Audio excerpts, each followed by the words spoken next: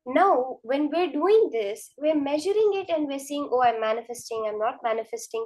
If you see what modern science is able to do, they measure it at the subatomic level. They increase the size, decrease the size, materialize gold, turn lower metal objects into high metals at a atomic and subatomic level. See, it's not that we're using the Large Hadron Collider to measure or some kind of huge machine to check the difference. It's just our two eyes and maybe a camera. So never feel that you have not manifested. Just work more on it. Sit with that confidence that my Guru has said. See, as Swamiji said in the session, he cannot let you down. He will manifest for you. It just takes a few times for us to start recognizing that manifestation. Now, we're going to be entering into the next session. See, the ideas that we have about wealth are usually what the society has taught us. And Swamiji says the only thing the society teaches you is anything it can do to keep you more in delusion, keep you more under its control. In this session, we're going to be understanding from Swamiji what wealth is as per Hinduism. How just the ideas you carry about wealth define on whether you manifest wealth or not. Let's now enter into this beautiful session from Swamiji himself.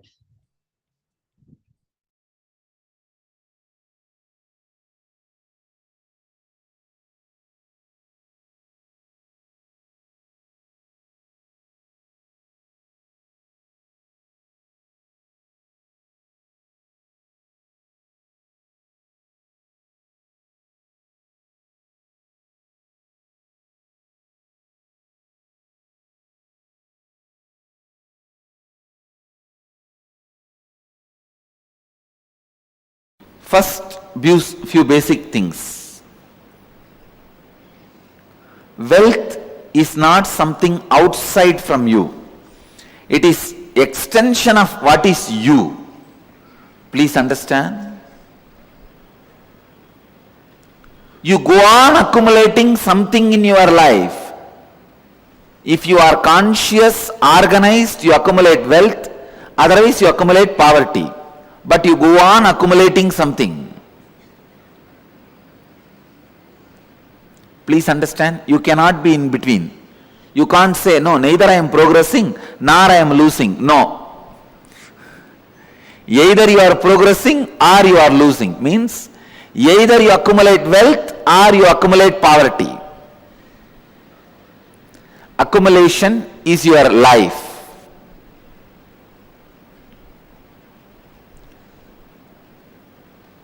Wealth is not something outside you, it is extension of you.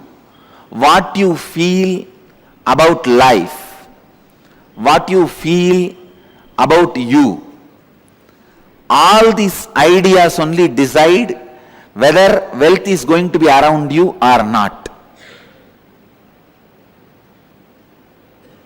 People usually ask me, why is Swami teaching about wealth to us? Who else you think should teach? Only a Swami can teach. I tell you, because your concepts about you plays a major role whether you are going to have wealth or not. Now, basically I want you to understand, if you are not attracting wealth around you, if you are living in a consciousness not enough, there is something seriously wrong with your being. Work on that first. Work on that first. Please understand, work on that first, altering the understandings you have about wealth is a very important thing you need for creating and celebrating wealth. Please understand, grabbing is completely wrong. I am not teaching grabbing, I am teaching creating. I am not asking you to become grabbers. No. Creators are totally different from grabbers. Here I am asking you to become a creator.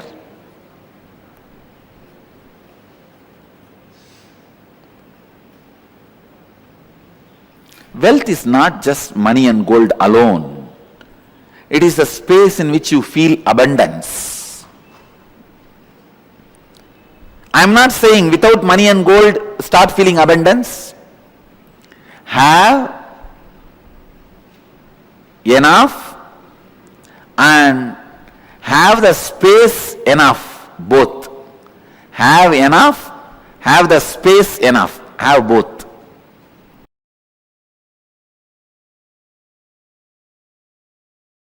Wealth, money, abundance, even though all these words look like they are same or synonymous, it is not. Please understand, money is directly controlled, manipulated by few people who keep that concept alive. When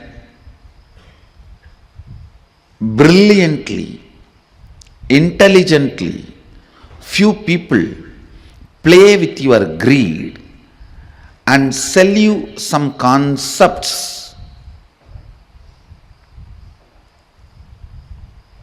and make you work for those ideas, that is money.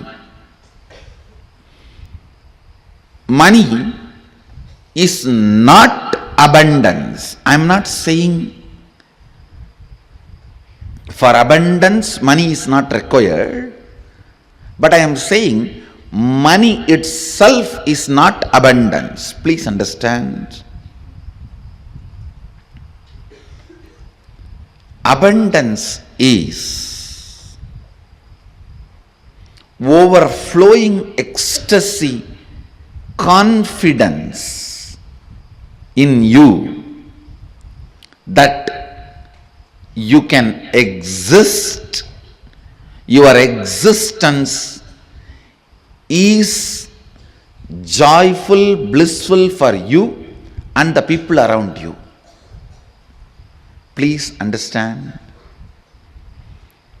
It may be looking very mystical. I'll explain step by step. But today I wanted to give you the last word on abundance. No beating around the bush. Last word on abundance. Listen. Even that word has nice meaning. Abundance. Bund means bank. Abund means without bank. Dance. Jumping without a bank. Jumping without a bund. Abundance. See, a overflowing excitement, intensity about your existence is wealth. Understand? Overflowing abundance about your existence, which expresses as your health, as the confidence to make whatever you want, as a strength to manifest everything you need, and not attacked, disturbed, destroyed by the so-called social impossibilities put on you. Please listen. Society puts impossibilities on your head so that you can lose the idea,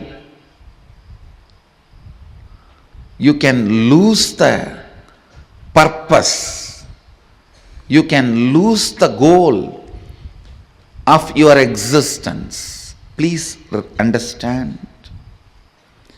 Man who remembers his purpose and goal can never be manipulated or controlled. He will always be living in abundance. If you want to enslave somebody, first thing you have to make him forget his goal. The man who remembers his goal is the wealthiest man in the world. He is the most wealthiest man because continuous remembrance will create an ability to manifest. Some of the basic truths about abundance need to be internalized. Please understand. The real abundance is awakened feeling. That's the essence. Experiencing awakened feeling physically, mentally, in the muscle memory level, biomemory level, and bioenergy level. Experiencing awakening is abundance. You sell your health to get the wealth, and then you go on spending your wealth to gain the health back.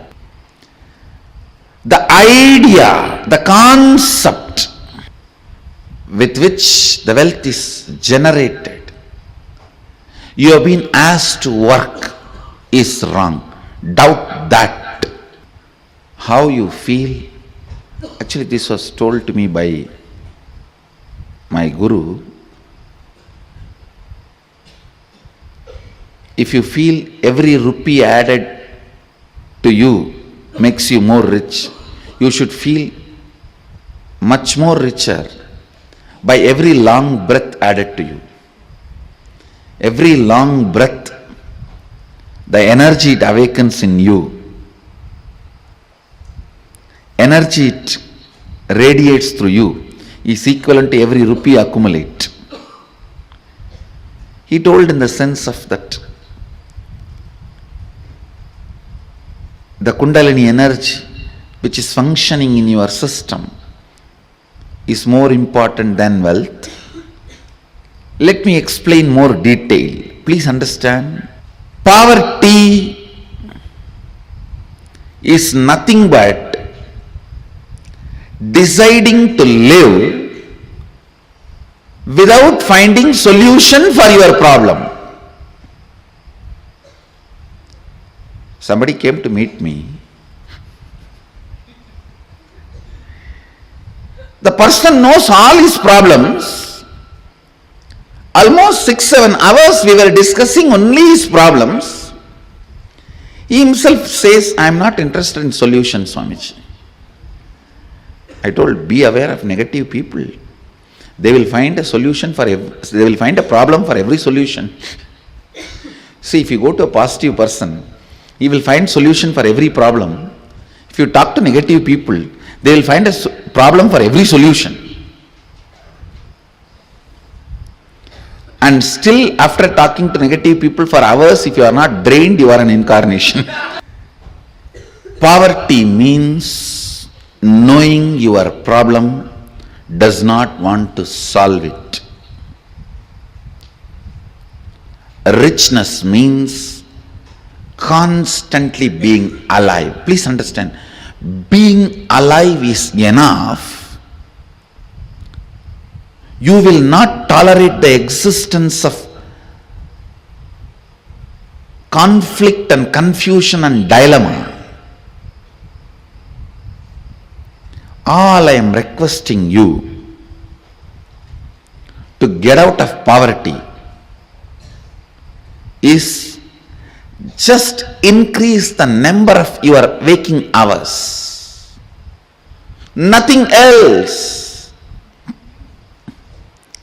Reduce the tiredness and boredom.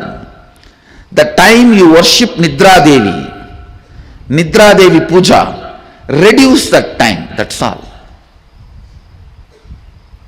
increase the number of waking hours, I tell you, because by your nature you cannot survive with dilemma and conflict.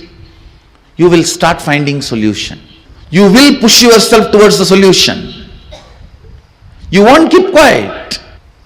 The meekness, weakness in thinking through about your existential problems is poverty.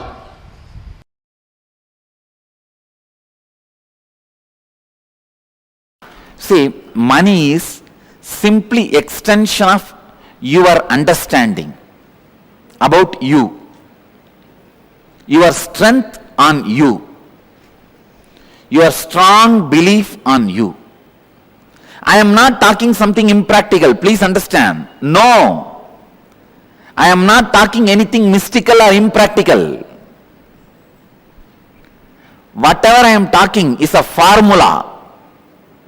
It is not just miracle happens only in my life. It is a formula which can happen in every one of your life.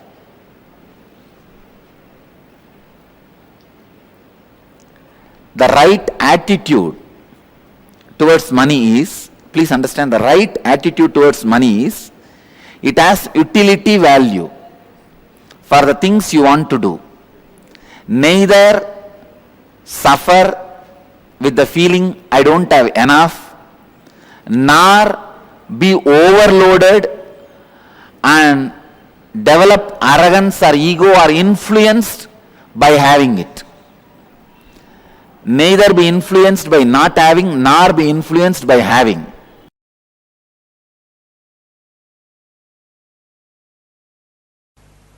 I can say life can be equated to two things. One, the ability to achieve what you want in the inner or outer world, or just getting stuck in both the world. These are the only two equations. As on now, at least people who are sitting in front of me, I can say very clearly, there is nobody who doesn't want wealth. Everybody wants it. But they do not increase the life in them to the level they want it. Wealth can be equated to the life energy you express. Straight equation. Because as on now, a normal man has wealth as the first priority in the life. So be very clear. If you do not have wealth, don't blame anybody, just you are not expressing life in you. Life energy is not happening in you. You may think, what an incarnation has to do with wealth? Why Swamiji should talk about wealth? I can tell you, wealth itself is not wrong. Your concept about wealth, if it is correct and proper, not only it will not be wrong, it will be right. I wanted to present first few basic concepts about wealth properly. First, when a man decides to create wealth, not steal, understand, create wealth, you will have wealth and the great fulfillment you lived. And your whole energy will be towards the creation, not destroying others. I am seeing very clearly the fellows who are interested in destroying others, going after people, harassing them, They are completely dull, dead. In their very consciousness they are poor. I tell you, the consciousness attitude which works towards creating wealth makes you non-violent, because your whole energy becomes creative. Creating wealth brings tremendous interest in life and non-violence. First I have to clear all the wrong concepts about wealth. Only then I should talk about wealth. Otherwise you will not be able to grasp why an incarnation, a Paramahamsa should talk about wealth, why a sannyasi should talk about wealth.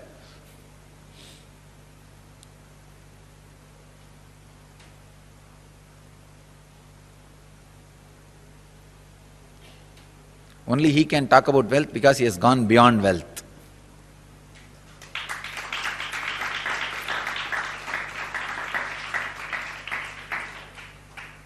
He cannot be made wealthy by wealth.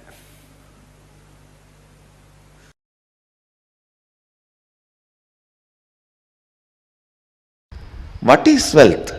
Knowing the knack of how you have to be useful to society and enrich it so that they enrich you. That's all. That's all is money.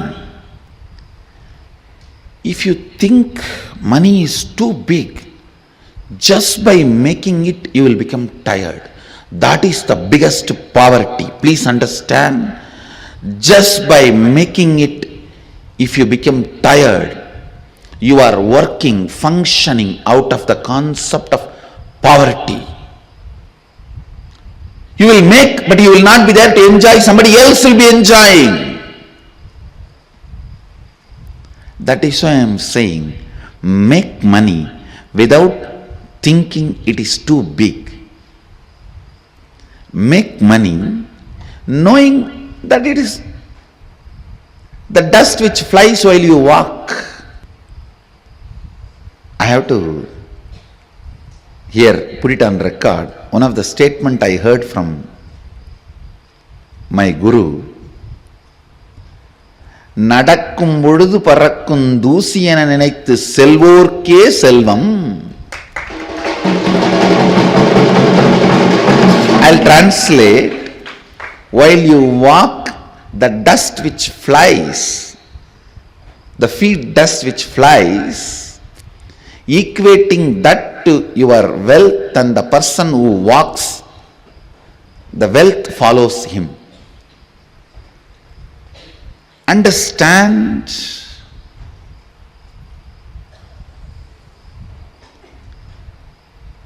The powerfulness you demonstrate, the powerfulness you carry in your thinking, in your feeling, in your words, in your action, the side effect of it is wealth. The side effect of it is wealth. The moment you think wealth is important, you will become tired by achieving it. Becoming tired by achieving it means you will feel cheated. Please understand, you will feel cheated. Understand? Always be clear. Your focus should be on the powerfulness and awakened state of your being, and push through your life. As a side effect, wealth will be overflowing, you will be enjoying it. Uneducated are those who are educated only in schools. Poor are those who think money is only wealth. Poor are those who think money is the only wealth. If somebody thinks money is the only wealth, how he is going to be cheated?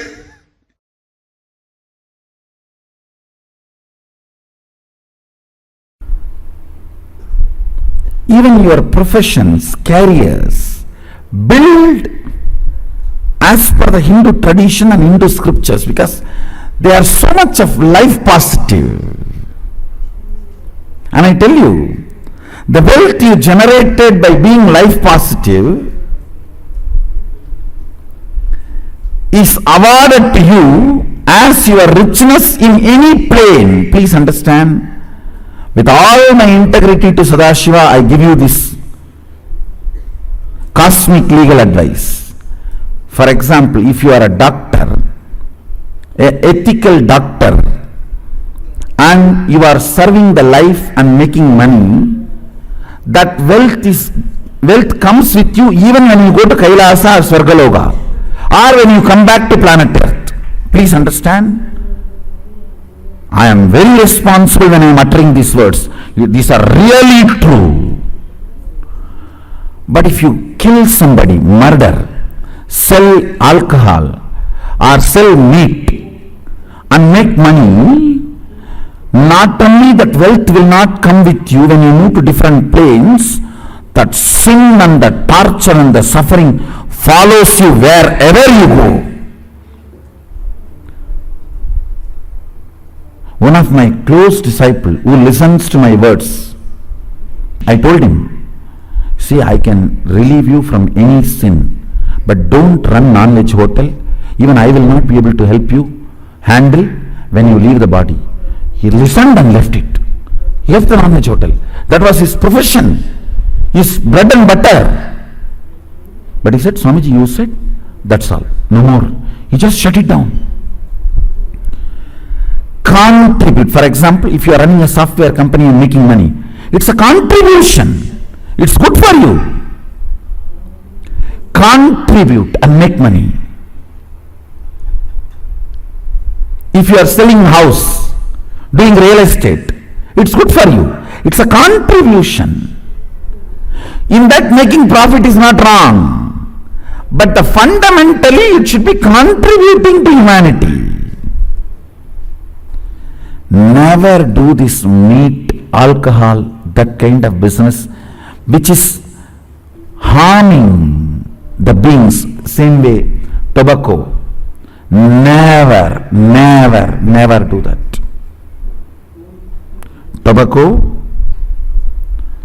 alcohol, and any of the violence related, like killing animals, or even the violence based silk, the silk which need to be produced by killing the silkworm. No, no, do not go for any of those careers and professions. See, for example, when you are running a software company, you invest only $10,000, but you make $1 million, nothing wrong. That is not at all wrong. That's not at all. That wealth will come with you even when you move to a different plane or when you come back. Any wealth generated by contribution always comes with you. It is permanent. Never create a wealth based on violence. For example, you are a teacher. You teach good things, not bad things. Of course, if you are teaching to kill, that will not be a good money.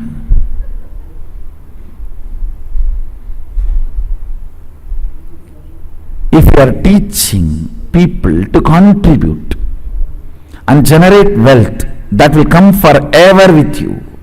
Anything done by contribution, addition, will come with you forever.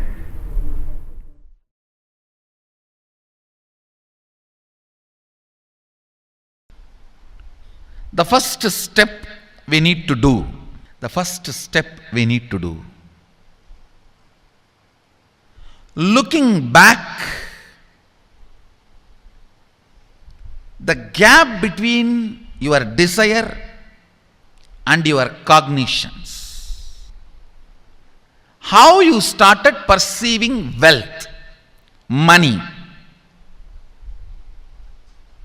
How you started perceiving. I can tell you a small story. First time,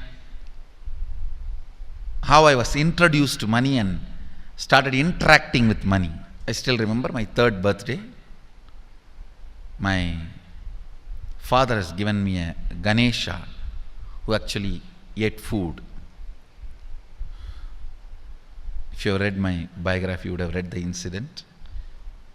If you are interested, you can go to YouTube where I have narrated the whole story.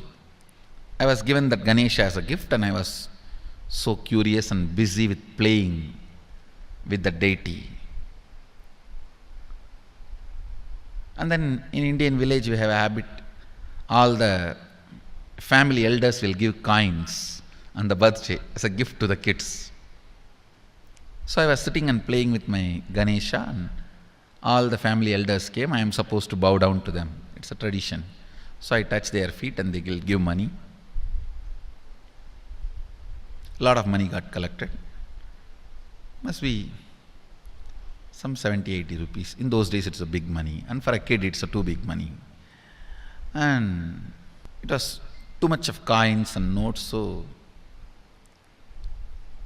my father helped me to pack the whole thing in a hand key.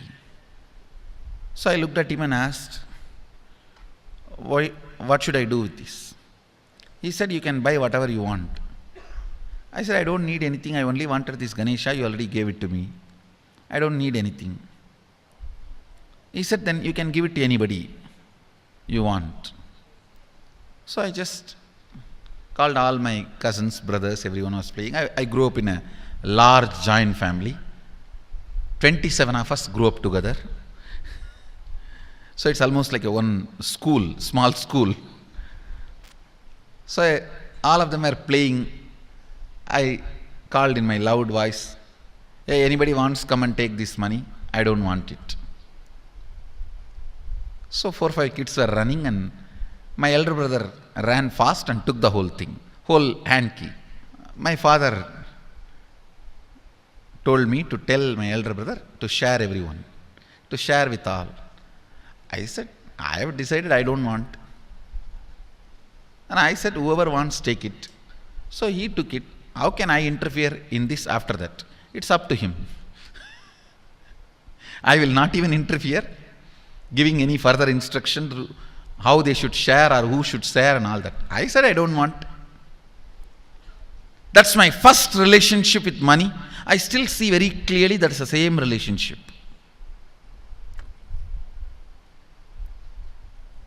Still I don't touch money. I don't handle. Never felt the need. Anyhow, I am not saying this should be your pattern or this should be your... I am just giving you an example of how I started relating with. So now dig out how you started relating with money. That was actually my completion with money. I touched first time money only to give dana. Still I am doing the same thing. Still I touch money only to give dana. How you cognized money, wealth, what all your perceptions and beliefs and cognitions about money. Let's dig out. Let's get them out first. The moment you remember money, does it bring tremendous pain, suffering, impossibility, all that in you? What is the emotion or energy it invokes in you.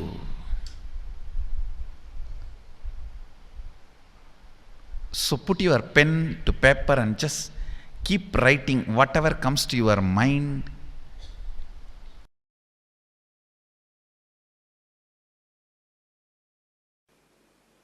First thing we need to do, identify the contradicting, conflicting and complicating desires.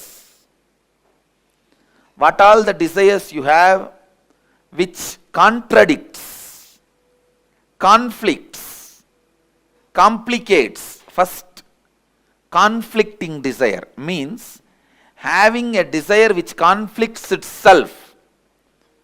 In the one statement itself, you will create a conflict and wrong energy. I'll give you an example. Somebody has a headache. He goes on repeating, I want to get rid of headache. I want to get rid of headache. When you repeat this again and again, this statement itself will keep the headache alive. Because every time you are remembering headache, when you utter the word headache, the headache becomes stronger and stronger in you. The real word you need to repeat inside is, I should become healthy. My head should become healthy. See, the words you repeat inside you are equivalent to food you take every day. Suddenly, overnight, nobody is going to become obese. Suddenly, overnight, nobody is going to become fit. It's every day what you eat makes you one day obese. Every day what you eat makes you one day healthy. Listen, the words you repeat inside makes you either frustrated or spiritually awakened. The conflicting words you go on repeating inside you takes away the possibility you have for yourself. Second, contradicting desires. Having two or more desires at the same time which contradict each other, which you cannot fulfill at the same time. For example, you want to become a CEO and be an active life from morning till evening, managers meetings, team meetings, and people listening to your words, commands, decisions. You want to be a person who calls the shots, rolling chair, and active life. One, you aspire for that. The other side, you want to throw away everything, go and lie down in the beach, resting. This contradicting desires.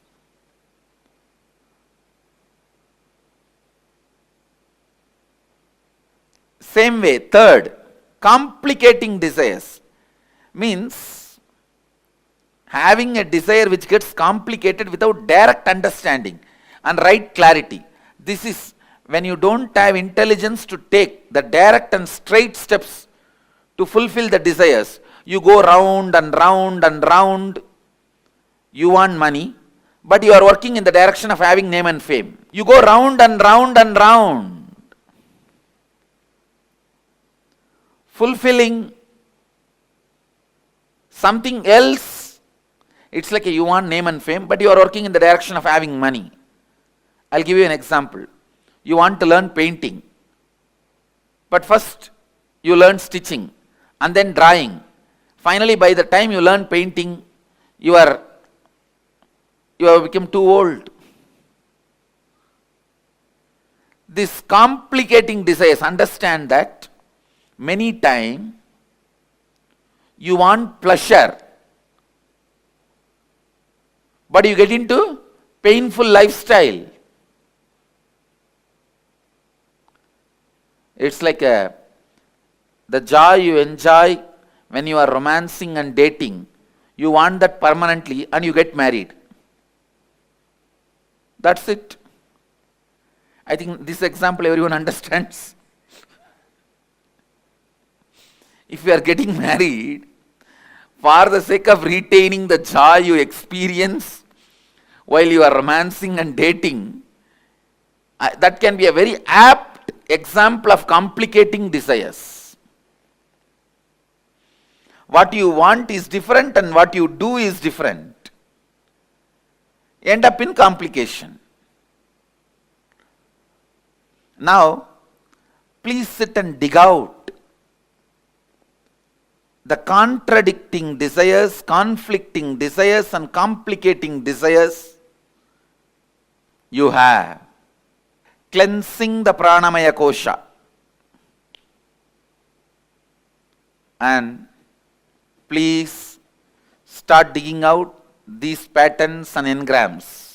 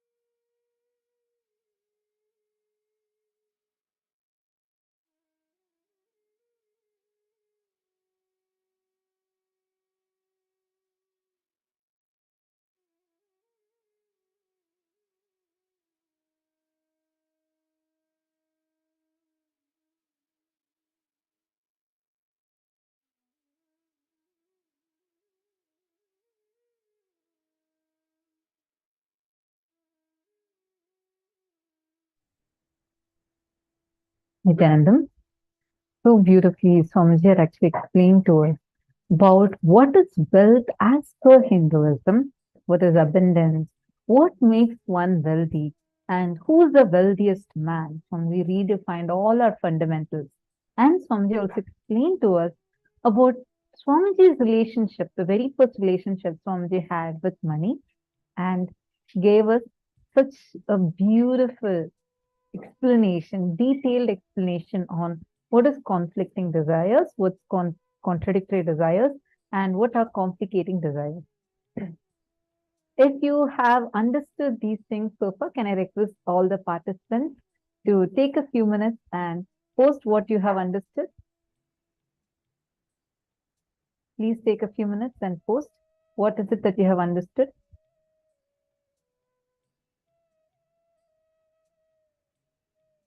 All the clicks that you have had so far.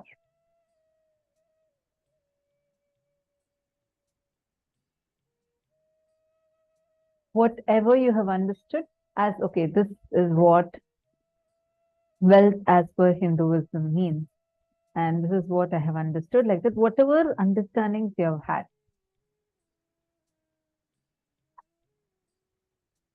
See, the first and foremost thing that we all need to understand clearly is wealth is not something that's outside of you. Wealth is an extension of you. This is what Swamiji explained so powerfully. Like this one understanding definition, once we get this inside us, it'll change the way we start perceiving about wealth, the way we start perceiving about abundance, everything.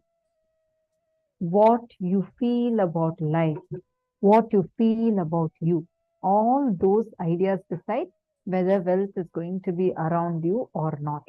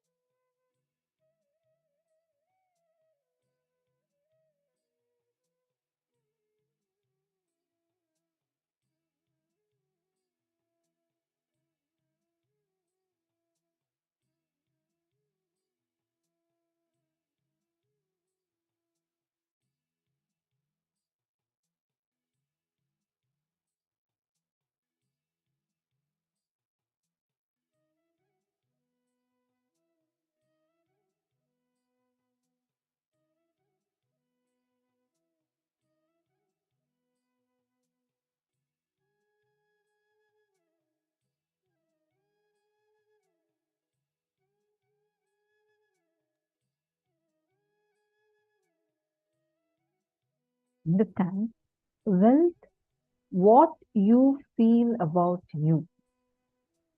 Listen carefully. What you feel about you, what you feel about life, all these decide whether the wealth is going to be around you or not.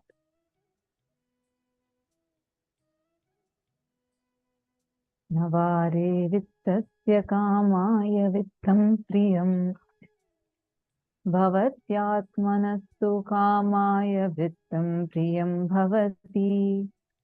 Verily, not for the sake of wealth, my dear, is wealth loved, but it is love for the sake of the self. This is from Brihadaranyaka Upanishad. Money is simply extension of your understanding about you, your strength on you, your belief on you, your strong belief on you. When a man decides to create wealth, not steal, you will have wealth, the great fulfillment that you live. How you cognize money, wealth, what all your perceptions and beliefs and cognitions about money, let's spend some time and dig out. Let's get them out first.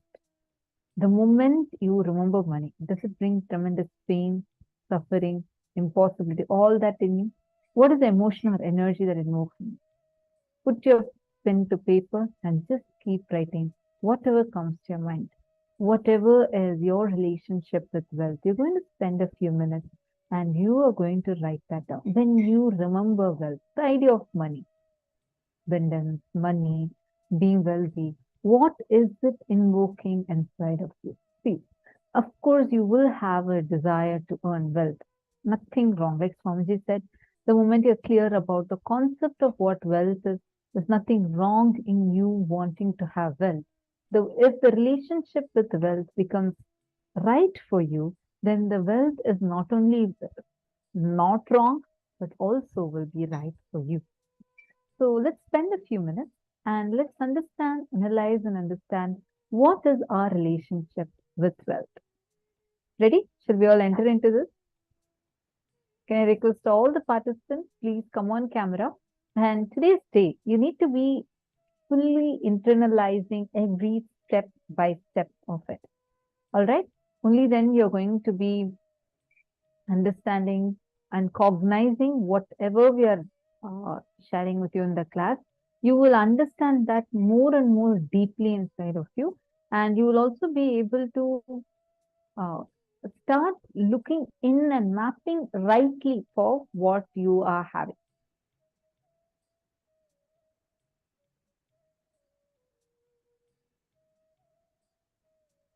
Take a few minutes.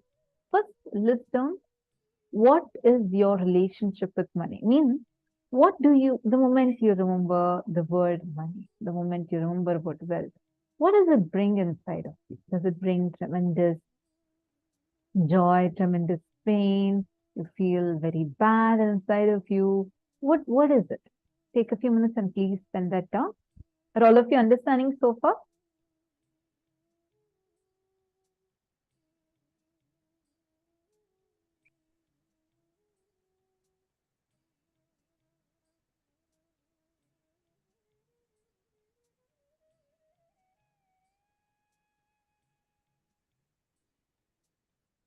The moment you remember about money, what is it triggering inside of you?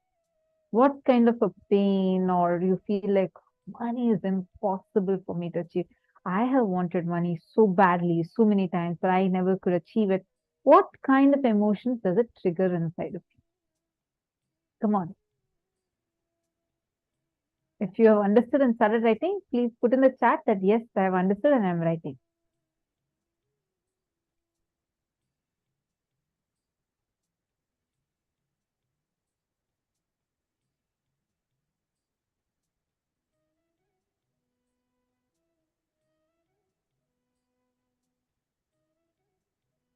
Ma Hongli Wong, the man who remembers is the wealthiest man in the world, written. The man who remembers his goal is the wealthiest man. The key word is remembering his goal.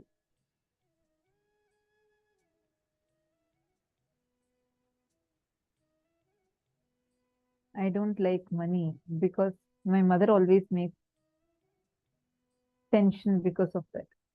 Good. Ma Eli, write it down. Please sit and pen down. You don't need to put it in the chat. You can just let me know that you're writing this now. You don't need to actually put it in the chat. Any one of you here for the very first time, please kindly let us know that you're here for the first time.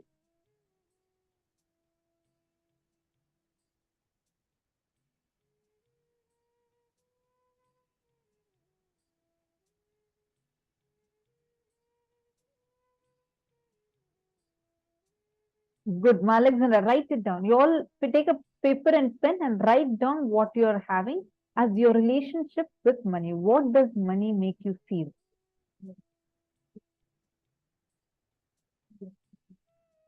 Powerfulness, nosy, I hate it.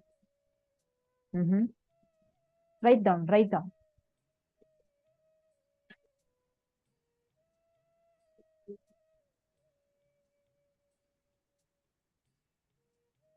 Can I request all of you to please come on camera and sit and write? Please sit in front of the camera. Ma Ganapati, take your notebook and write it down little more. What is your, whatever ideas are coming? Now, you've written down, right? Looks like most of you are done. Now let's go to the next step. See, write down all the desires that you have related to money in all the three forms: earning money, spending money, and saving money. What all other desires you have? First, this is the first step. See, first you have written down whatever is your relationship with money currently. You have written that down, right? Now, the next thing you're going to do is you're going to take another paper, or in the same paper below, write down the desires you have in the field of earning money. How do you want to earn money? What kind of an earning you want to have? Second, what kind of desires you have in terms of spending money? Oh, I want to be able to spend it lavishly. I see, understand your desires are not wrong. the conflicts, contradictions, and complications in your desires make your desire right or wrong. Your desire to want to spend lavishly is not wrong if it is not creating conflict in you. So let's bring completion that with the ideas of money that we have. Okay, that's what we are all working together right now on. Take your paper and pen.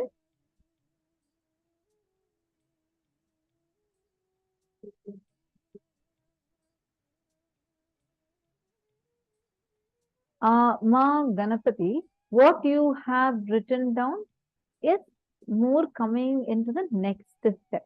Actually, now we have first finished writing the first ideas that we have about money, correct? Now, the next thing that we are working on right now is writing your desire. What you're going into is where you're going to actually identify the contradictions, complications in your desires. So this would come under that.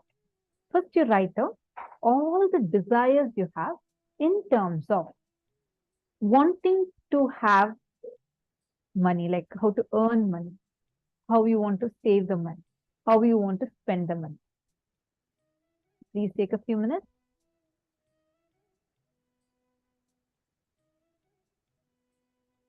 This is just do the first step, then I'll explain the next step, then we all can do the next, second and third.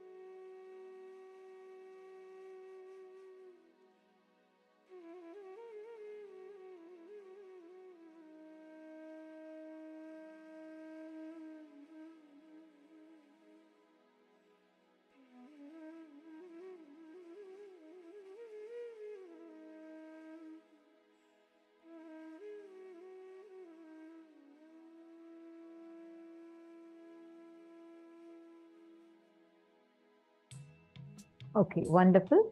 Now, I hope all of you have finished writing the desires that you have in these three areas, right? Have all of you finished writing that so far? Listen carefully, because now is a very interesting step that you're going to do. Now you're going to actually identify what all of these desires are conflicting desires, what all of these desires are complicating desires, and what all are contradictory desires. So this is what we all are going to be doing. Are you all ready? Should we understand this a little more deeply?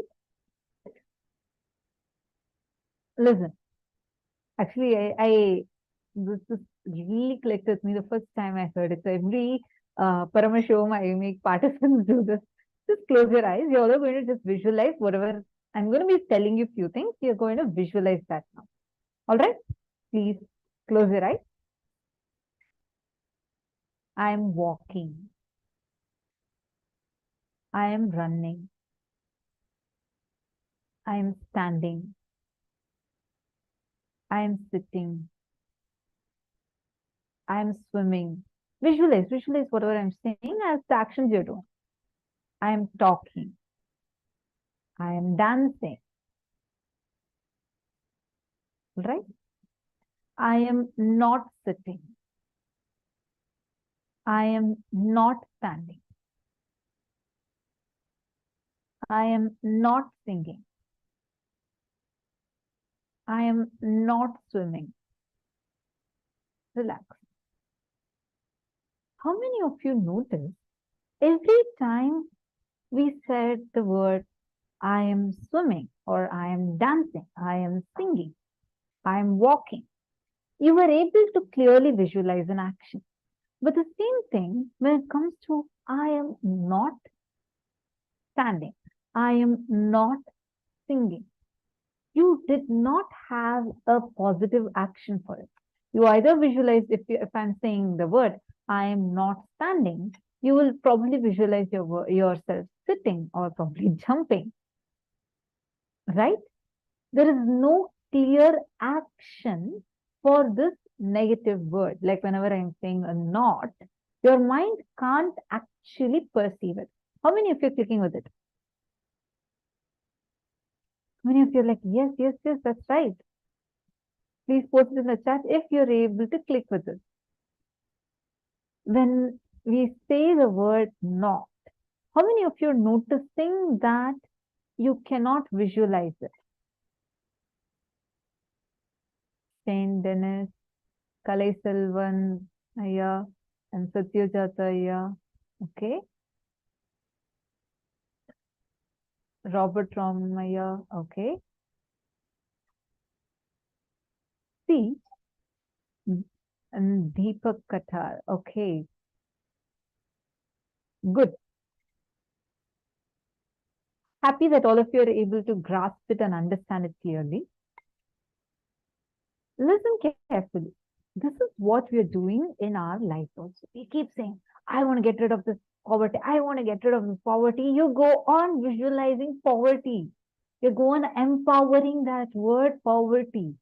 It's not just your visualization. It's what you empower.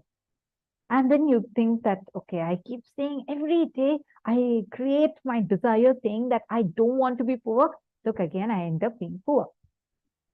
We go on thinking that why it is happening. But the reason behind why it is happening is this conflicting desire.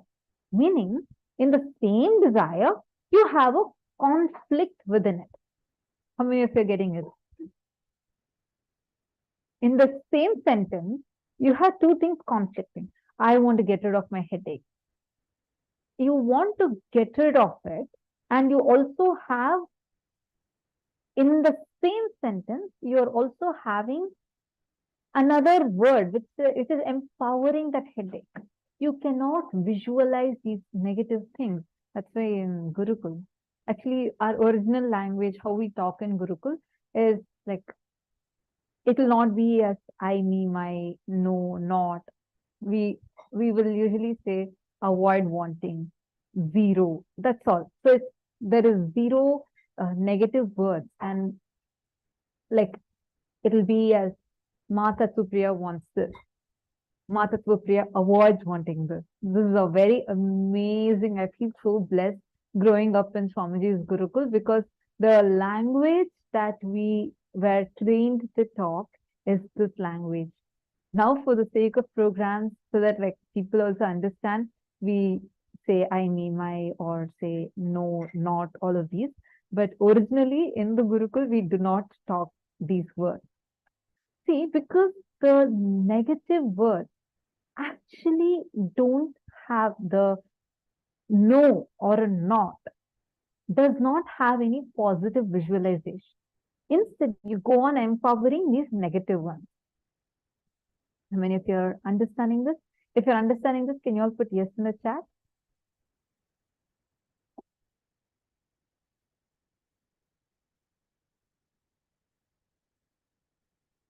If you're understanding this, please put yes in the chat.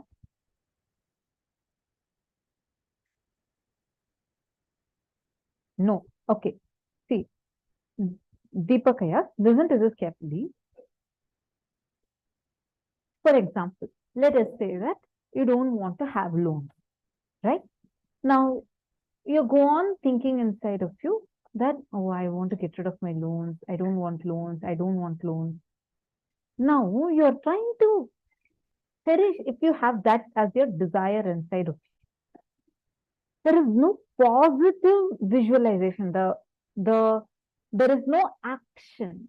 You're only saying, I don't want it. I don't want it. That I don't want loans again and again makes you remember loans. That again and again you're empowering loans over there in your thought. Your thoughts are powerful. Your thoughts have a power. So when you go on empowering those thoughts, it becomes a contradictory desire. Like in one same desire, you have two things contradicting each other. You're understanding? This is called as a contradictory desire. Now, this next one, conflicting desires. Conflicting desires means you have two desires, both are conflicting each other. Like one of the participants had posted, I want to become a millionaire, but I don't want to go to office and work. I don't want to work. So one side you want to earn wealth, one more side you have a desire of not working.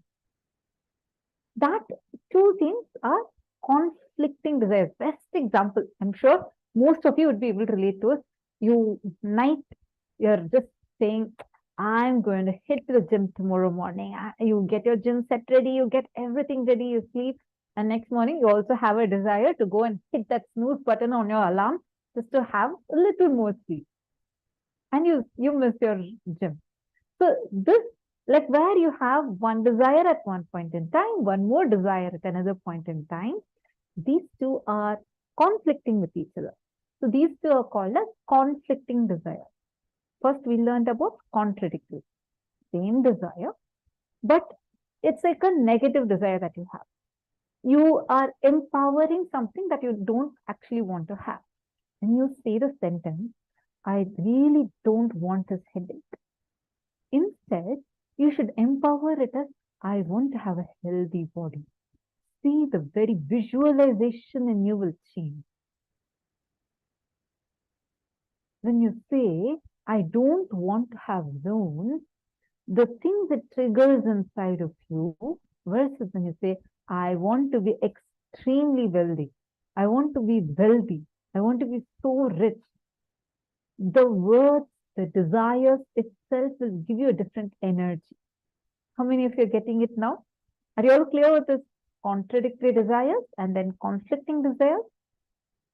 Contradictory means in the same desire, you have two things contradicting each other. Conflicting desires, two desires conflicting with each other. Now, third one, complicating desires. Listen to this very carefully. Complicating desires means you have a desire, you want something, but you go on working for something else. For example, in your office, you want to have the position of a CEO. You're very clear that's what you want to have. That's your desire. You go on trying to work to please your manager. And then you think that you don't even have a clear thinking or a working focus towards what you want. You want something, but you're doing something else. It is like you want to be wealthy, your whole desire is to be wealthy, but you go on working to get name and fame. Like instead of touching your nose like this, you're trying to get your hand all the way from behind your head to touch your nose. Sometimes you may or you may not touch it. But where you complicate it, when things can be straightforward, complicated. These are called as complicating desires. I mean, if you understood these three C's, contradictory desires, where in the same desire you have two things, like you want something, but it's contradicting with what you are even desiring. What you're desiring and versus what you're actually empowering in that desire is contradictory with each other. Next, conflicting. Two desires that are conflicting with each other. You want to be the boss of the company. You want to be the supreme authority in your company. And at the same time, by night, you just want to just throw off everything. You want to just be free and relax, chill. Conflicting desire. Complicating desire. You want something, but you just complicate it so much. Like you want to be rich, but you go on working for name and fame. Like the direction where you're working itself will be like complicating by the time you reach your destination. You want to be the CEO, but you go on working to please just your manager. Are you understanding? Or if you are clear with all these three, because you need to analyze this for your desires related to wealth.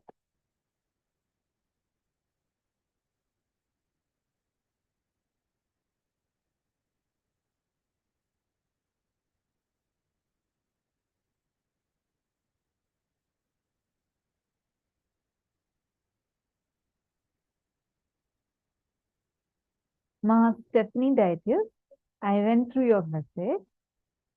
Ma Stephanie. Yes, I read your message. Good. See, your desire to be a sannyasi, that you want to be a sannyasi, just empower that. I have been seeing your sincerity with which you keep coming and sitting and attending the session. take the step to be a sannyasi. I know you have already signed up. Just empower that. That empowering what you empower, what you want, what you empower is powerful enough to make what you want happen. Ichha Shakti is more powerful than Kriya Shakti. Your desire to be a millionaire, that desire, if you don't have conflicts in it, you don't have complications in it, you don't have contradictions in it, that desire, Ichha Shakti, is so powerful. You don't even need to worry about, oh God, what work I have to do for it. It will just manifest as reality. That's the power of Ichha Shakti. So, Ma Stephanie, just you have a beautiful cognition. I appreciate your cognition. Take a step. Now, maybe we'll actually have one of our team members to reach out to you. You take the step to become a sannyasi. All right? Empower that. You have such a, I see many times I read your cognition. Very good cognitions you have. Empower that. How many of you are understanding this so far? Can we all now analyze your own desires? You're going to see, okay. For example,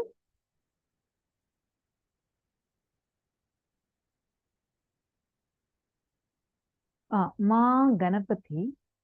Now, just take a few minutes, write down whatever desires you have, right?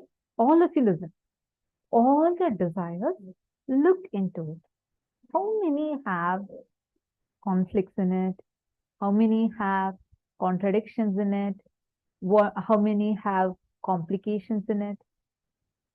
Ma Reshma Shetty is asking, Ma, what do you mean by empower that thought? Go on cherishing the thought that you want to make it as a reality. Understand, most of the times, because of the contradictions and conflicts within our thought, you try to empower two different things. It's like you either want to go this side or that side. But at the time, you try to pull both sides. It's not going to work. Are you understanding? It's constant tug of war going on inside of you. Now, you need to drop that. You're going to, first, you need to do completion. That's what we are going to do now. Where you're going to first identify, okay, where all am I having conflicting desires? How many of my desires are conflicting? How many of my desires are complicating? How many of my desires are contradictory? You're going to spend some time with yourself, analyze these things, and then you're going to complete it so that you can very powerfully empower yourself such that just more and more you cherish something will just become a reality. You understanding? Reshma Shetty, why don't you come in camera?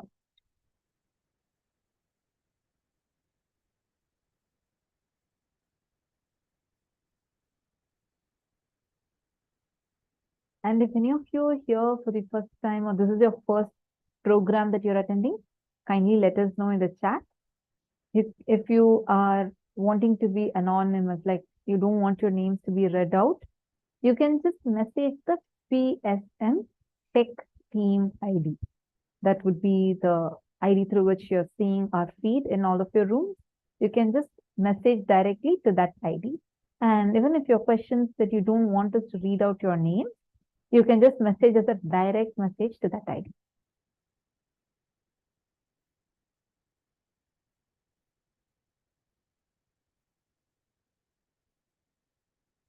Okay, shall we all enter into this? Please do this exercise sincerely.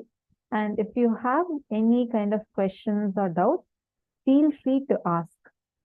Don't feel like, can I ask, can I not ask? Feel free to ask. Make sure you're clearly understanding every step, because this would be very, very, very powerfully making your desires manifest as a reality. Sit and work on it now. Identify where all you have conflicting desires, contradictory desires, and complicating desires. Please make sure you clearly describe these.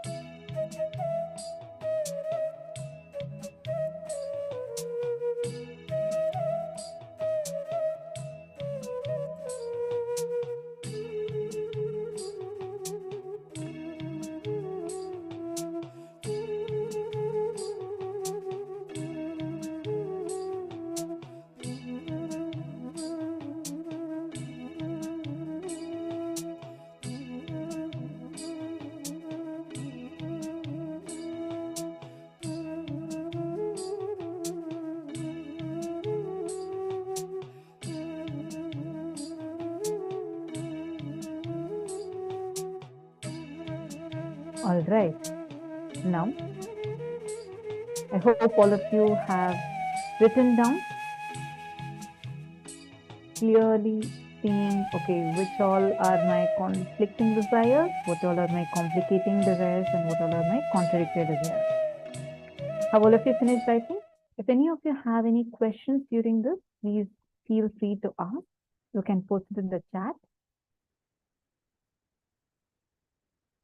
Mahongli Wang, Nityananda, I want money to directly appear into my bank account whenever I need, but do not believe this can happen. What should I do? See, first and foremost thing, Ma, for that, you need to have that strong desire inside of you without any self-doubt, self-hatred, self-denial. And second thing, go on empowering your power manifestation more and more, because this cannot happen logically. It can only happen through power manifestation. It is possible. There are tons of people who have done it.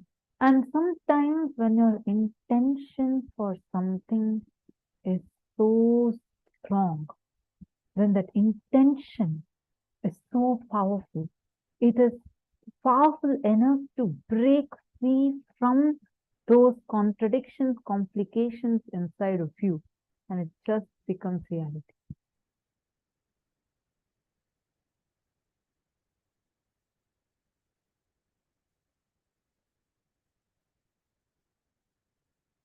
I have an agreement with myself that I do not borrow money for my personal pleasure. I need to save and use and only use money that I indeed have. Would that be conflict free? See, end of the day, it is not what society is trying to instill on us. In socially, we are being told one biggest myth is poverty, being poor is very sacred. We give a lot of sacredness for being poor. How many of you are understanding this? You feel like, I really used to think, oh, this person looks so humble because they're so poor. And you feel that, oh, rich people are very arrogant people. It is a cognition that the society is instilling inside of you. And you go on believing that, okay, we go on believing these myths and trying to judge ourselves with all of these. First and foremost thing, being poor is not equal to being sacred. Being rich is not equal to being arrogant. Second, if some desire is creating a conflict in you, for example, you feel that I will not borrow any money. I am very clear what I have is more than enough for me. And it is not creating another desire in you. No, I still want to have. If there are not two conflicting desires in you, be very clear, be very sure. Ma Krista Menard, you have a conflict-free desire in you. But one side you have taken, you feel like, I have this as a commitment with myself. I don't want to borrow money. On the other side, I don't want to have this. I want to have that. And it's okay. Can I borrow? This conflict, if it is coming, then it is called as a conflicting desire. It is about what end of the day, what is it making you feel inside of you? That's all is going to decide whether it's a conflicting desire or a conflict-free desire. Are you understanding, Ma?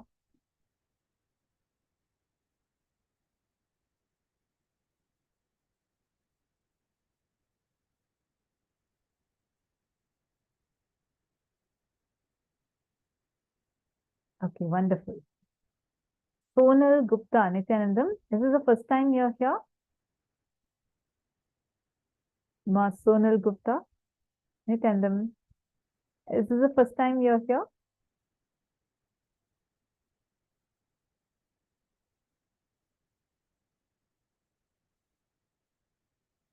I see many of you are posting your conflicting desires in the chat. You don't need to post it. Oh, you want to check? Okay. I'll Mazolan Lim. Okay, it's not the first time. Wonderful. I'm seeing you here first time. Nice to see you. Where are you from? Masonal? Zolan Lim. Conflicting desires. I want to earn a lot of money through investment, but at the same time, investment can also make you lose a lot of money. See, see, you're not right now writing the conflicts you have with your beliefs. You're going to be writing the conflicting desires that you have. Meaning, one side you want to earn a lot of money through investment, and one more side you also want to spend that money into something else. That's called as conflicting desire. You understanding now? You need to look into that. Conflicting desire. I want to earn a lot of money through investment, but at the same time, when opportunities come, I hesitate because I need to put money into invested first. That's what. Ma Zolan Lim. Only when your relationship with money becomes complete, these fears in you will drop. First, the relationship with money has to become complete.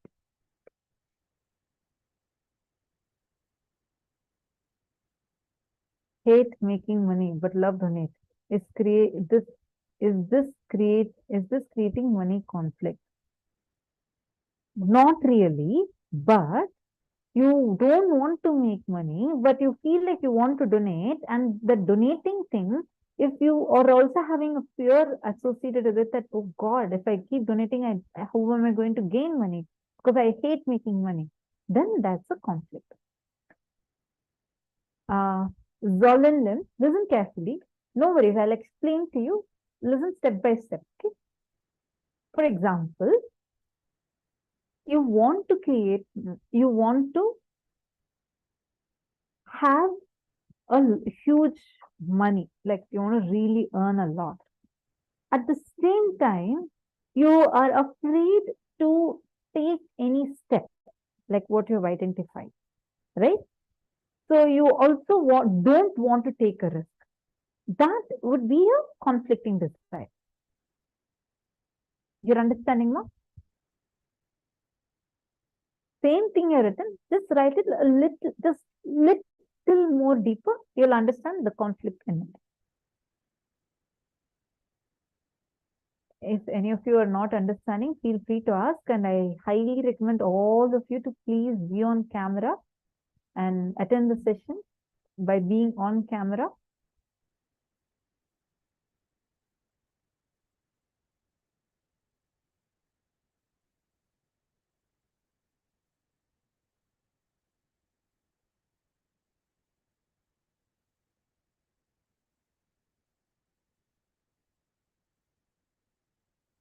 Satyajata Shivaya has posted Sadbhashaya.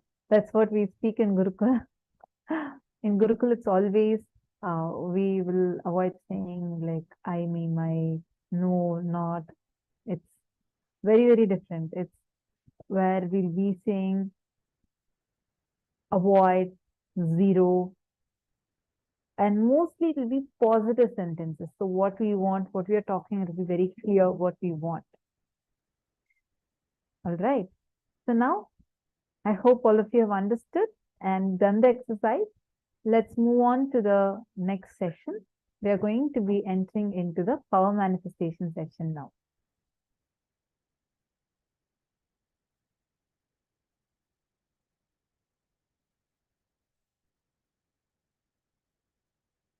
Let's enter into the power manifestation section.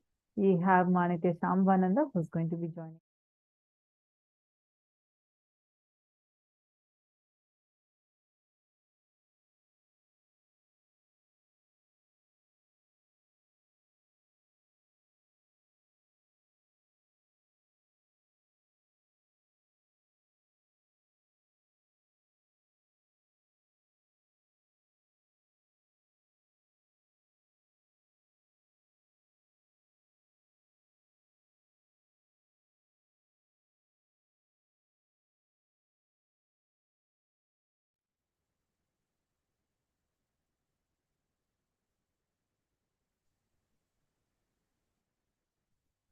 Now, let's continue.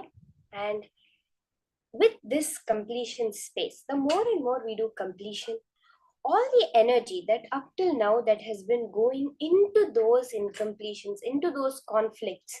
See, ultimately a conflict takes energy, right? Any complication, any conflicts, any contradictions always take energy from our life. Now, when we are completing that, when we are diagnosing them within us and deciding not to put our energy in them anymore, so much becomes opened up. Now, at the fundamental level, it depends on where we put our awareness. Now, if I put my awareness on, if I go to my job properly every day, and if I work to my best capacity, I'm going to make money, then that is what you're going to have to do. But now, if we put our awareness on, if I hold the space of abundance within me, wealth has to come to me. There is a very beautiful thing that Vivekananda says.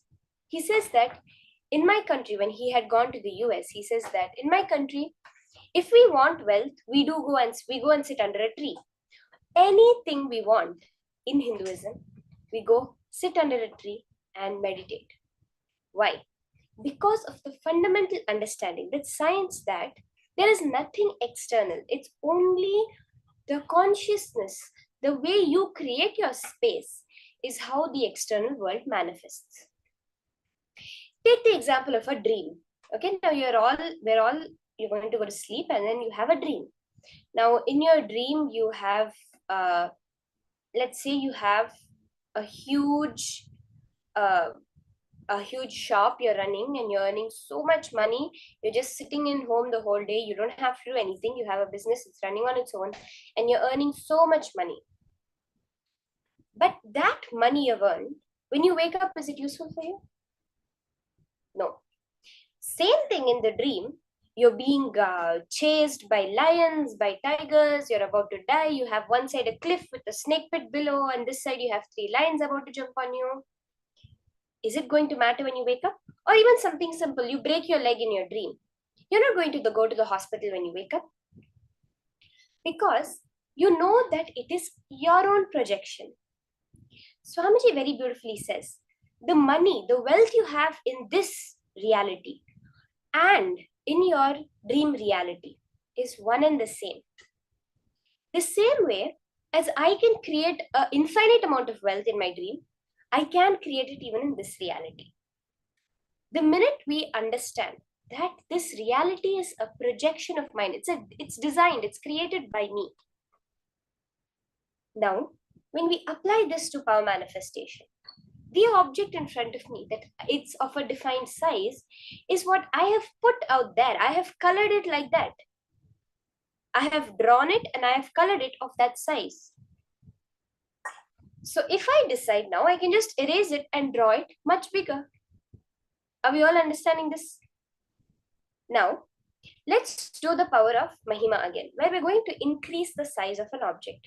See, when we do it with a single object in front of us, when we see the results happening, you will realize, you will understand the science of how to apply this to everything. I know Ma Hongdi Wang have been saying, you want to, through power manifestation, you can increase your bank balance. It's just about understanding the science. Currently, what numbers are appearing on your screen, on the bank, on the ATM screen, is put out there by you. Currently, the amount of wealth you know you have is created by you, is projected out there. Like how a TV screen, only what the signal it gets, it's going to show. The reality is also just the signal you give it. Like a dream. It's what you create in your dream is what's going to be there. You have created it. Exactly the same way. This is the good news actually. And the best news is you can change it. And that is the science with which Swamiji is empowering us. So I request all of you to keep any object in front of you. See, any object you feel connected with as wealth. As today's full day is about wealth manifestation, whether it's some semi-precious or precious items, something that you feel connected to as wealth.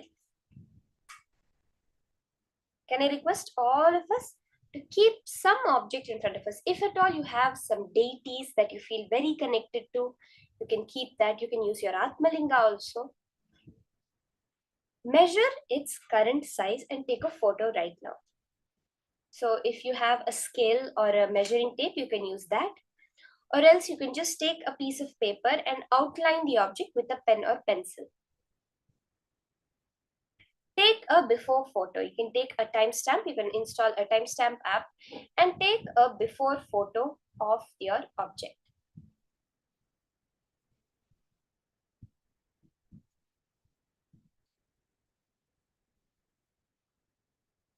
Let's all do this. Today we are going to break the mind. Today we are going to make sure that life is abundance from us, from the cosmic principles, where we are no longer matter trying to move matter, but we are space, just drawing, creating it, printing it into our reality.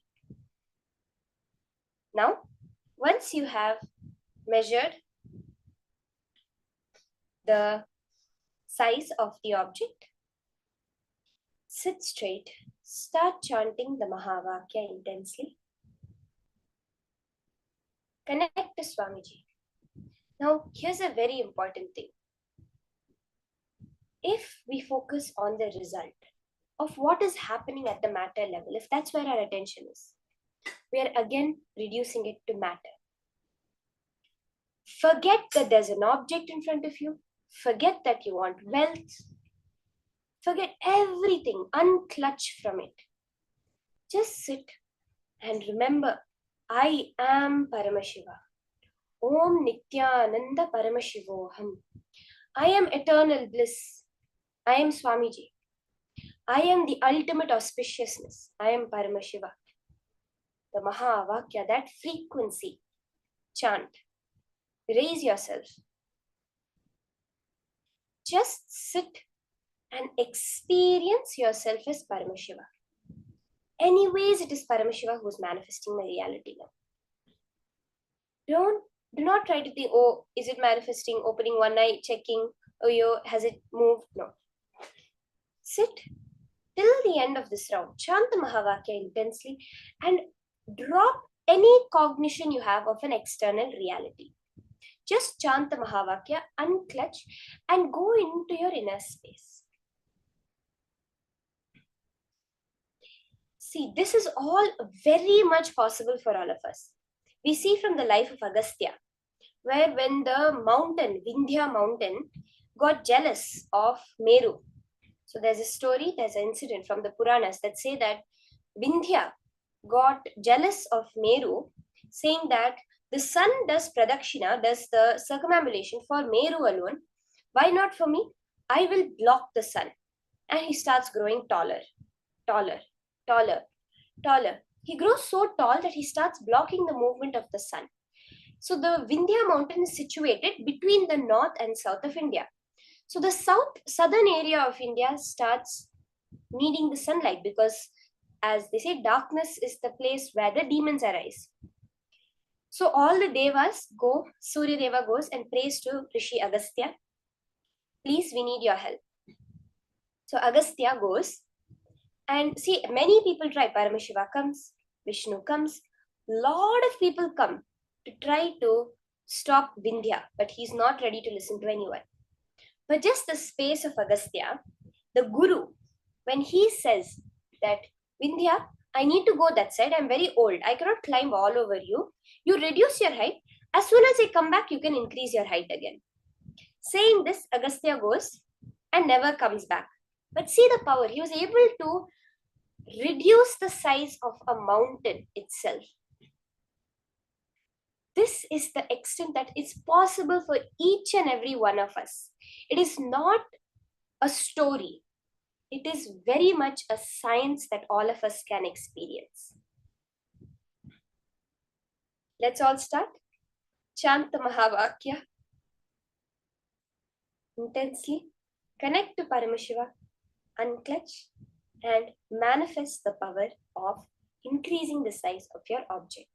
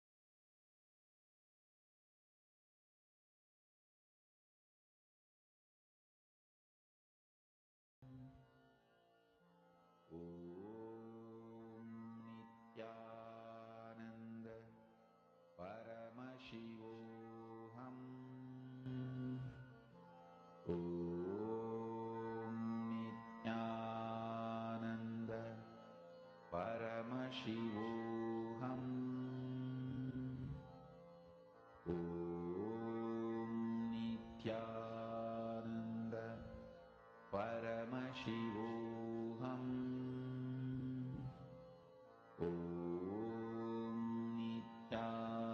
Geeta Sege, you can surely do that, ma. Along with the object, you can definitely open up your bank account and keep it. And don't visualize your bank account becoming bigger. You're going to manifest it, ma. This is a creation of reality. It's not just some visualizations we're doing. We are making a reality.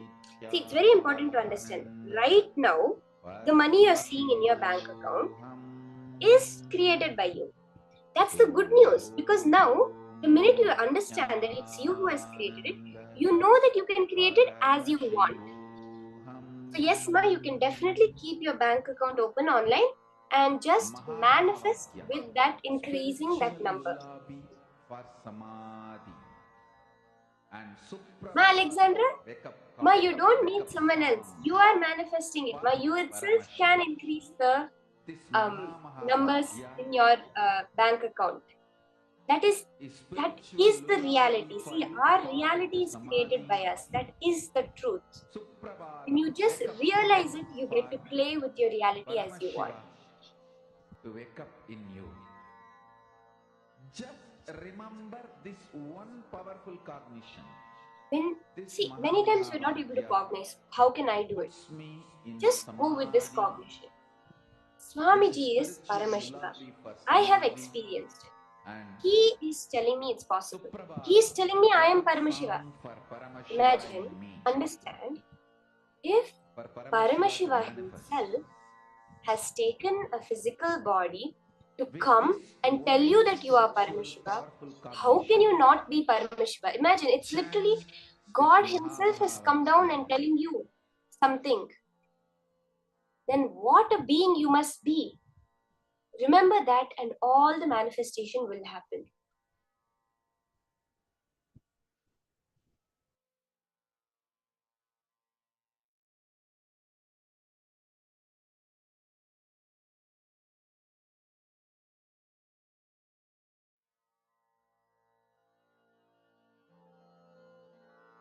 Mahamahavagya, spiritual lullaby for samadhi, and Suprabhatam, wake up call, wake up song for Paramashiva, for Paramashiva to manifest.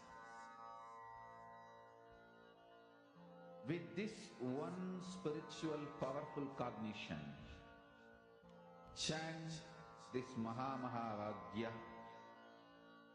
Om Nityananda Paramashivoham. Om Nityananda Paramashivoham. Om Nityananda Paramashivoham. Om Nityananda Paramashivoham. Om Nityananda Paramashivoham. Om Nityananda Paramashivoham. Om Nityananda Paramashivoham. Om Nityananda Paramashivoham. Om Nityananda Paramashivoham. Om Nityananda Paramashivoham. Om Nityananda Paramashivoham.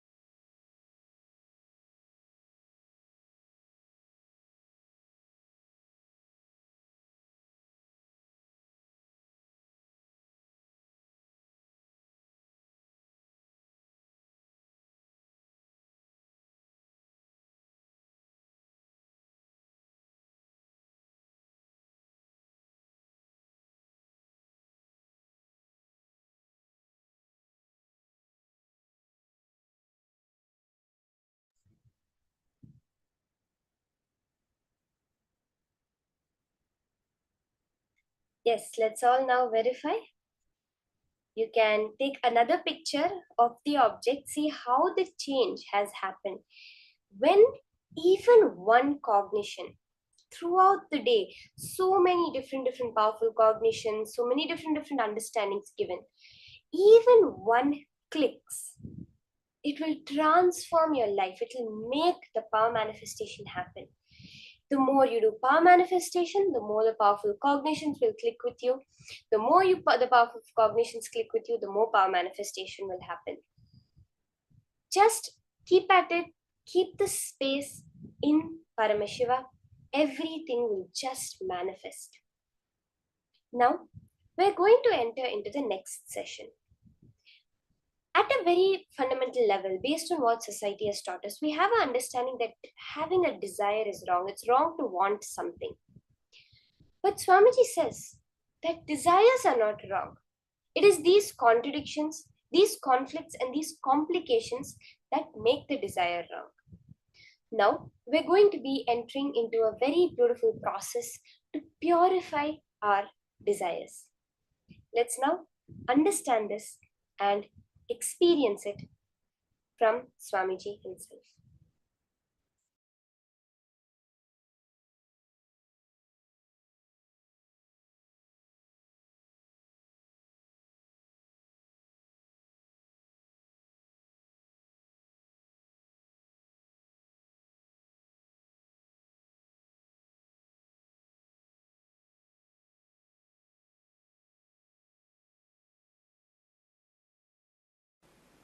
Please listen.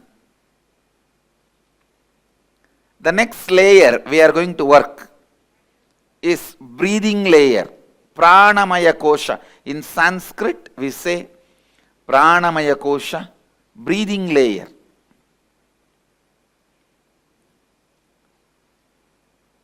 See, prana is the energy which your body absorbs while you are breathing. Please understand. Prana is the energy your body absorbs while you are breathing.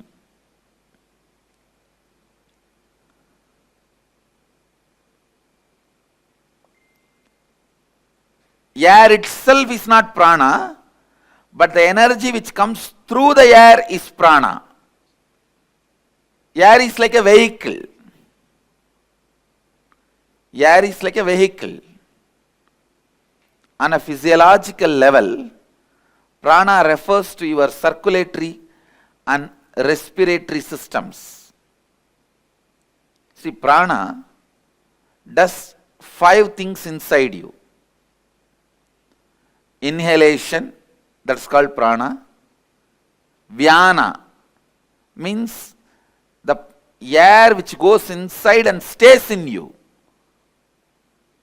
Third, udana, the air which goes inside and spreads all over the body. Samana, the air which leaves your body. Apana, the air which does cleaning process in your body. Actually, these 5 movements of air energy inside you, as totally called as pranic layer. Please listen. I'll repeat once more. The 5 breathing activity happens in you. Inhaling, holding, exhaling, spreading all over your body, and cleaning. These 5 put together is called pranic layer. And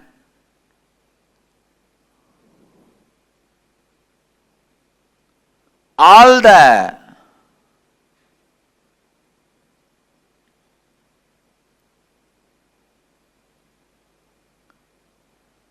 energy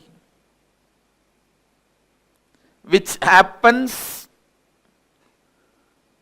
during the breathing process gives life to you. So please understand, prana is one of the important source of life. In this layer, all our desires are stored. Desire related patterns, desire related engrams, desire related samskaras are stored in this layer. Please listen. Listen carefully.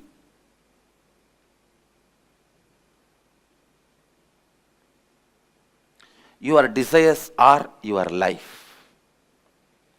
Your desires are your life. Listen. It's your desires which infuse life into you, and it's your desires which infuse energy into you. Same way, conflicts in your desires brings tiredness in you. Contradictions in your desires brings boredom in you. Confusions in your desires bring frustration in you. Please understand. Your desires are your life.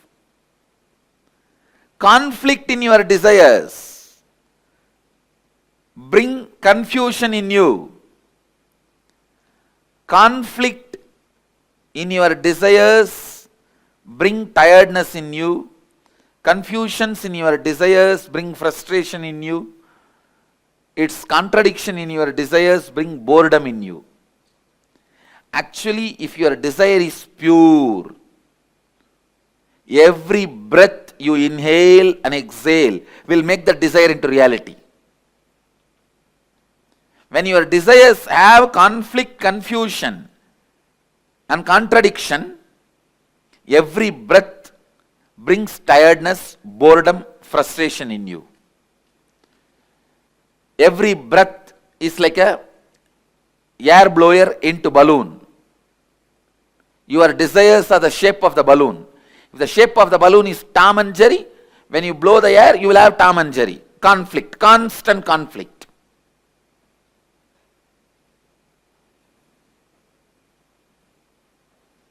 If the shape of the balloon is just round, when you blow the air into that balloon, you will have a round balloon. The shape of the balloon is tall. When you blow the air into it, you will see tall balloon. Your breath infuses energy into your desire. So the one and only thing you need to do in your life is not giving up desire, but removing the conflicts, confusions, contradictions in your desires. Please understand.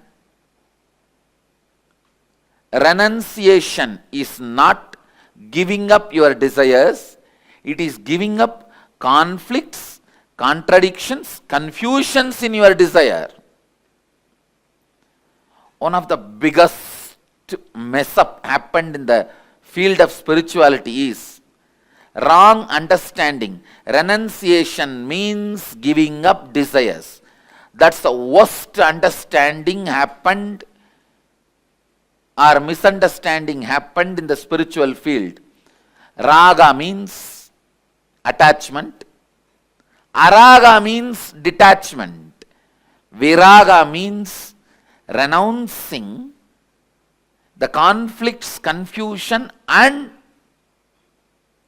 complications of desires. You need viraga, vairagya. Viraga becomes vairagya. Please understand, renouncing desires is not what we want. Renouncing the complications, contradictions, confusions is all we want. Renouncing complications, confusions and contradictions. That's all we need. That's all we need.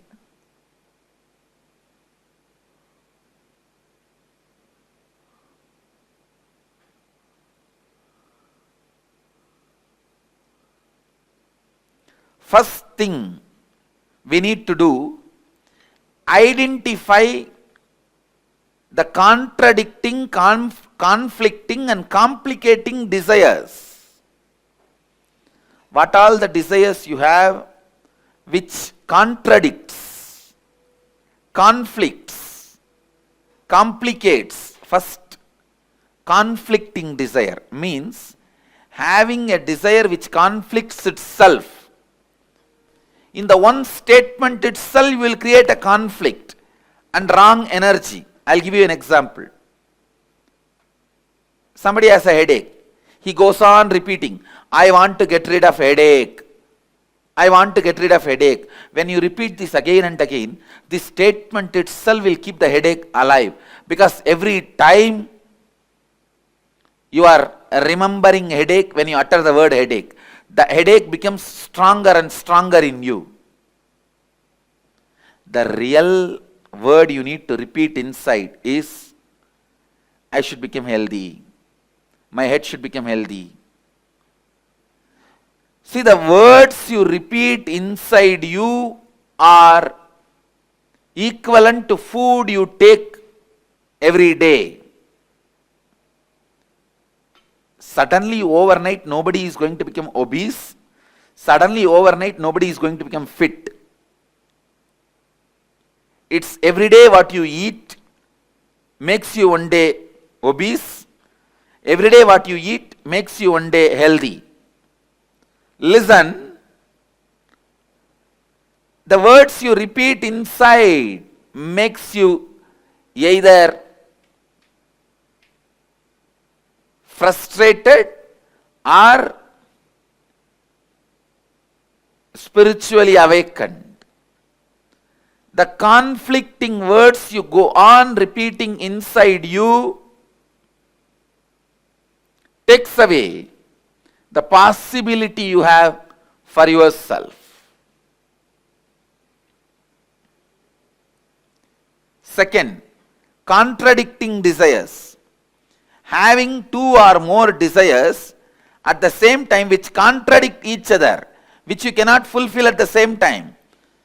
For example, you want to become a CEO and be an active life from morning till evening, managers meetings, team meetings, and people listening to your words, commands, decisions. You want to be a person who calls the shots, rolling chair, and active life. One, you aspire for that. The other side, you want to throw away everything, go and lie down in the beach, resting. This contradicting desires.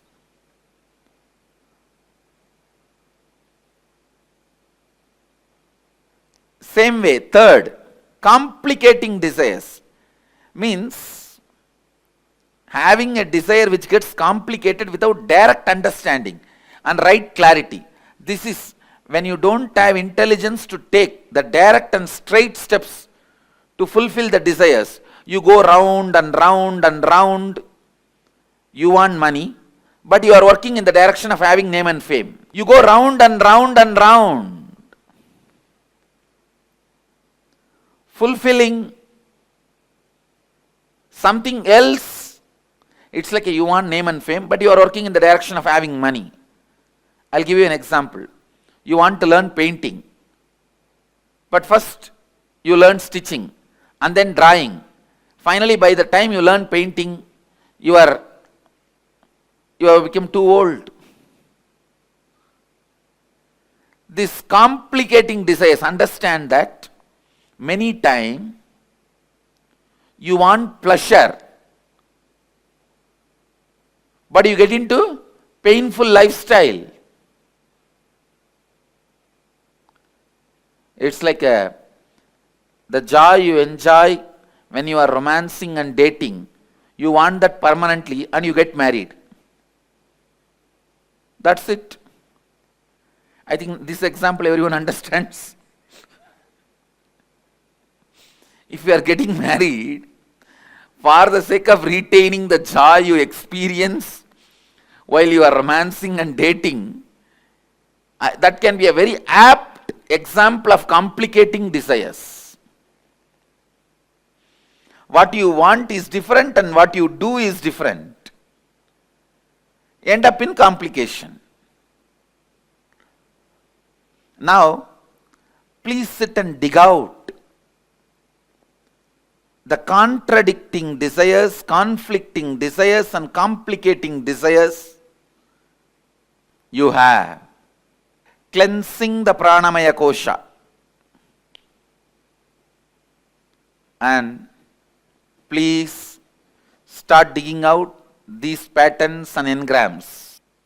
Now, again, awakening your Kundalini Shakti, infusing into your pranamaya, breathing layer, will make you get out of this conflicting, confusing, contradicting patterns. Please understand, whenever you become powerless in front of a desire, that becomes conflict, that becomes confusing, that becomes complicating. Listen carefully. Whenever you become powerless in front of your desires, those are the moments the conflicting, contradicting, confusing knots are created in your desire pattern.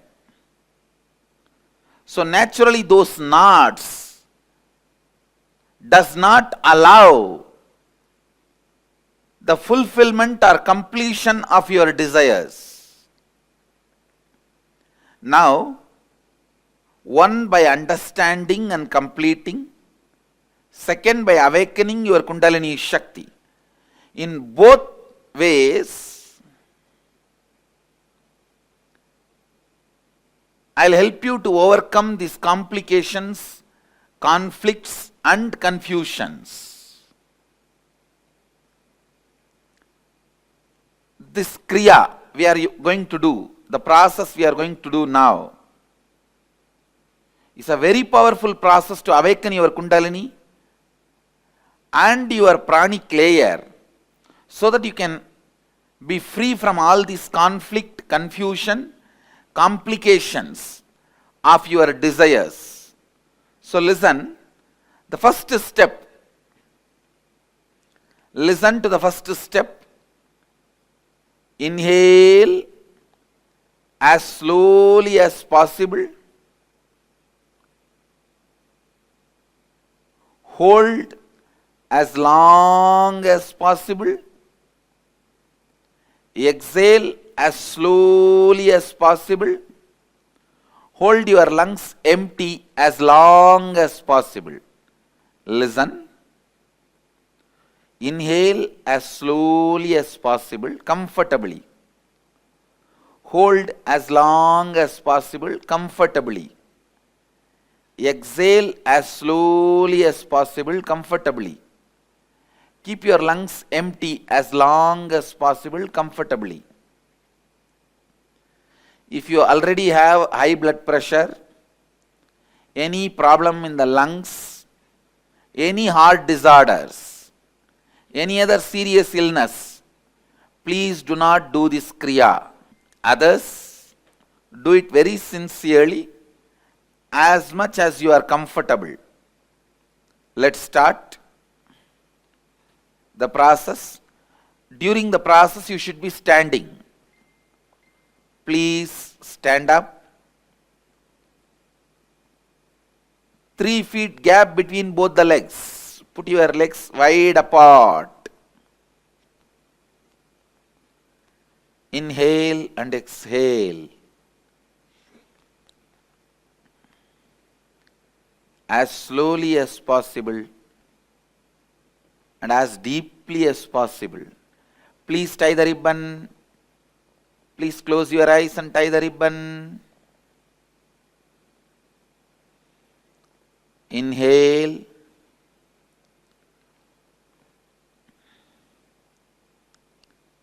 As slowly as you can. Hold as long as you can. Exhale as slowly as you can. Hold the lungs empty as long as you can. Again start inhaling as slowly as you can. Please start. Continue again. After a few minutes of break, the same breathing process.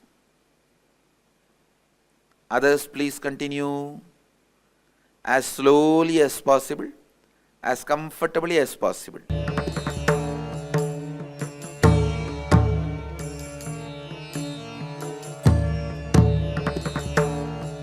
Relax.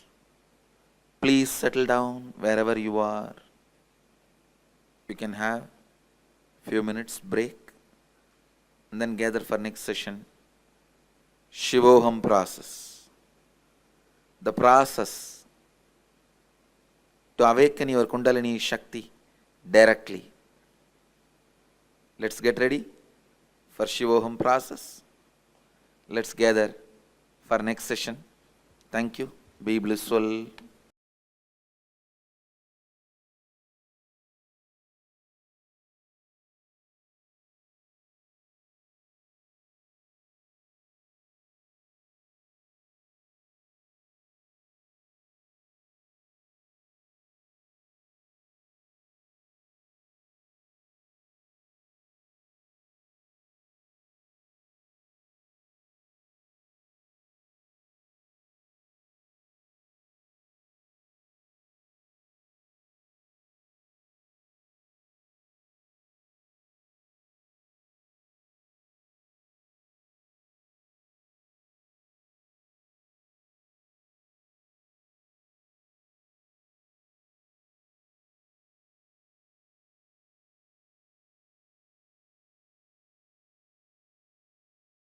When you say, how will the Awakening Wealth Conscious program help me? It will align your whole thought current and consciousness towards life positive and wealth positive.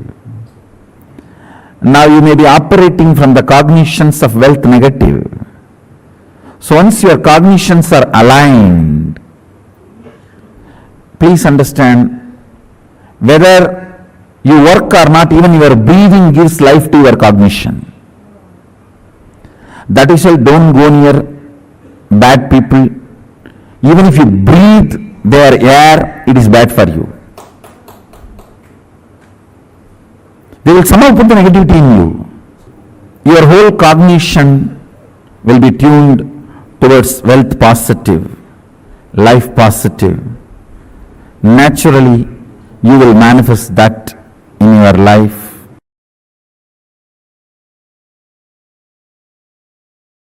Understand, giving 1 crore does not make somebody wealthier. Somebody who feels wealthy gives 1 crore. Understand, abundance is the confidence they have on themselves and their existence to manifest as much as they want, so they go on sharing, breathing out so that they can breathe in. They know they can breathe in, that is why they breathe out.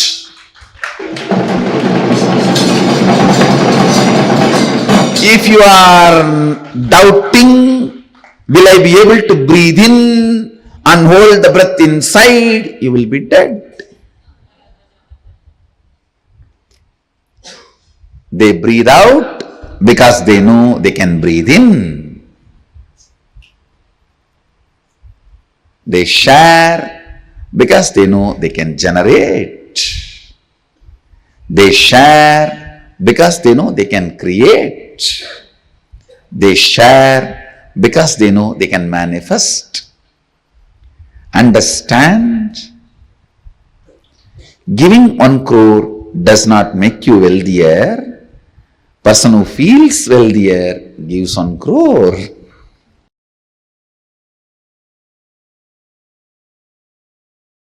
Many of your desires, your movements, your actions, you complicate. because you have a prejudice, it cannot be solved. All of you understand? How you relate with yourself. Conflicting, contradicting, complicating the desires.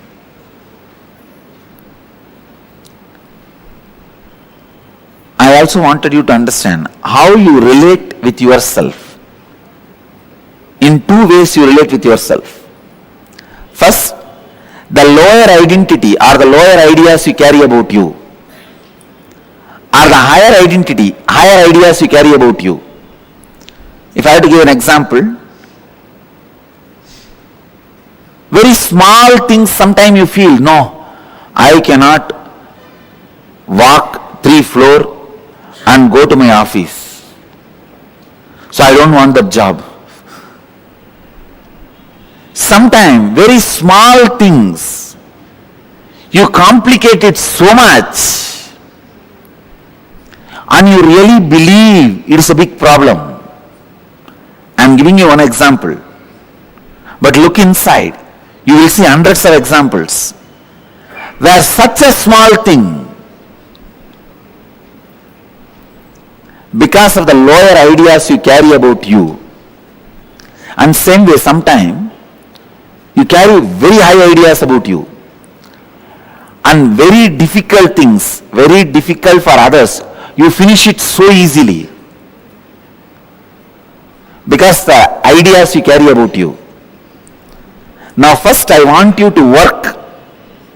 I'll give you a small exercise to work on the ideas you carry about you, so that I'll lead you to the next level of conflicting, contradicting, complicating desires.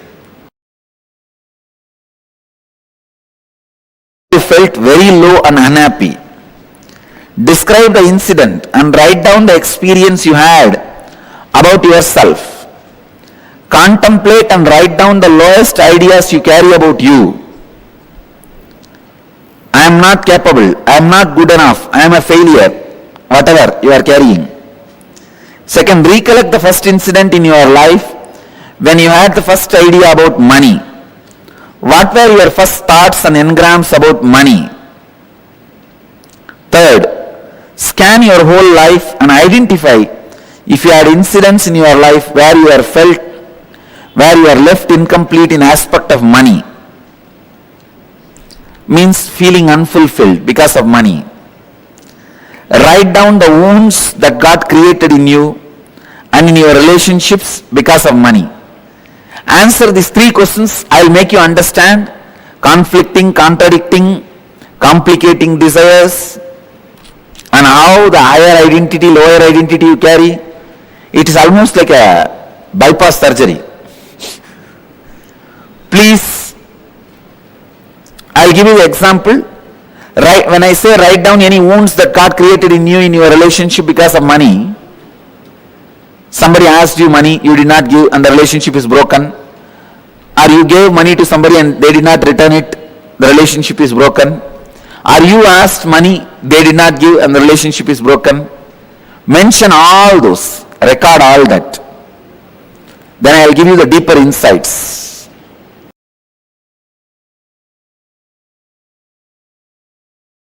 First thing, you do not manifest what you desire, but you manifest what you believe.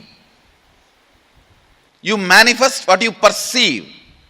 You manifest what you cognize. If you cognize struggle as you, if you believe you as a struggle, you will manifest only that. If you believe, if you cognize, if you perceive you as the ups and downs, you will manifest only that in your life. So the first basic truth. So if you perceive yourself as a struggle, you will manifest only that. And you desire health, wealth, joy, completion, enlightenment, stress-free, beautiful, blissful, content life, but you perceive you are not qualified for that, or that is not going to happen for you. You are not capable of taking responsibility for that. Unfortunately, you manifest what you perceive, not what you desire.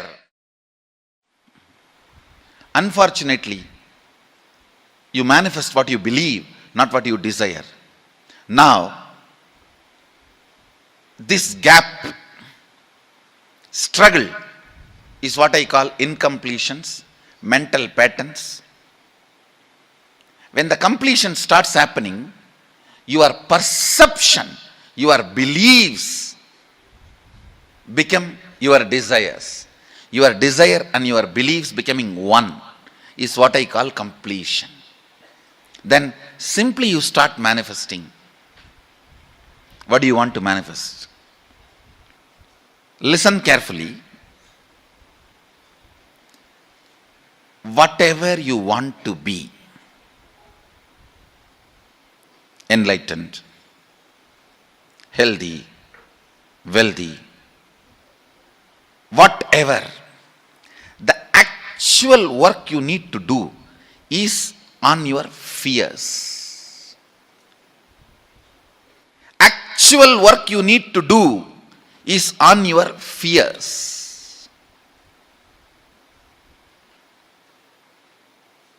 You are working on many wrong things. You think you need to work on your desires. You think you need to work on your energy. You think you need to work on your activism. You need to work on your intelligence. No. I am telling you, intelligence is not information. It is ability to handle information. That comes only when you crack down your fears. In the path of enlightenment,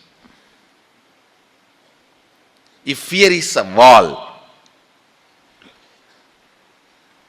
desire is just a small rope hanging between two poles. Guilt may be a small one thani bush in one corner, which you may not even need to attend. Many things which you may not even need to face, you go on wasting your time on it, working on it. Actually, what you need to face, you need to crack down on your fear.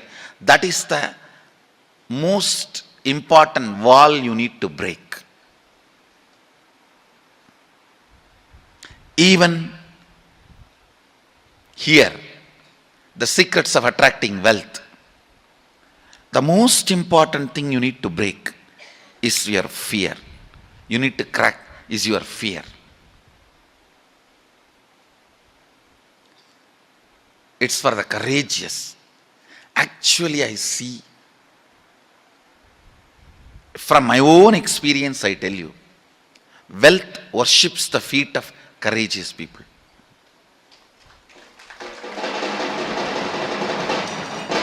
End of the whole secret. You may think, looks too plain, too bland.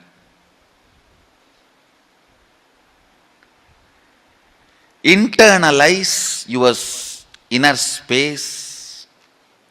Internalize this truth.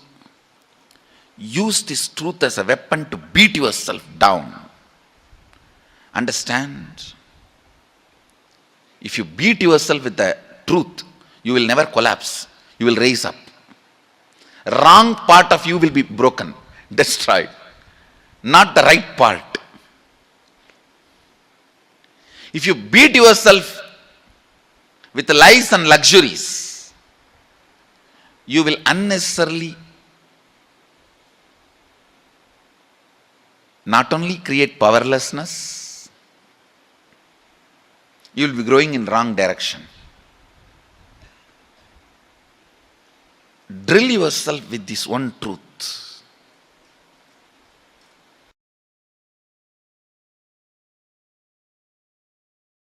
If you carry the idea, oh, if I become wealthy, I may become arrogant. I have seen many wealthy people becoming arrogant, abusive. If you carry that idea, you will never allow the wealth to become part of you. Go deeper into your cognition, biomemory, where the cognitions are stored, biomemory. And remove the cognitions you have against abundance, boredom. If you complete that, you can manifest multiple powers which will just attract.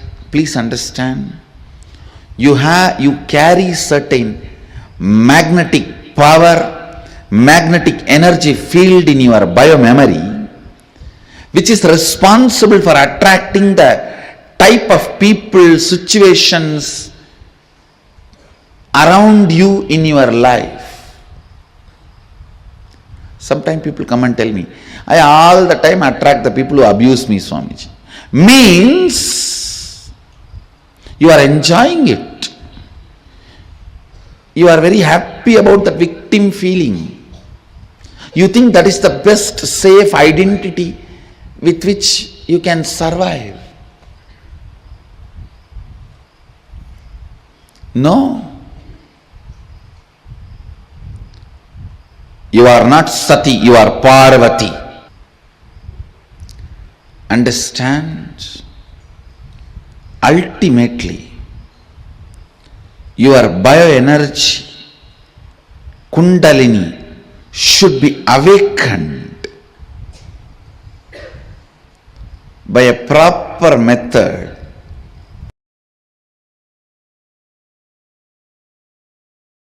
Known or unknown, you can complete. You can be out of it. It is possible. It is possible. I'll explain this science of completion. Understand, this one technique can help you whether you want to get rid of your headache or your whole ignorance and get into enlightenment. Whether you want as simple as healing your headache or as complicated as enlightenment. Anything, this one technique can give you. This one technique, it is a complete end-to-end, alpha to omega.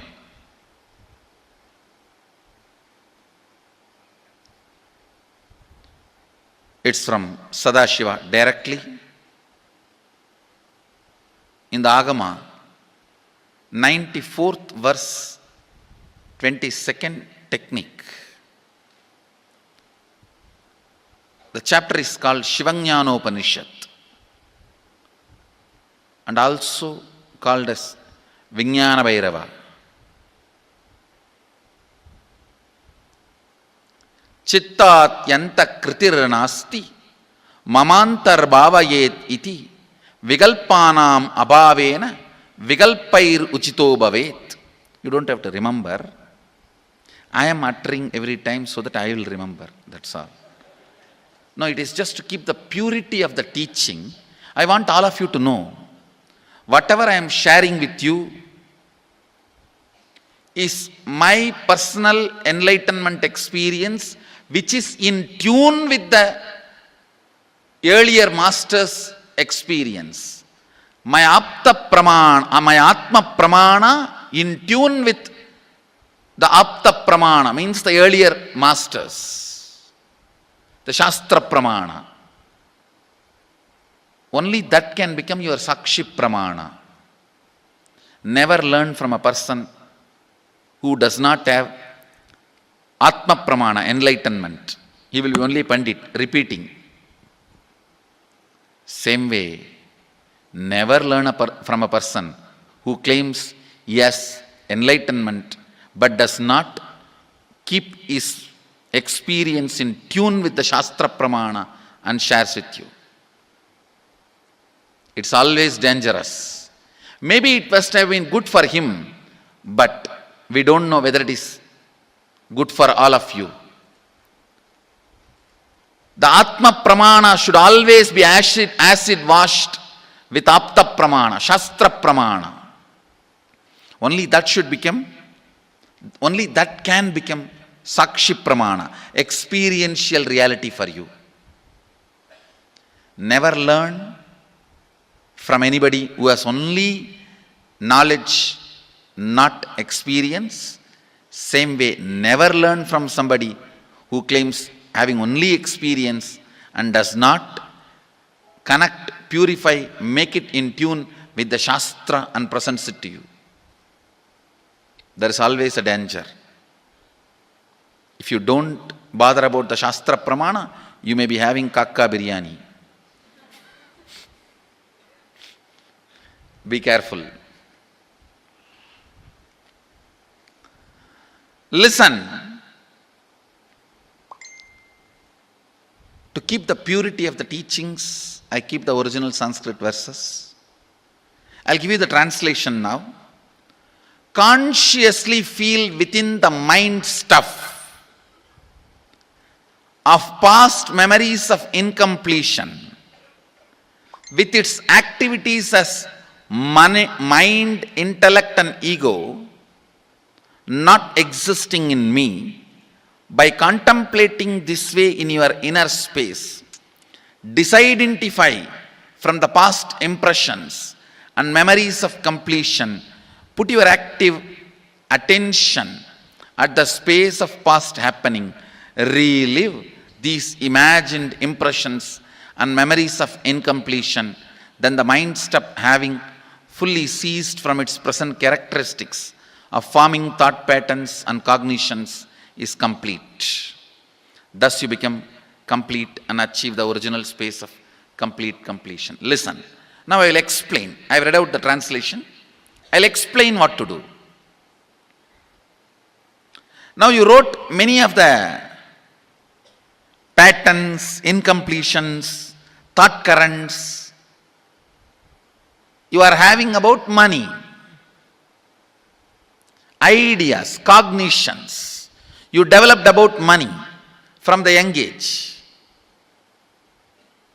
Do only one thing.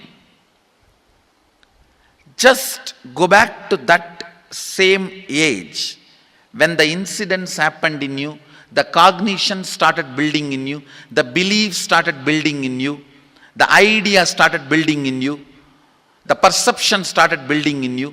Relive the same situation. I am not asking you just remember. Remembering means, for example, something happened at the age of 7 which is still hurting you about money. You asked 1 rupee from your uncle and he did not give, but he gave it to his son. It's still sitting and hurting.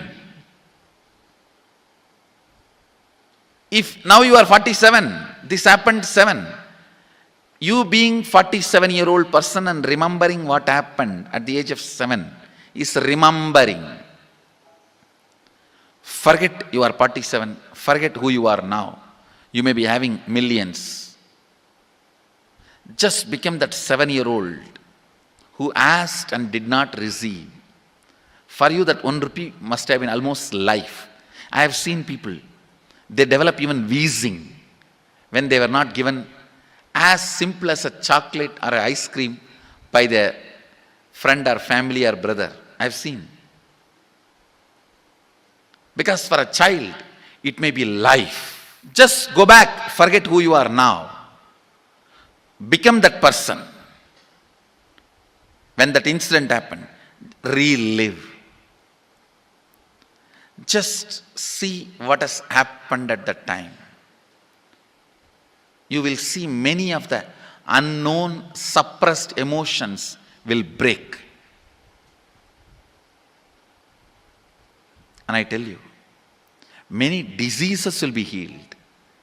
I have seen people walking out of tumors, cancers, asthma, wheezing, just by completion. Because many of your diseases have their roots in some of the incompletions of the past. When you relive, many pain parts in you breaks. Pain bodies collapse. The pain patterns melt down, which completes many other issues which you don't even remember. I have seen when people do completion, to complete the wealth related incompletions, suddenly they get into health, because the same incompletions which created wealth issues only were creating health issues. When they melt down, people become free even from both. Listen carefully. I'll repeat once more. Now you would have written so many patterns, incompletions, thought currents, ideas, cognitions. Take few minutes. Go back to each incident, each pain, each hurting. Relive. Relive. Relive. Don't justify what happened. Don't try to console yourself. No consolation will work. No justification will work. Neither help others nor try to help yourself. Just relive. I've seen when somebody has tears, others try to console. No, relax. You are not more compassionate than me. Let me do that job. You don't interfere in my job. Let you just go through. Even you don't try to console yourself. That is not going to work. If something has to break inside, let it break. It's okay. When you relive, the powerlessness, incompletion loses power over you. I'll guide you step by step. And I commit with you, I'll lead you all to completion. And I know how to awaken, trigger the incompletions in you and break them, help you to relive and relieve.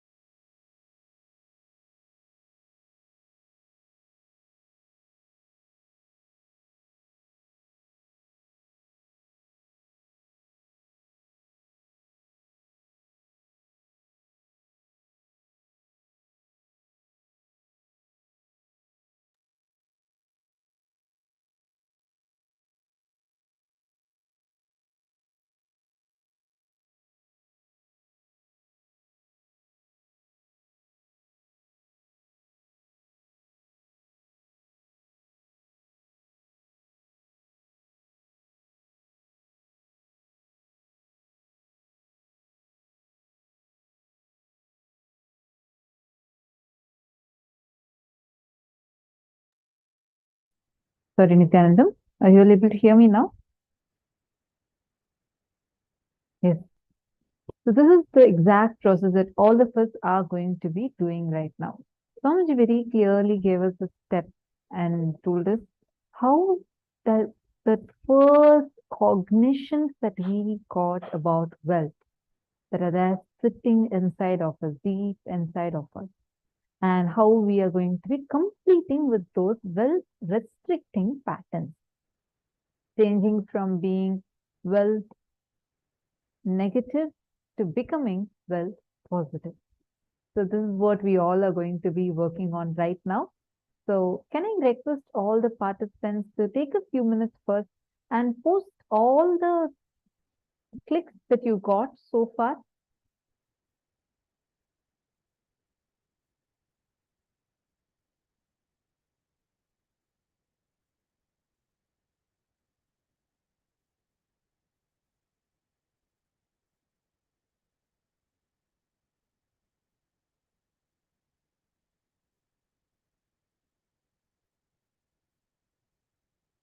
Whatever clicks you have gotten so far.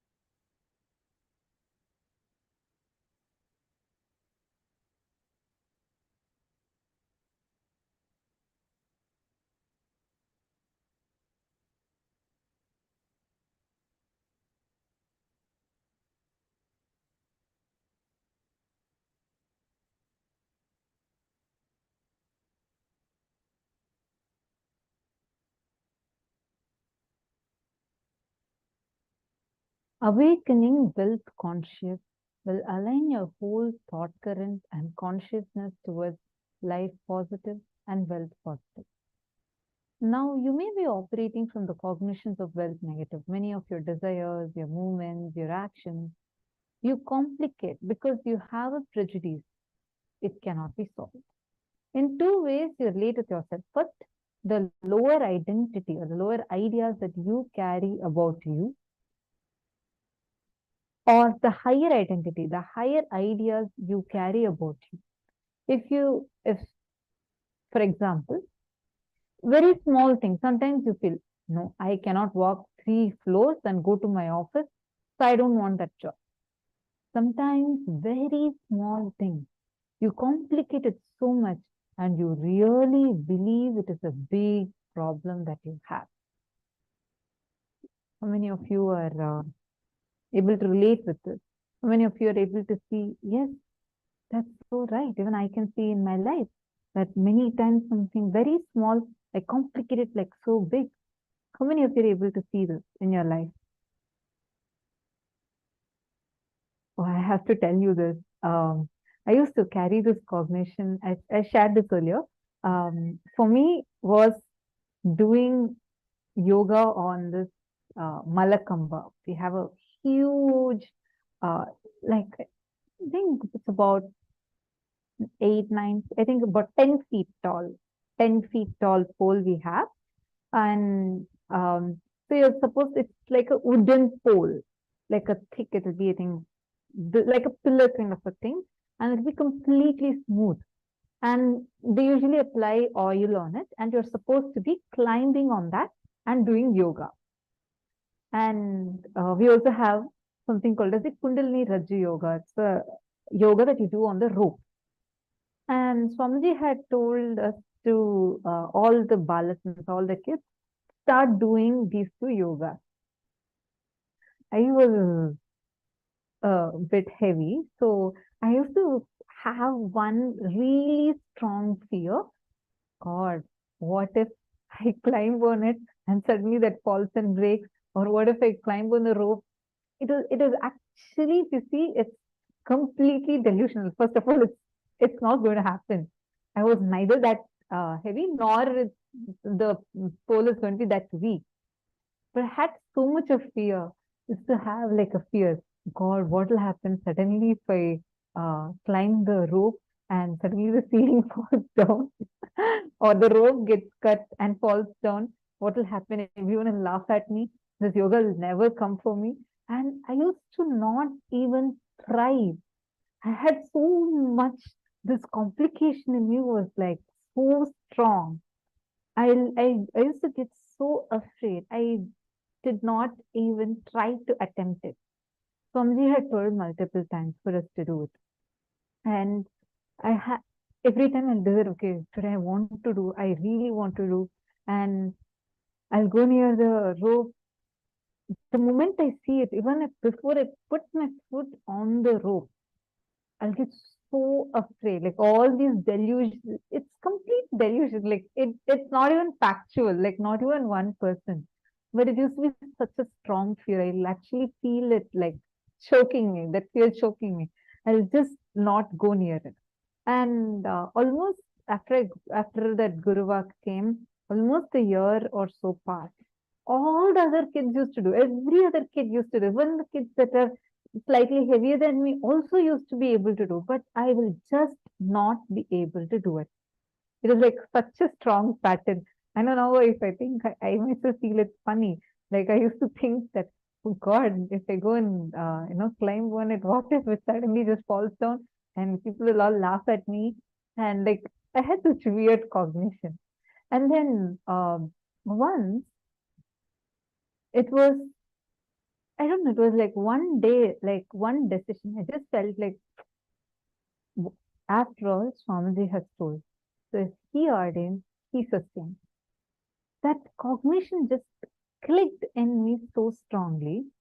And I ferociously declared, like I made a post on Facebook. I said that I'm going to be coming live from on top of the pole. And I made that as a post because I felt like if unless I take a ferocious step, I'm not going to be having a breakthrough. And I decided that I I posted the post, and then like many times actually before that I have tried. I'll just like go near the pole or near the rope, and there'll be kids who will be trying to push me up. I'll be like, no, I just don't want to go. I'm so afraid. And that particular day, just decided, I decided that no, I am complicating it. Let me just leave it to Swamiji. If we just leave any problem, like let me just leave it at Swamiji's feet. If I'm not able to come out of this complication, anyway, Swamiji has given this to me as a Guru Vak. So when he gives the Guru Vak, he's going to give the energy for it. He's the one who's going to be doing it also. So that one decision, I still remember, first time without anyone's support. I just went, I tried. Before even I could realize, I closed my eyes and I prayed to Swamiji and then I tried climbing. Before even I could realize, I was able to climb on top of it, and I went live on the Facebook by standing on top of that Malakamba. And from that, the biggest breakthrough was I was able to jump. Like these were all the things that I was really struggling with. I cannot, even in the ground, I'll have such a big pattern where I'll not be able to fall off at all. Like it's like I myself will stop. Even consciously, I won't be able to let myself fall, which was actually resulting in me having a lot of fear and wanting to take some big decisions, or like things that I felt like, oh God, a fear of failure would stop me. So that whole thing just got broken inside. And Swamiji saw that Facebook Live, and Swamiji said that I had a huge karmic breakthrough. Understand, it's just holding on to your feeling connection with Swamiji. Any of these biggest patterns that you are struggling with, hold on to your feeling connection. Just hold on to Swamiji. Take a big jump. You will see, not just you will have breakthrough in what you are looking to have, you will have a breakthrough in multiple levels, much, much more than what you can even imagine. So all the complications, conflicting desires, whatever you have identified, complete with all that you can complete with, and just take a decision that you won't have a breakthrough, and take a jump. You will just have a breakthrough.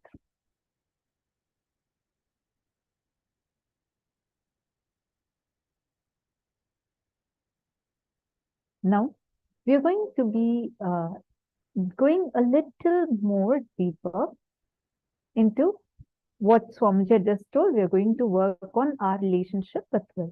All right? Prithvi Prasad, Nithyanandam, is this your first time here? Nice to have you here. Prithvi Prasad. Okay, I think I'm seeing you for the first time. Where are you from?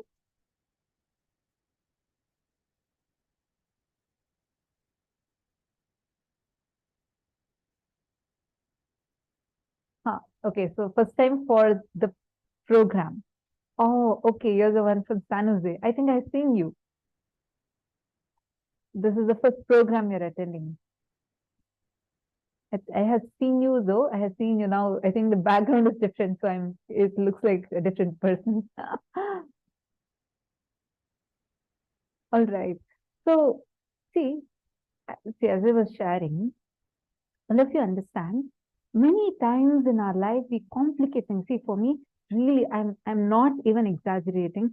To even look at that rope, it was a thick rope suspended from such a strong ceiling in the meditation hall. And with me, there are so many children that are doing, like kids, even of my age, even people that are heavier than me, everyone are doing. But it looked so real. My fear was, what if that rope breaks from the ceiling and falls down, or the ceiling itself falls down? But that complication stopped me from like playing with my own possibilities. After that, like after that breakthrough, I was able to do asanas, not just normal asanas. I was able to even do like a cartwheel on the rope and many such things. It became advanced, but that one pattern held me back from experiencing the breakthrough. Same thing applies for wealth also. Look into your life where all you're complicating like this. This is the explanation about complicating desires. Where all in your life you will actually have a very delusory fear. It would not even have like a strong base. It's actually delusory. Sometimes you also know it, but the fear, it would not have logic, but it'll be so strong in you. Such fear, just holding on to Swamiji, just leaving things to like Swamiji, knowing that you are there, I am taking this risk. You will see the breakthroughs you will have. Actually, that's the best news for all of us. Even if you fall, see, for all of us, equally Swamiji is holding us in his hand. Even if you fall, you'll only fall in his lap. It'll never hurt you. Understand? Holding on to Swamiji and taking any risk because you have Swamiji with you. It's like the best, it'll be so delicious. Your life itself will be, you can take on any adventure in your life and always be successful in it. All right. So now let's do the exercise. We're going to be working on the restricting wealth pattern, which is there inside of you. Take a few minutes and identify these kind of situations. You felt very low, unhappy, where when it comes about money, the kind of cognition you carry about you inside of you. Please take a few minutes and start penning them.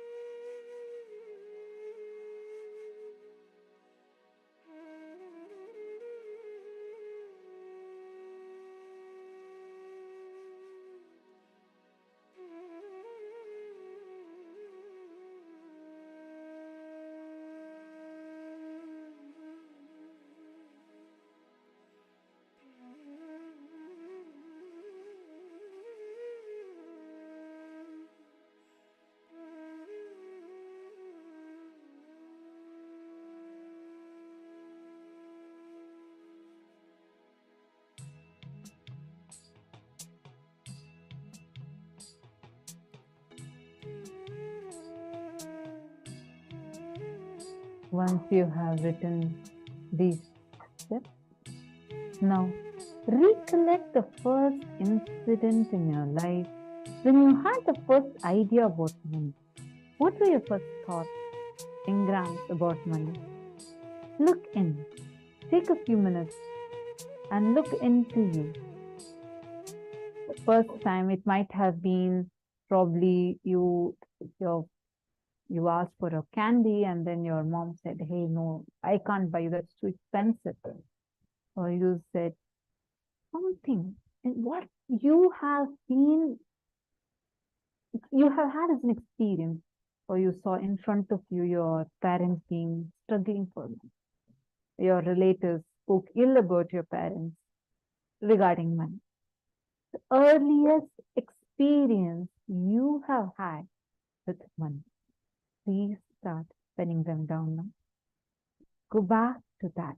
What were your first engrams? What were your first thoughts that you had about money? Take a few minutes and please start writing this down. And once you finish this, go to the next step. Scan your whole life and identify if you had incidents in your life where you were left incomplete in the aspect of money, means like feeling unfulfilled because of money, or wounds that you created because of money, whether it's in your relationship aspect, anything. What all are the things that you had in your life? You're going to scan your whole life and write. So please sit and do the second step and third step now.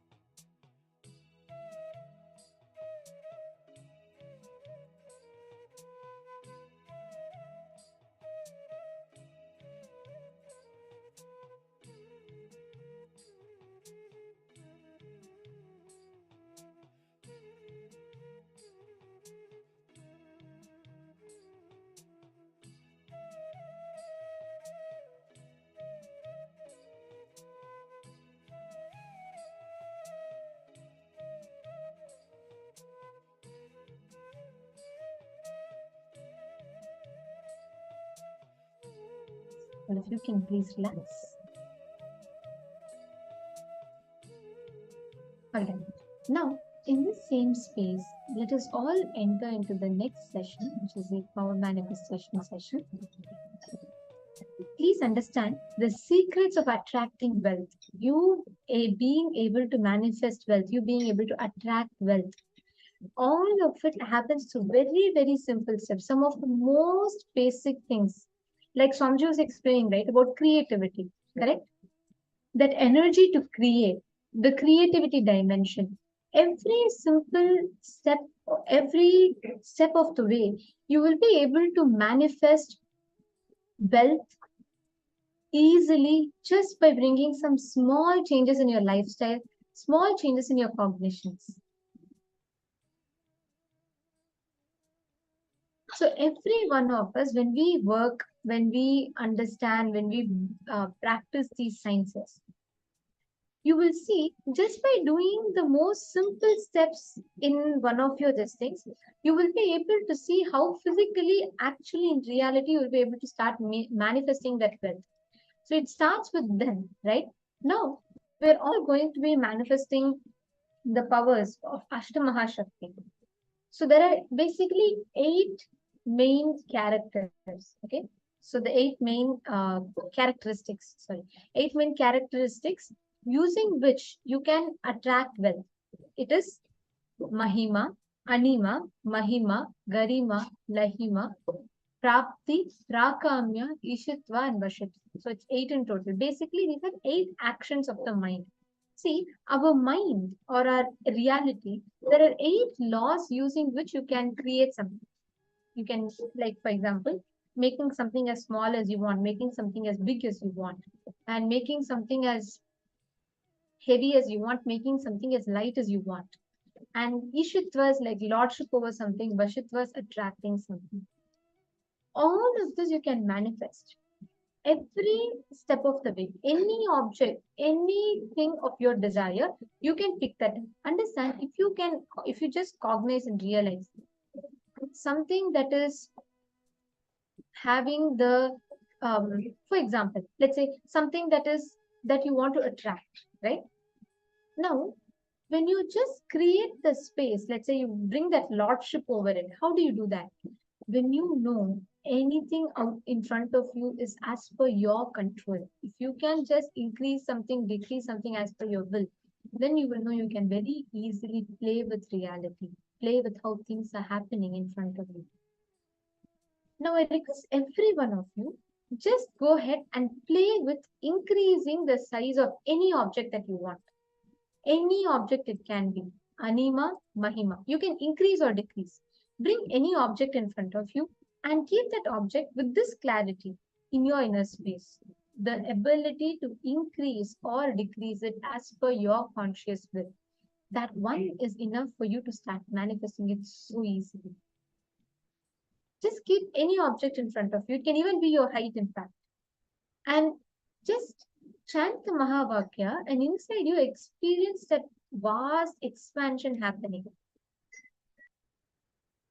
You will see how the object in front of you will actually physically expand.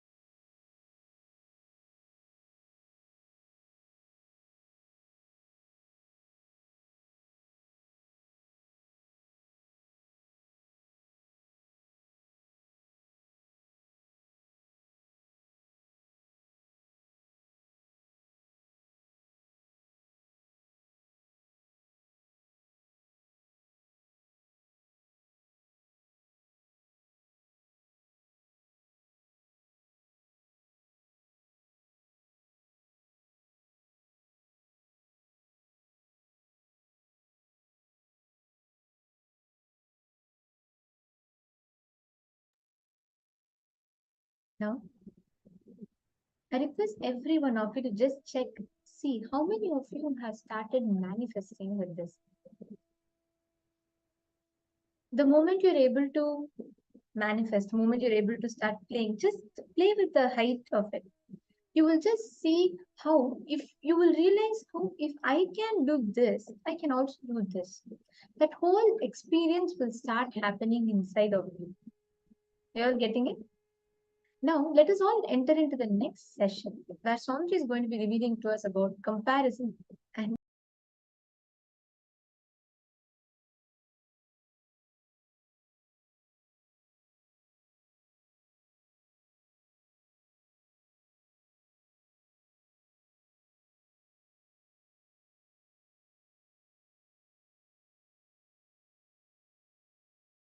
Next pattern we will work on is the pattern of jealousy and comparison. Vishuddhi chakra, throat center. The thought pattern of jealousy and comparison.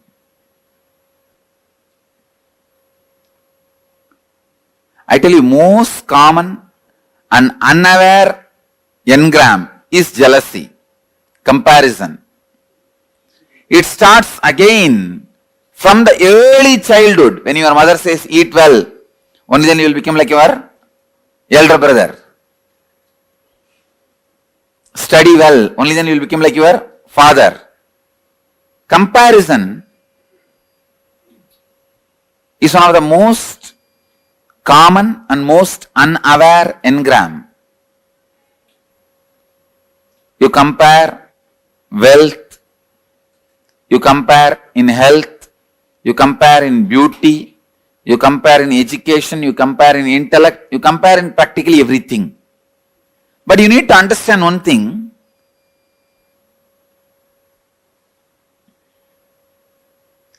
God is not an engineer to do mass production. Only in mass production you can compare one product with another. God is an artist. He paints each one of you. He designs each one of you. He carves each one of you. How can you compare between one art piece and another art piece?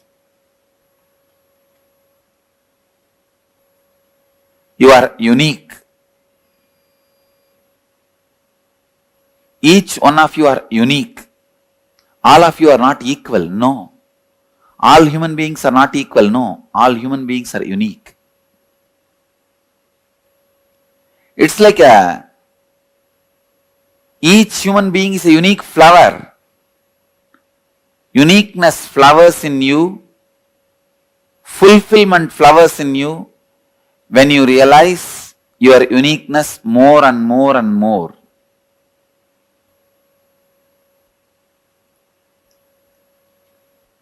If you dig out the comparison engram, you will understand. Sometimes you waste years of your life just because of comparison. Your neighbor has a big house. Even though you don't need, you waste so much of your time, energy, putting it and investing it in a house. Finally, when you have the big house and are not able to maintain it, when you are not able to maintain, when you realize you don't need that big house, you feel, oh God, 8 years of my life I wasted in this. I really needed a car. I could have put little bit of money into the car. Instead, I put all the money into this house. Now I am not able to maintain.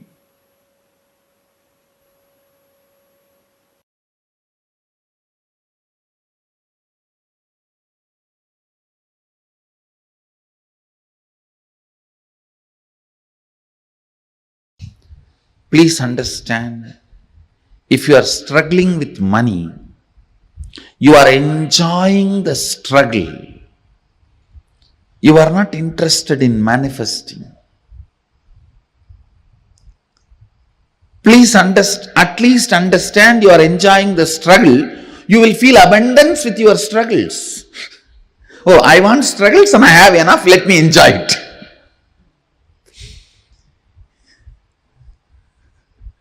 At least feel abundance You want struggles, 2000 struggles around you, and you have 2500 struggles. Enjoy them.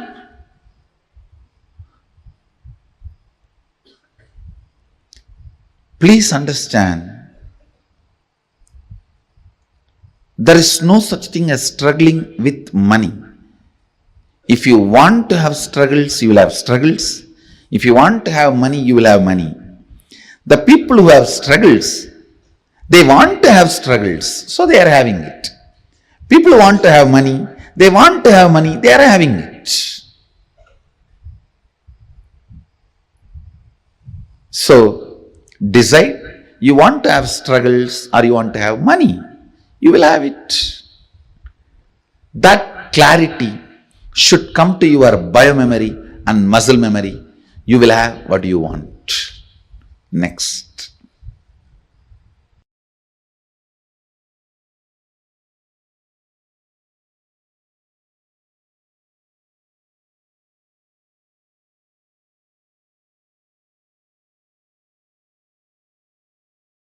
Please understand, in each of this, you have your vested interests.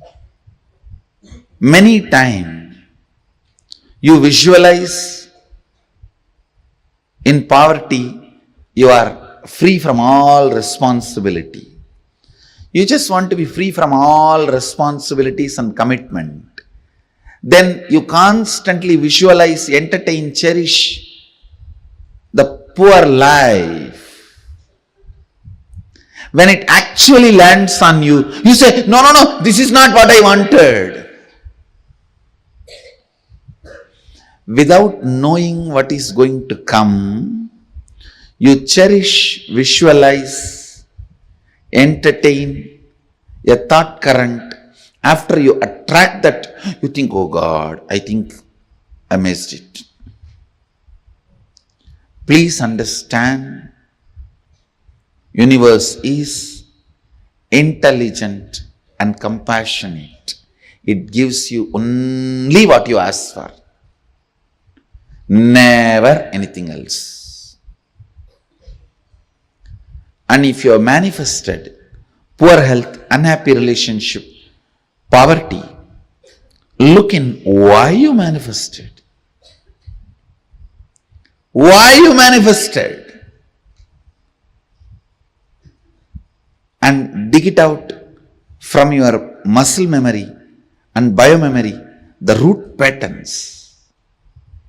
Why you manifested poor health, poverty, unhappy relationships, and complete it, you will understand you always manifested only what you wanted, knowingly or unknowingly.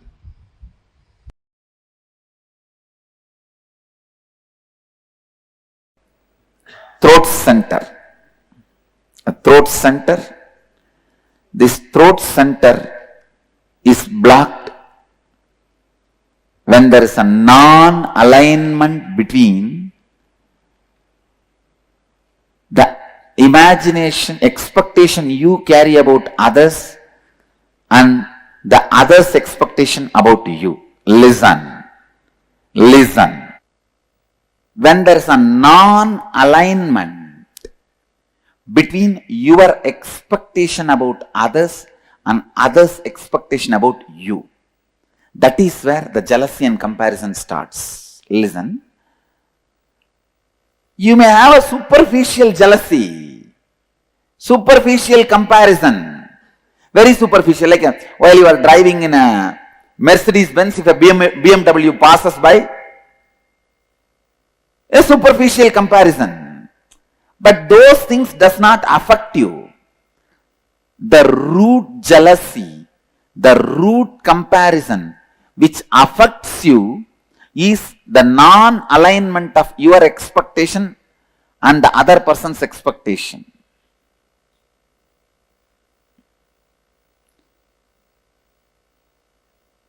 How many of you have in your life the non-alignment between your expectation towards them and their expectation towards you? Both of them are not in alignment. then you have a problem in throat center. Anyakara is what you believe and project others to be for you as per your understanding. Listen, these are all like a legal definition. Anyakara is what you believe and project others to be for you. In this example, what I expect you for me and how I tell that to you. Clear? For example, now I am expecting Bhagavan to build a temple in Dallas, so I am expressing it to him. This is my Anyakara. He expects me should always honor all the words I utter and fulfill them. That is his Anyakara for about me. Clear?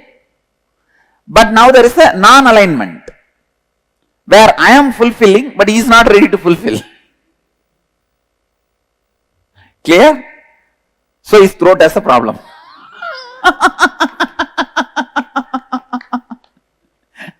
Now, is there anybody who are not cognizing? But if he builds the temple and I don't honor this time keeping or what he expects from me, then I have a problem. I have to alter, transform and stretch. Clear? Here is a volunteer. What that volunteer expects from me is Anyakara about me. What I expect from him is Anyakara, my Anyakara for him. Clear?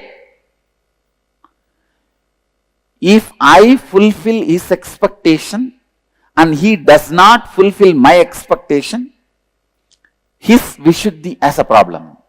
If he fulfills my expectation and I don't fulfill, my Vishuddhi has a problem. Clear? So always be stretching, fulfilling everybody's Anyakara with whom your life is involved. Clear? Still anybody? Not clear? Come on, come to the mic. If you complete that, you cannot fulfill his expectation, then yes, if you complete it, then no problem. then no problem. No problem. Even then, you are not expressing your capacity. You are integrated but not authentic. Understand? Now you will see. You will flourish in your business. You will flourish in your job. You will flourish in your relationships. In everything you will see because you have decided not to give up on you. Understand? You have decided not to give up on you. Understand? You saw the live demonstration of somebody opening their Vishuddhi center. When he said he will not, his Vishuddhi was locked. The moment he decided he is going to do, his Vishuddhi opens. So I tell you, not giving upon you and others is the way to open the Vishuddhi. Don't give up on people. I demonstrated, I don't give up on him. I was very authentic with him. Even if he does not want to do, I did not force him. I just left it. But I am not going to give up on him. I am going to wait. I'll wait. And see to it, he realizes sometime. When I carry that cognition, I am going to wait. Immediately, he realizes. He realizes. So in all those moments, understand, my decision not to give up on you is the one which is pulling you up. That is the rope. That is the connection. Clear? Now, I'll repeat. My expectation about the other person is my anyakara about him. The other person's expectation about me is that person's anyakara about me. When there is a non-alignment between these two, Vishuddhi has a problem. Who fulfills it as flowered Vishuddhi? Who does not fulfill as a collapsed throat center?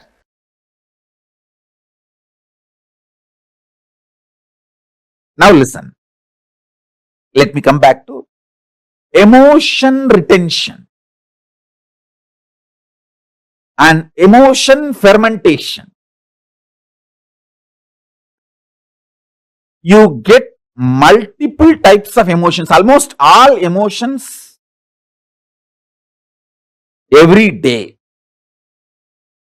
Sometimes lust, sometimes greed, sometimes fear, sometimes the multiple versions of fear, sometimes worry, sometimes love, sometimes attention giving, sometimes attention asking, sometimes jealousy, sometimes comparison,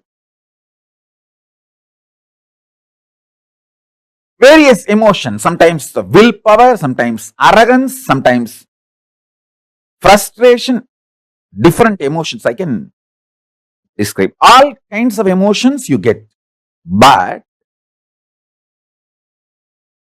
logically, through your conscious decision, the thought currents or emotions which you cherish stays inside you and starts getting fermented. The good news is, no emotion gets fermented inside you. No fermentation of emotions happens inside you without your conscious support. You should understand that.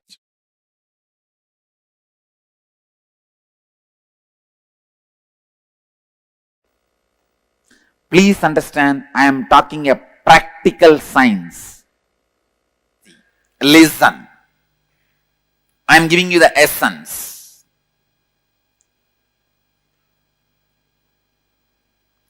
Whenever there is an inauthenticity in anyakara, you end constantly comparing yourself and your life with others. You end up with jealousy, hurt, anger, suffering. Then you are caught in comparison and jealousy. Jealousy is outcome of deep, innate violence you carry. Listen, I am putting it in a better way. Please understand, when somebody expects something from you, when their image about you demands your expansion, you are not interested in expansion. The violence you have, you show towards them as jealousy, saying, you expect this from me? Come on, now I will expect this much from you. You prove. Getting it? Cognizing it? How many of you are cognizing it? Jealousy starts to justify. Listen. Jealousy starts to justify you not fulfilling others' image, or, listen, jealousy starts to justify you not fulfilling others' image. Understanding? See, I will not fulfill what he wants from me because he does not fulfill what I want from him. And I will expand what I want from him before even thinking whether he is going to fulfill or not. If he has 10 million, I will put it as 100 million I want from him. Then go there and say, see, he is not fulfilling my 100 million, so I am not going to fulfill what he wants from me. Getting it? Cognizing it? Jealousy starts as the justification Clear? Then it becomes a violence to declare your supremacy. Let me tell you, cognize, listen. First, hey, you have 10 million. If I ask 10 million, you may give. No. I'll ask 100. So you can't. So now, because you are not fulfilling, I can justify why I am not fulfilling. Why I am not expanding me to you? Because you are not expanding you to me. As a justification, jealousy starts. Then you have justified to many people that why you are jealous. Why you are jealous. Why you are jealous. You are justified to many people. And many people have fallen with your argument. And they say, all right, you are right, you are right, you are right. Then the jealousy doesn't keep quiet. It declares, now I am the supreme. Listen. For example, I say, hey, give me 100 million. You are not giving. So now I am also not going to fulfill your image about me. Then this fellow, he says, yes, right. He falls. Then second fellow comes. For him also, I am not going to expand to you because you are not expanding to me. Justification. He falls. So one by one, when people start falling, suddenly you declare, hey, I am the most supreme. How many of you are cognizing it? Do you see in your life, in some areas, you have declared supremacy?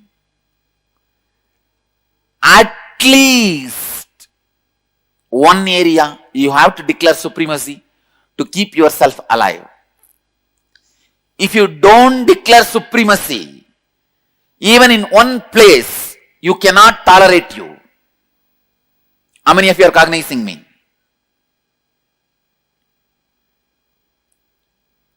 Clear? Where you declared supremacy is the root jealousy suffering pattern with which you are struggling. Listen, look in and verify at least 2 situations that happened in your life where you experienced jealousy and used it as a justification mechanism. Means, he is not fulfilling, why should I fulfill? I am justified. Some way. And look in and identify, write down how this jealousy became a defending mechanism, defending you from your own inauthenticity. When you are not coming for morning yoga, you say everyone is not coming, then what is the wrong? Nothing wrong. I also don't need to come. This is the level of the human awareness. I tell you, even the collective consciousness theory is nothing but your justification of jealousy, saying that everybody is like that only. I was also like that. And the third, look in and identify and write down how your defending mechanism protected your inauthenticity and how you declared supremacy of your inauthenticity.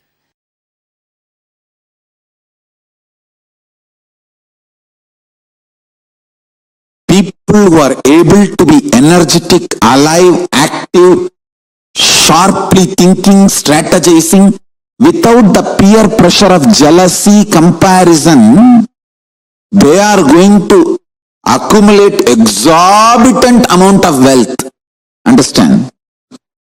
All the people who can function, think, work, get excited only by peer pressure, jealousy, comparison are just going to dry and wither out, because all the peer pressure, jealousy, comparison, everything is going to be taken away from life.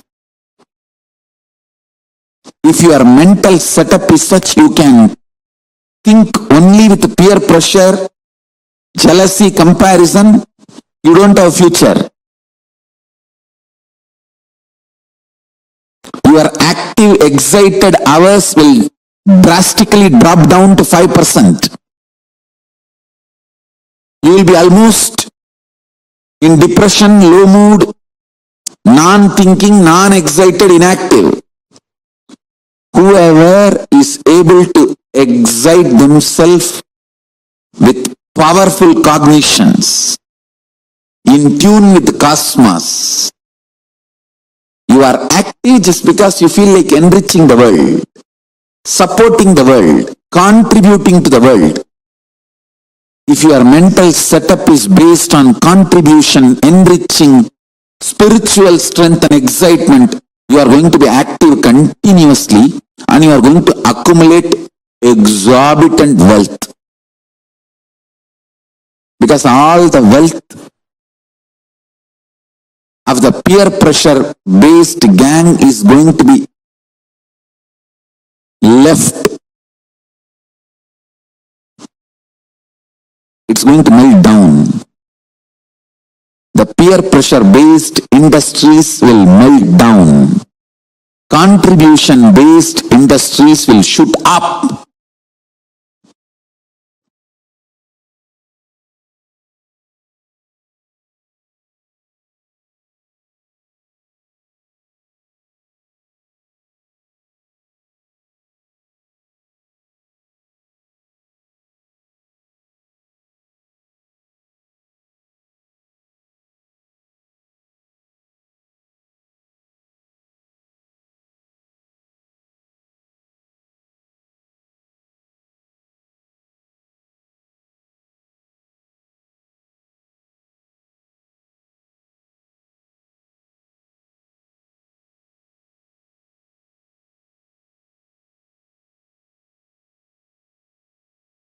Please explain to all of us about jealousy, comparison, and how all of this branches into us.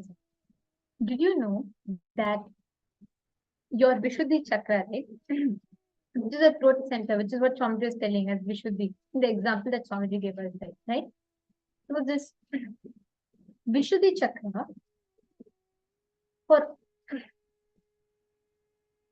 for all of us, it's in the size of a small button in our throat. Whenever you are entertaining jealousy-based, comparison-based patterns, it shrinks, and it becomes like this small, right? And it is here in the throat center. When you are free of jealousy and comparison, it becomes something as big as a cartwheel size. I was so surprised when I heard this, but this is a fact. That's how the chakra expands. Every time you have jealousy or comparison inside of you, you are literally again and again going on putting yourself into that struggle. Like you're going to be stuck in that same vicious loop. Like Swamiji said, expanding your expectations from life and justifying that with your inability to do is jealousy. Every time where you justify your inability to do or your unwillingness to do with an like making a bigger scale, demanding more from life, using that as a justification, that violence is jealousy and comparison. You'll be surprised to know all of us, every one of us, you may think I'm the most non-jealous person, but every one of us suffer with comparison in different levels. Each of us have different levels with which we struggle and suffer with.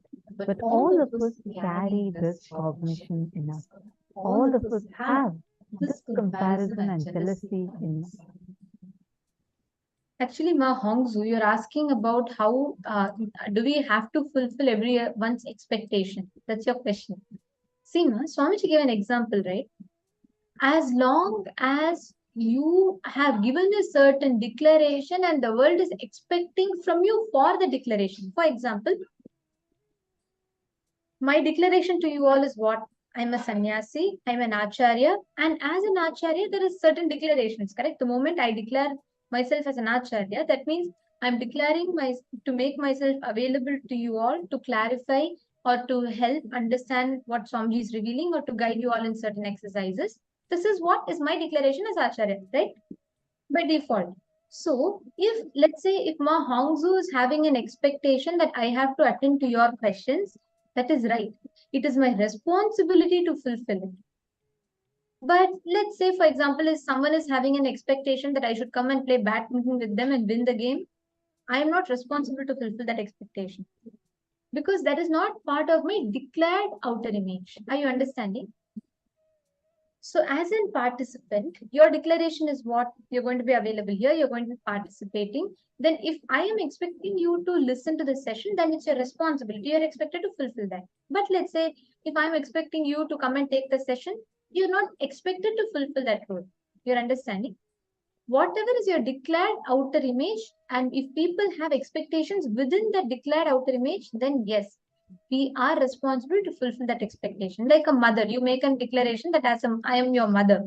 Then you are making the declaration to fulfill the need of that child till that child grows old enough to sustain itself.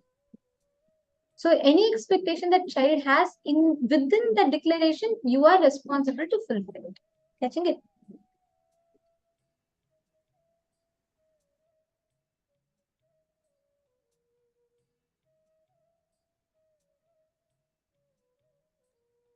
So this jealousy and comparison, right? All of us carry this in our lives. Every small things we constantly bring this jealousy and comparison in life. And we always constantly build this expectations in life, and every moment constantly we are going to be stuck within this jealousy comparison pattern. Every time what we do is whenever we are not able to fulfill, right? Let's say like we are giving a declaration, okay, I'm going to be doing this. When we are not able to fulfill, what we do, we start justifying our inability to do something with another person's not doing. Like, for example, okay, I am committing that, I'll give an example with myself. So, if I am saying, okay, I am an acharya, and if I'm committing to make myself available for the 16 hours, if I am going to tell that, okay, because someone is not there, I'm not going to conduct 16 hours. See, someone is not fully listening for 16 hours, I will not conduct 16 hours. Understand, the moment we demand, we create that gap, that is comparison. That violence which makes us justify our non doing with an expanded expectation of someone else is jealousy. Always see, go back and look at all the complaints you have about another person. How many of you relating with this? When we ourselves do something, when we are not able to do something, we feel, oh, it's okay, I tried, and you know what, this is the best I tried, but it's still not happening. But the same thing, if another person is not doing, you feel like, come on, this person could have done just a little bit more, she could have tried, surely she could have gotten it. How many of us have that kind of a complaint inside of us? Tell, how many of you, how many of us have it? How many of you are able to click with it? As long as you have that, please understand that expectation that you carry, that jealousy, that is precisely what is jealousy. Many times we tell that, we think, oh, I'm not jealous. I don't feel, someone else's this thing, so I'm fine. I don't feel bad looking at someone else's success. No. Justifying your failure using someone else's success is jealousy. Justifying your non-doing using someone else's non-doing is also jealousy. Both ways it is jealousy and comparison. Oh, the others are not doing, why should I also do, is also wrong. Someone else is doing, because of that I'm not able to do, both are wrong, because your doing non-doing is not dependent on someone doing non-doing. Catching it? Are all of you getting it?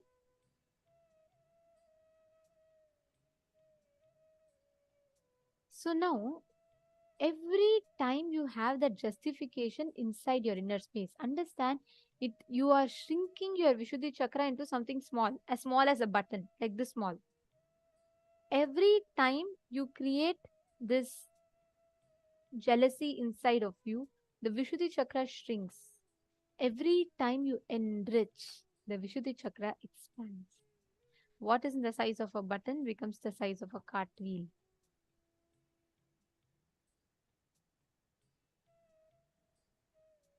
So, look back into your life. You're going to be now working on completing all these justifications or the conflicting comparison patterns that we carry inside of us, which is coming from a deep violence towards life. Let all of us take a few minutes. Just look into your life and identify. You will start understanding how that gap is formed inside of you, how you create that gap, and how you are stuck in that gap without completing, without analyzing, without understanding how you get stuck into that gap. You just need to see, look into your life and identify all the justifications that you carry inside your inner space. Every time where you use this as a justification, saying, oh, you know what? I cannot do this and I'm fine with it. This is all I can do. This much only I know. All of that is jealousy. All of that is comparison. You are doing or not doing is your decision. Blaming your doing or not doing in someone else based on their inability or ability is wrong. That is jealousy. That comes from innate violence. So, in the whole chakras, right? The Vishuddhi chakra, when you constantly smell that jasmine, you will experience so much of healing. And that's a very powerful process to cleanse our Vishuddhi chakra. Now, how many of you want to really experience that deep cleansing happening?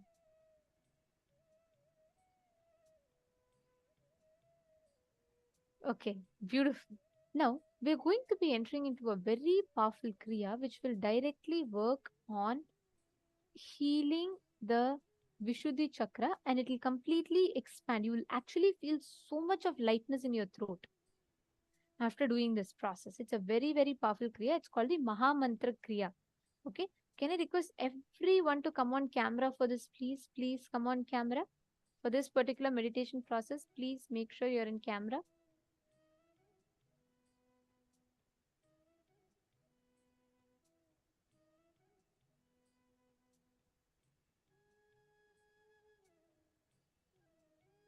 Yes.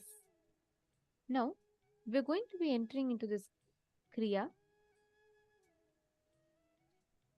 So, this is a 30 minutes meditation. Okay.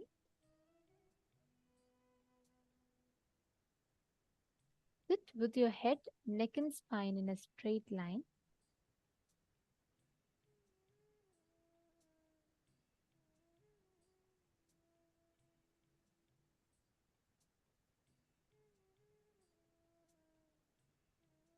Okay, there's a very beautiful thing Swamiji has told about how you can see, identify whether you're actually sitting in a straight line or not. Okay, so here, now as you're sitting, when you just close the eyes and bend your body in front, you will feel, if you feel the weight of the body, you'll be able to actually very clearly feel. When you slouch, you'll be able to feel the weight of the body coming. Sit, sit, sit, sit, slowly move straight up until a point where suddenly you'll feel like completely there's no weight. The center of gravity changes.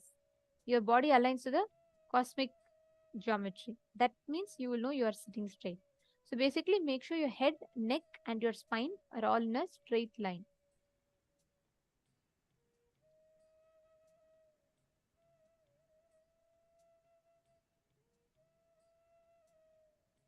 Now let us enter into the first step.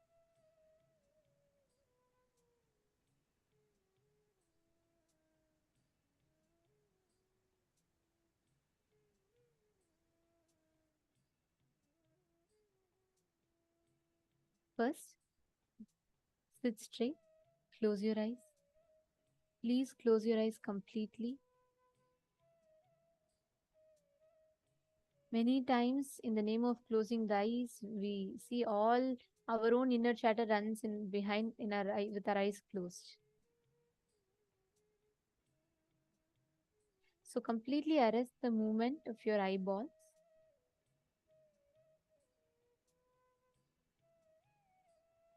Bring yourself to the thoughtless space. Now, keep your lips together and produce the humming sound from inside.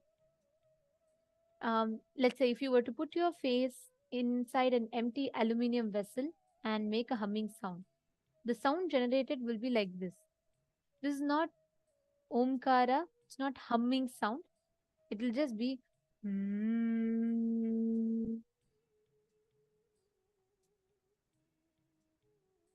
You're not going to do om, or you're not going to do hum. You're not going to hum. You're going to basically just purse your lips together. You're going to be putting them together. You're not going to be opening your lips. Just make the sound with your mouth closed, right?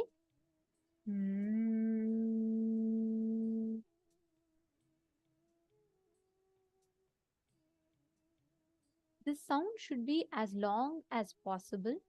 It should be as deep as possible, and it should come from your very navel center. Don't make an effort to take a deep breath after every time you do that humming. Don't take effort to make the deep breath. The body itself will take breaths when needed. So don't get tense.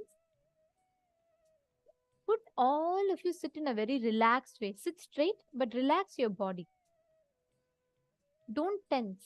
Don't tense your body. Just relax. Your whole body will be filled with that vibration. Start humming.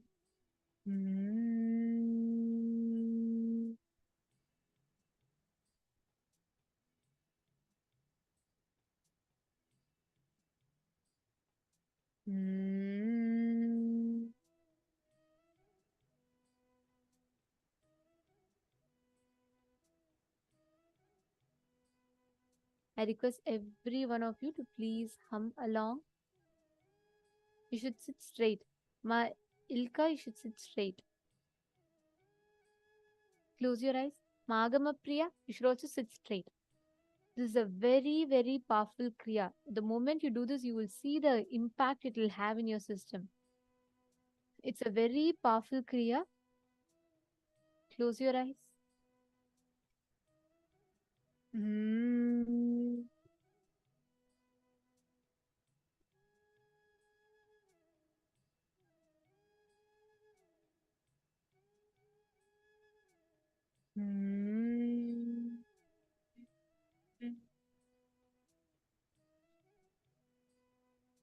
Let your whole body be filled with that humming.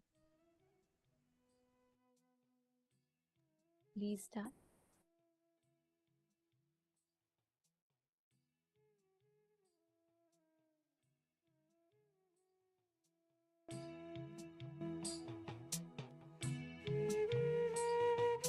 You're going to just hum for the next 20 minutes. Just hum. Keep humming.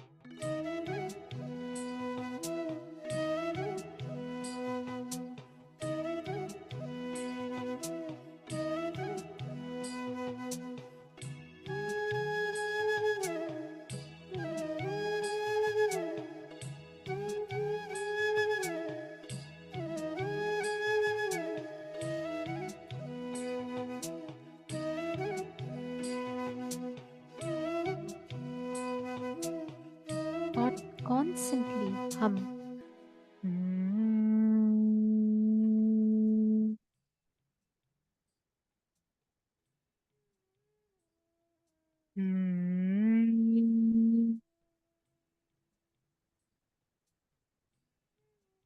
Now, close your eyes. Slowly relax. Put your awareness on the throat center. Just forget the whole body except your throat. Let your whole energy be centered on the throat. Let your Vishuddhi chakra function beautifully. Be relaxed. Bring your entire awareness to your throat region. Just focus on your throat. You will see the Vishuddhi beautifully flowering.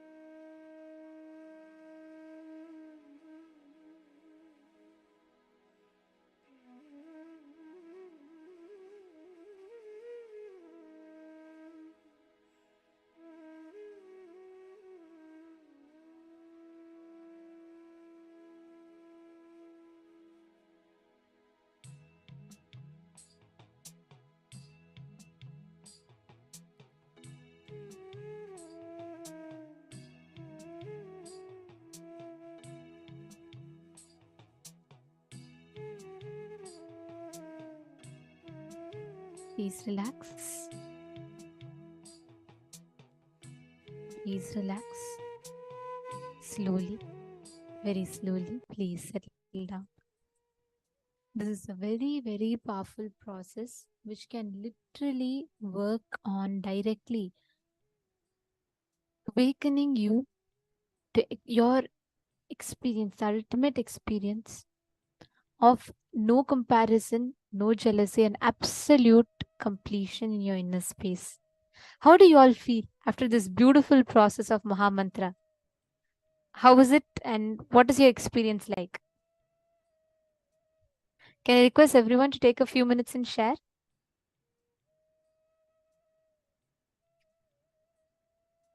How was it? I see so many of you with a wide smile. Amazing. Okay. Beautiful.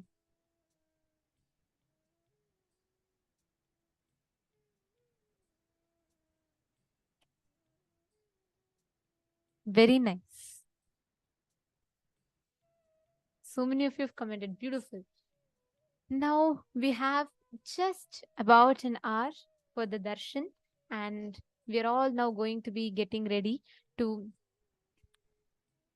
prepare ourselves for the darshan. And the first step for that is we will be understanding how we can awaken the wealth consciousness, the revelations from Swamiji, which is the initiation that all of us are going to be receiving today.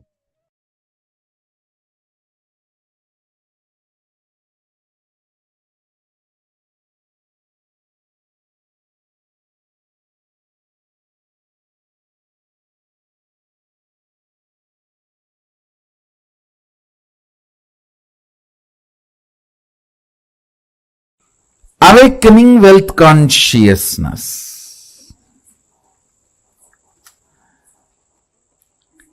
Let me describe fundamentally what is wealth as per the reality. Understand?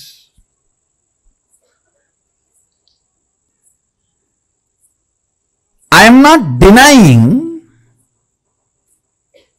the crude form of the wealth currency as some meaning. No, I am not denying.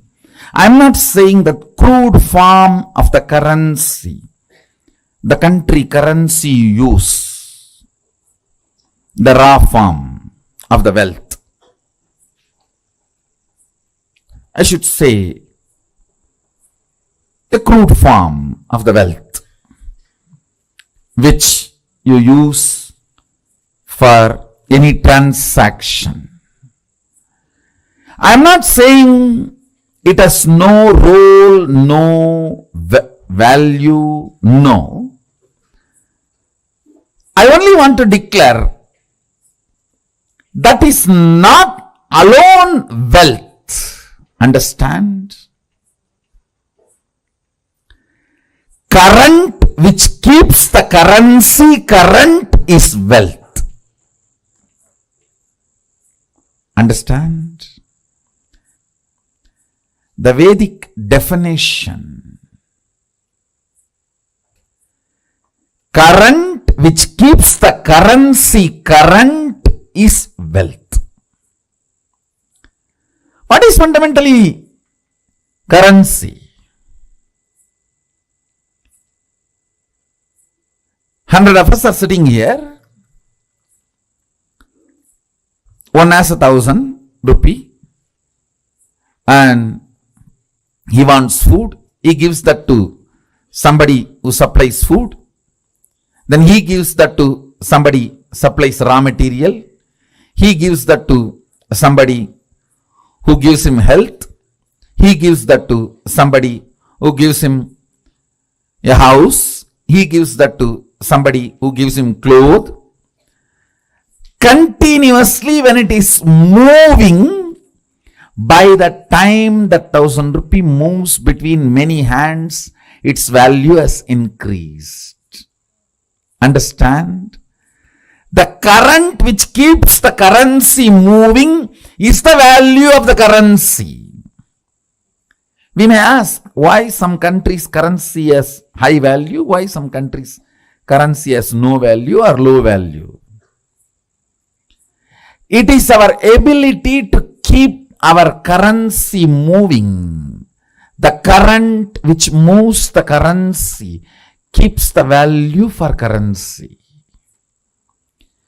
If you have too many reasons to use that currency, which you can buy only through that currency, that keeps the value.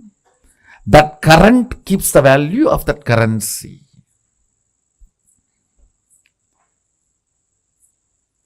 Mahadeva, Sadashiva, the greatest economist, defines wealth. Understand? You will never look at Mahadeva as an economist. Understand, he can wear ordinary Rudraksha bead which has no value. Because he wears it, becomes a trend, fashion, millions wear, and that becomes a valuable commodity now. Many of you don't know the Rudraksha I am wearing, that is more valuable than the gold covering it. It is highly praised than the gold covering it. You will not understand the economy of Mahadeva, Sadashiva, till you understand the real wealth. The economy of Vishnu is different. Whatever is valuable he wears.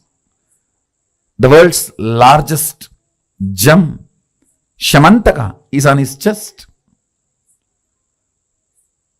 Miss Universe is his wife. The best flight, Garuda, is his vehicle. But with Sadashiva, if you see, all the things useless for society, Basma, from the Smashana, that is his cosmetics. And the Rudraksha, which nobody touches, which is falling from the trees, some bead, that is his jewelry. Snakes, which nobody goes near, is his ornament. All the things he uses, understand.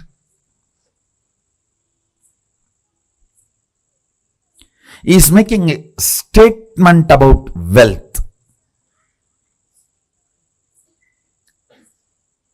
If you read Agama, his words, beautifully it describes wealth in multiple places. Our ability to be intelligently active is wealth. Understand, intelligently active and constantly contributing. I am not saying don't accumulate currency, but I am saying fundamentally understand the concept of currency, then start moving your life and others' life. Then you will understand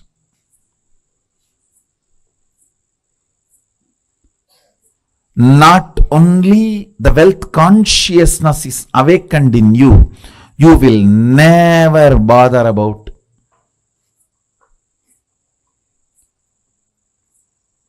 incompletions related to wealth. See, there are multiple incompletions people carry about wealth. First thing, the moment I utter the word, there is so much of that depression, that deprived feeling. Everyone has, I don't have.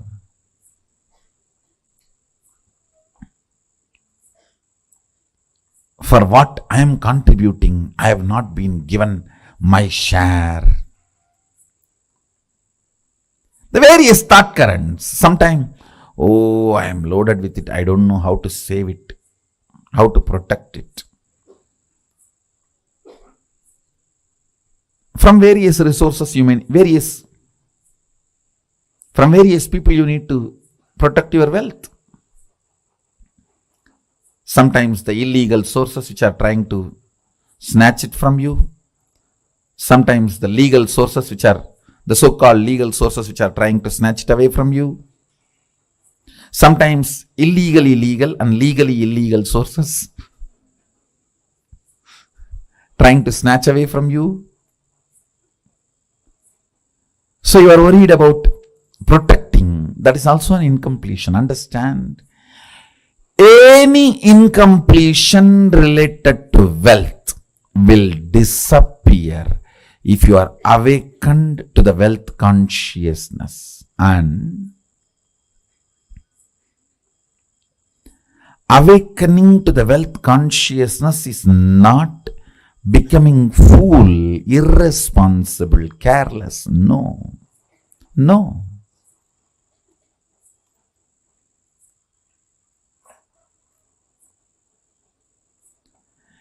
It is the most powerful strategy. Understand? Whenever your inner space is capable of including 5 people in your life, you build a good family.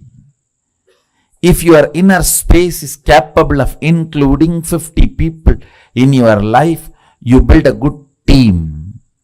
If your inner space is capable of building few hundred people in your life, you become a social leader. If your inner space is capable of including few thousands, you become leader for your region. If your inner space is capable of including a state in you, you become a leader of the state. If your inner space is capable of including a country in you, you become the leader of the country. Understand? If your inner space is awakened to understand and include the concept of wealth, you will see wealth becomes just part of your life.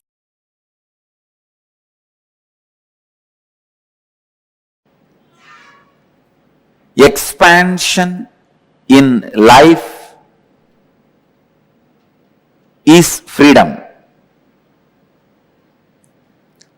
Anything which restricts brings bondage and suffering. When I say expansion, I don't mean this expansion. I mean expanding in health, expanding in wealth, expanding in every field is success.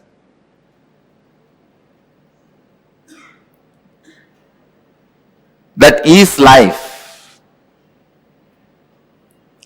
But there are many patterns which stops the expansion, restrictive patterns which restricts you in your health and wealth.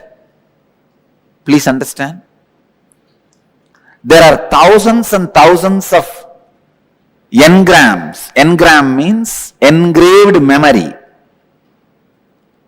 Thousands and thousands of engraved memories, thought patterns in you, which are restricting you experiencing the ultimate, which are constantly showing you that you are not ultimate and you cannot expand by giving foolish, self-created, restrictive circumstances. Never ever think circumstances are more powerful than your reality. No. Our reality is more powerful. Our capacity to create the reality is more powerful than any circumstances. Let me define engram. Engram means a memory gets into your system, makes you work in the same way, even if you don't want. For example, you are addicted to smoking or drinking pattern. That engram gets into your system very strongly.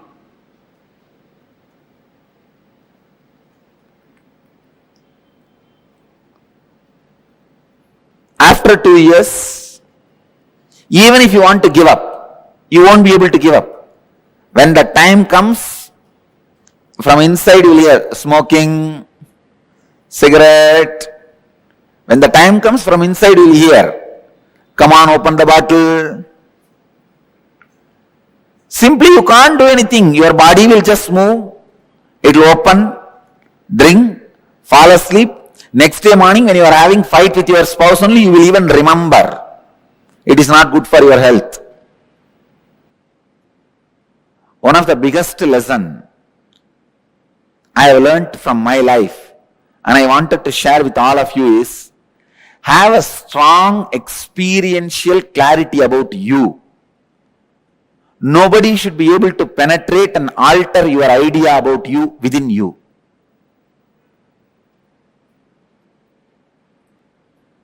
Constantly, if people tell that you are a miser, you are a miser, you are a miser, you are a cheat, you are a cheat, you are a cheat, you should not start believing it. That strong clarity about yourself, if you just have that, that's enough. You won the game of life. Nothing else can protect you other than the clarity about you. If that is there, nobody can harm you. Please understand, you are so weak. When people around you doubt, you also start doubting you. That's one of the biggest weakness human beings carry. Destroying others' opinion about you is not that big failure. But if you are also influenced by the others' opinion about you, you are a failure. In my case, the only reason I won the game, they lost the game, is they are able to convince the whole world about me, but they are not able to create one doubt about me in me. Have a strong fort.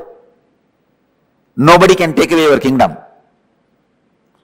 Strong fort means, in your inner space, be authentic and clear about what you are and what you believe, what you want. Many times, in you, when the clarity is not there, when you have restrictive patterns, suffering starts for you.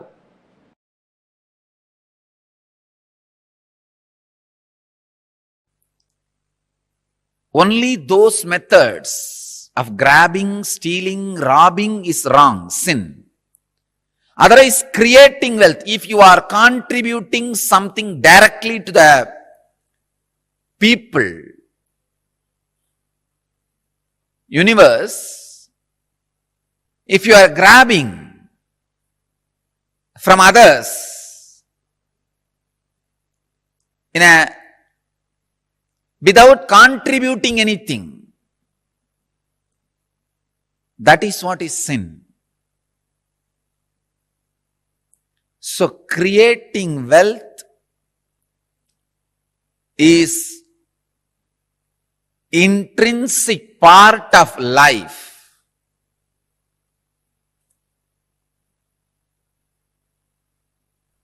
Krishna says very beautifully in Gita, Gahano karmano gatihi. The universe by its nature works. If you have at least the goal of creating wealth, you will be creative. Your energy will be channeled properly. I can give you the clear guidance. The first priority should be in the life for moksha, enlightenment. Till that happens, the second priority can be creating wealth. Understand? Not grabbing or robbing or stealing. Creating wealth.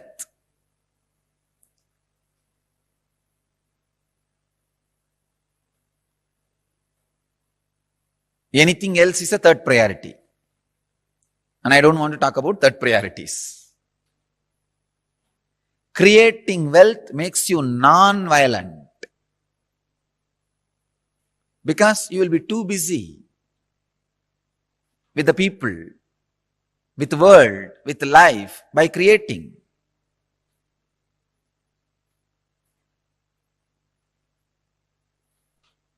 First, remove the guilt about wealth from your inner space.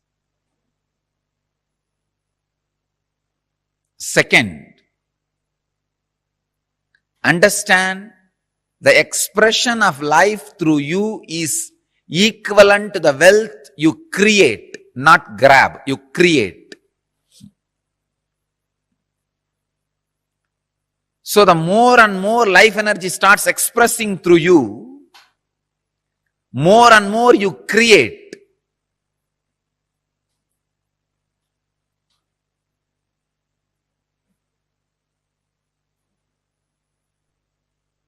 Life energy expression and wealth is one and the same. Seekers always justify their poverty as their spiritual quality and innocence. So if you are not wealthy, understand, if you have decided not to create wealth, great. But if you want to create wealth and not wealthy, if you have a greed for the wealth or a desire for wealth and not wealthy, be very clear, you are not a seeker, you are a seeker. Something is seriously wrong with you. Look into it. Wealth itself is not sin. Somebody is having problem because of having. Somebody is having problem because of not having. Problem is a problem. Wealth is not a problem. Problem is a problem. Wealth is not a problem. Person who is having guilt because of having, person who is having guilt because of not having, both are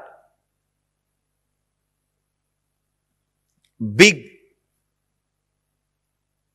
you can say very big sickness. I have seen many of these rich men, because they carry a deep guilt imposed on them by society, even though they created their wealth very honestly, in a creative way, because of the guilt imposed by society on them, they live a very miserable life and go on drinking alcohol and trying to have high costly entertainments just to forget this guilt. Many times they come to me for their problems and in need of solution. When I analyze their inner space and life, there is no problem. Then why are they suffering? The only guilt which they are carrying, which is imposed on them by society. I tell them, come on, don't imbibe the guilt given to you by the fellows who are incapable.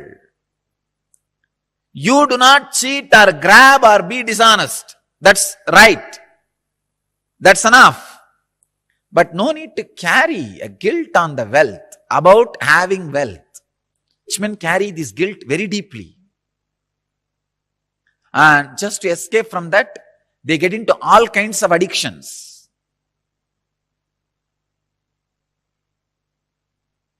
And their life is hell as a fellow who doesn't have money.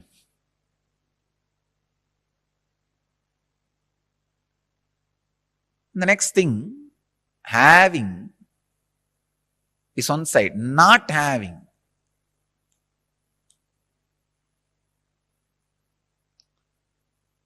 This is a very funny side. Having the desire to have wealth, not having it, but giving a valid reason why they are not having it. This is also another one important slave mentality. We always think work not done plus valid reason is equivalent to work done. And your mind is such a cunning mind, it creates very valid reasons and justifies itself. Why? You are poor And not only that, adding sacredness to poverty. Who are adding sacredness to poverty. Relax. Don't add sacredness to your scaredness.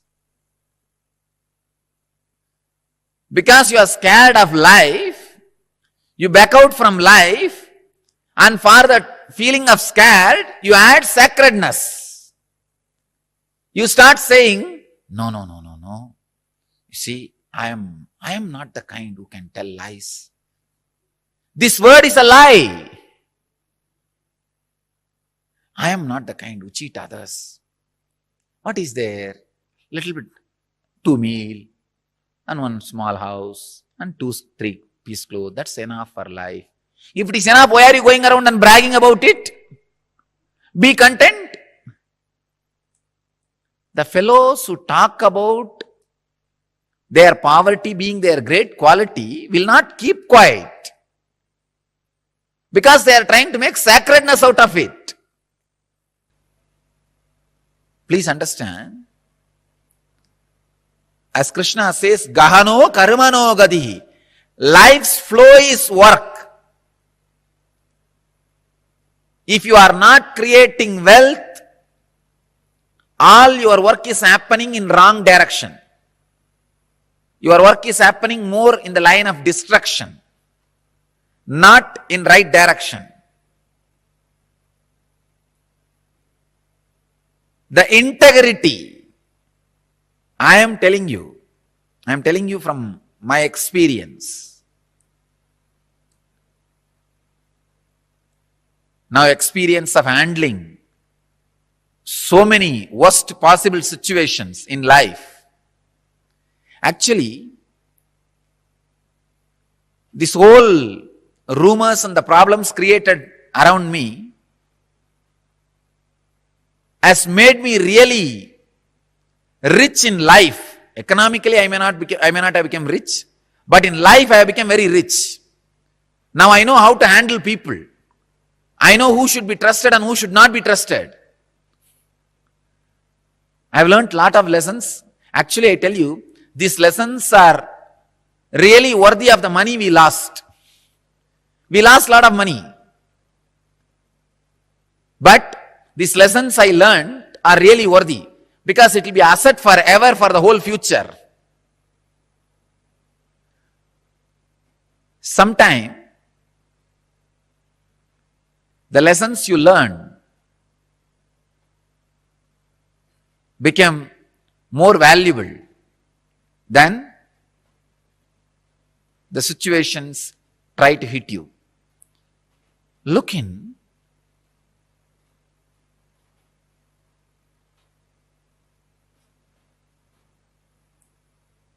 Remove the deep hatred for work.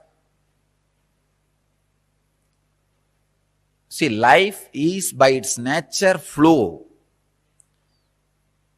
If you create wealth, at least it will be directed in one line of creativity.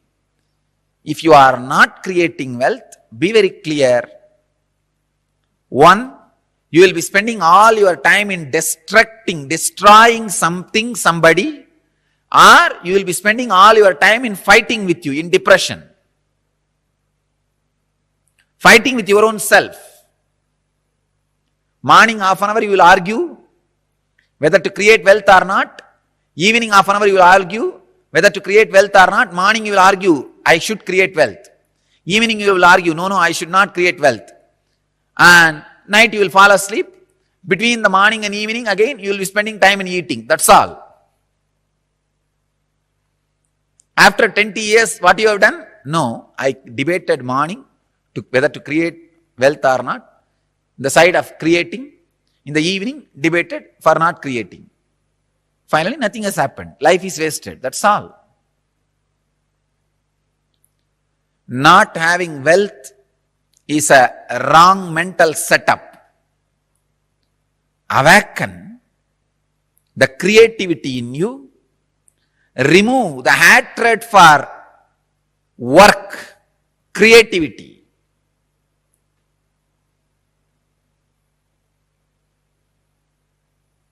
I'll give you further, deeper, exact techniques and process to create wealthy consciousness. First, you need to create a wealthy consciousness which is ready to take the responsibility to create and sustain, which is ready to take the responsibility of being creative. For being creative, you need to take many responsibilities. It doesn't happen like a breeze.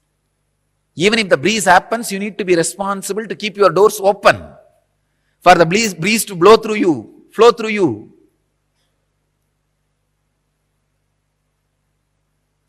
In Vedic tradition, we have two major gods representing wealth, Kubera and Lakshmi. Kubera is a guy who holds stock market. Lakshmi is the bank circulating. Lakshmi gives, circulates. Kubera holds, sits on it. Treasury and currency. We have another two dimensions of wealth in Vedic tradition, Sanganidhi, Badumanidhi. Understand? Badumanidhi means flowered wealth, like a lotus, created. Sanganidhi means conquered wealth. Flowered wealth, conquered wealth. Conquered wealth is not robbed wealth. Please understand. Conquered wealth is not robbed wealth. It is not like a Gajni Muhammad coming to Somnath temple and robbing the whole temple, grabbing all the gold and taking it away. No, that is not Sanganidhi. Sanganidhi is conquered from the natural sources. Badumanidhi is made to flower from natural resources.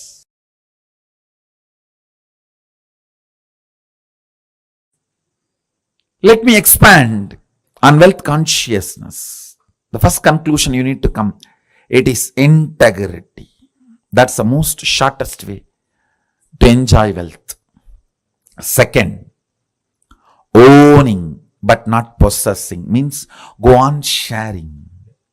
I have seen sometimes people, when they take up a job, they develop vengeance towards boss. Hey, you are giving only 50,000 salary for me. I'll work only for 8 hours minimum just to handle your questions, not more than that. So this is the way he starts. He thinks he's cheating his boss. In 6 months, he himself starts believing this much only is his capacity. He has cheated himself. Understand? Cheating your boss.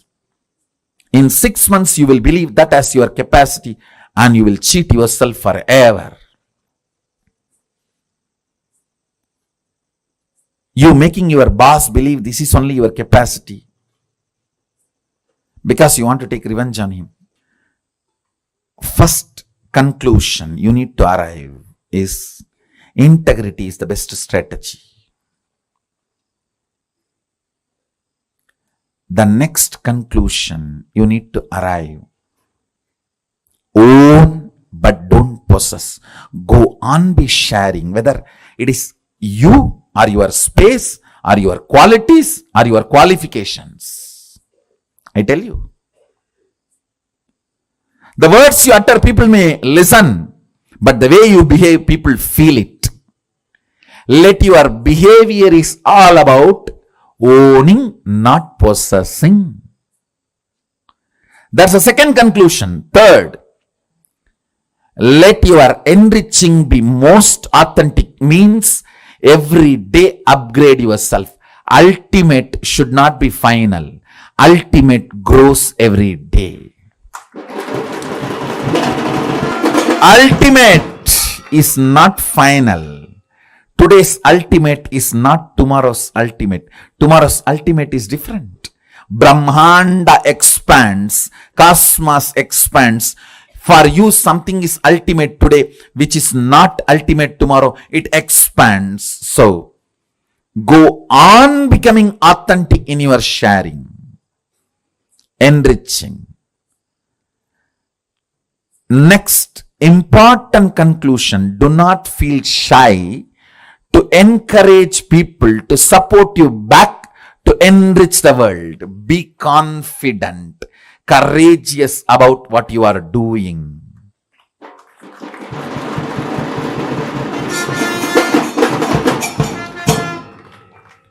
Don't be weak. Be confident about what you are contributing and encourage people to contribute back to them so you can continue to contribute. You can keep this Dharma Chakra alive. That's all. Just these 4 conclusions arrive. Now,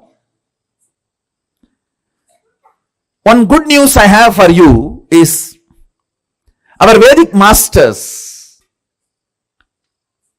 Vedic rishis, Vedic visionaries, starting from Sadashiva,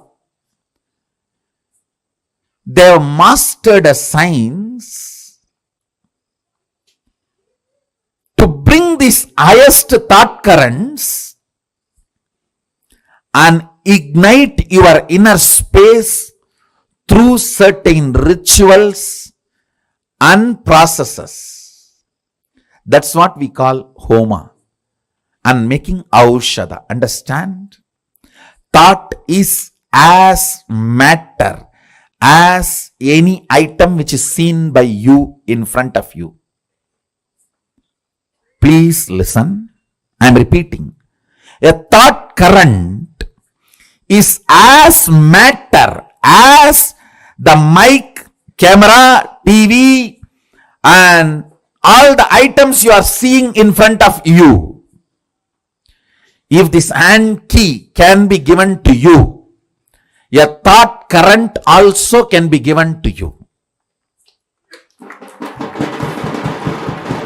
Our Vedic visionaries have mastered the science of bringing a thought current and infusing it into the people. It is called initiation. They mastered this science. It is possible. It is reality. There is no placebo effect range. Understand? There is something called placebo effect. Any doctor gives any medicine, 40% of the patients will be cured. That's called placebo effect. The effect of this initiation is not the placebo range. It is undeniable. It can stand the scrutiny of the verification, follow-up, documentation and scientific research and analysis. It is not placebo effect range. Understand?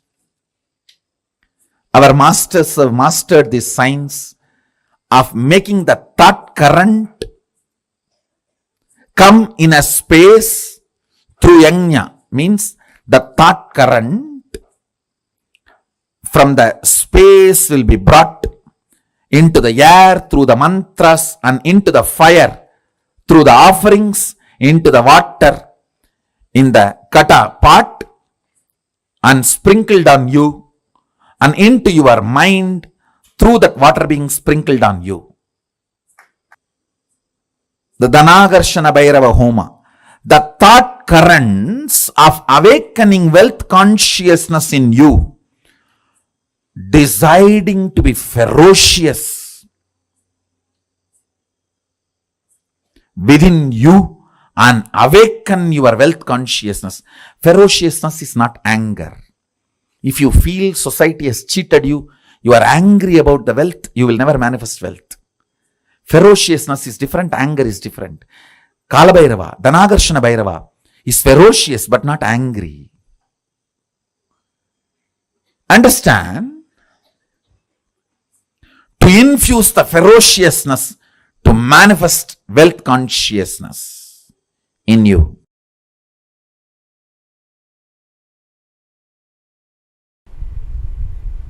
Once I asked my grandfather,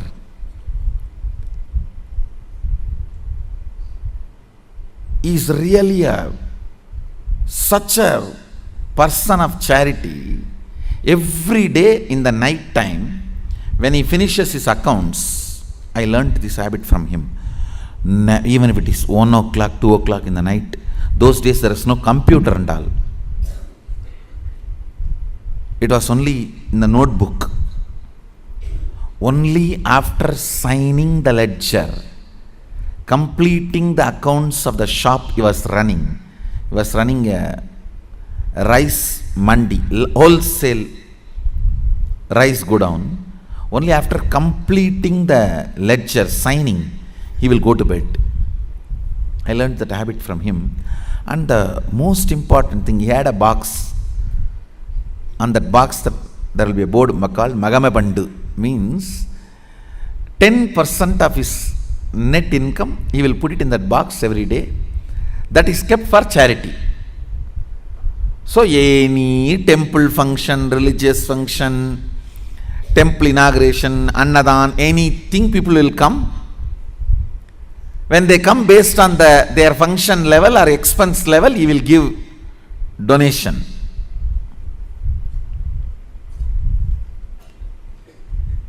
Once I asked him, what is the use of giving money like this, donations like this? He said, the result of giving donations like this is more people will come to receive donations. That's all. Understand, reward for wealth is more wealth, reward for love is more love, reward for work is more work, reward for charity is more charitable, more charity opportunities. Reward for integrity is more integrity.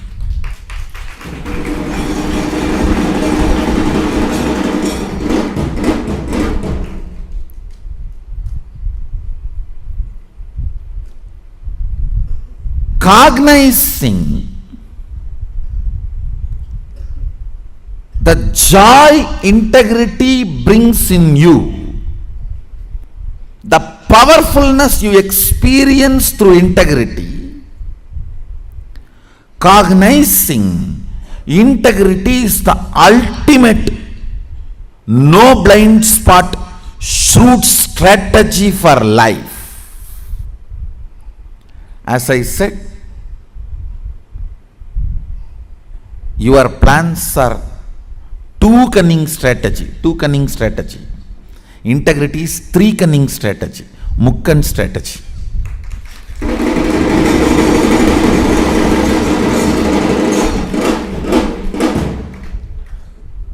In anything,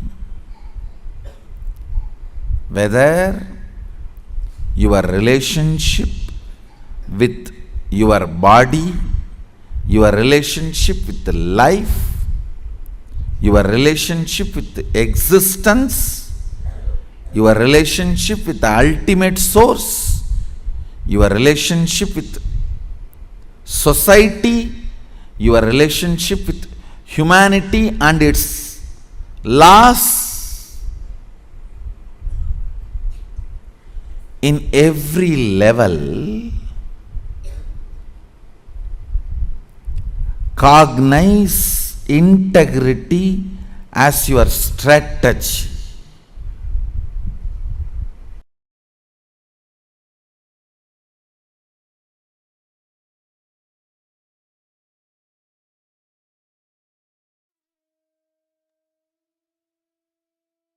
Integrity is the best strategy to achieve anything in life. Swamiji summed this up so beautifully with these profound revelations of the right thought currents that we need to have for us to manifest wealth. Swamiji explained to us in detail about how to awaken your wealth consciousness in you. And this the initiation that we are all going to be receiving today, whatever issues that you are struggling with, the financial issues like debt, loan, or even you're not able to sustain the wealth that you're generating, or you have a lot of issues even in generating the wealth itself. Today, through the initiation that all of us are going to be receiving, we are going to be showered with so much of auspiciousness, abundance, and wealth consciousness that all these problems that you are struggling with will simply disappear. And not just that, Swamiji, out of immense compassion, has opened up various platforms in all of which you can post your prayers, whether it is to remove a particular loan problem, or you're having some issues with wealth, or the incompletions that you've written from morning, or all the patterns that you've been writing since morning that you want to experience completion with. Today, in this darshan, you are going to be experiencing that. Swamiji is going, you can write and post it in the chat. Swamiji is going to be giving you a breakthrough in all of these patterns. Most amazing blessing that all of us are going to be receiving today is every one of us, any debts that we are stuck in. We learned so many different there's so many different thought currents and the truths that Swamiji revealed to us for us to manifest wealth through the day to day. One of the key things is manifesting wealth just by the initiation. Manifesting that ultimate wealth just by initiation. That is what all of us are going to be experiencing now. In today's initiation, Swamiji is going to be awakening the wealth consciousness in us. What is the right way? What is the space that you need to have for you to experience that wealth consciousness? How can you become a wealth magnet? The secrets of attracting wealth. Today's initiation is going to be just that. I'd like to request every one of you to take a few minutes. We have just about 10 to 15 minutes. I request all the participants take a few minutes. Reach out to any of your friends who is struggling for wealth. Today, if they offer their prayers to Swamiji, understand they are going to be liberated from the cognitions, from the thought currents that they are stuck with pertaining to manifesting wealth. And today, all of you have been learning these extraordinary sciences, and it's very important that we understand. See, it is like if I just randomly gift you an latest iPhone, but you don't know the speciality or the features of it, there's no point. You're just going to use it like any other random phone. It's important that you understand. I give you the user's manual for you to understand the software. Right? Am I making sense? That is exactly why it is important that you attend through the day so that you understand what is the science behind the initiation that you're going to receive. So every one of you that are sitting here, let us all make sure we are taking out the time and make sure that you are attending full day to receive the maximum benefits of the program. Like today, all of us learned about the science of wealth manifestation, right? We did so many exercises, so many kriyas, so many processes.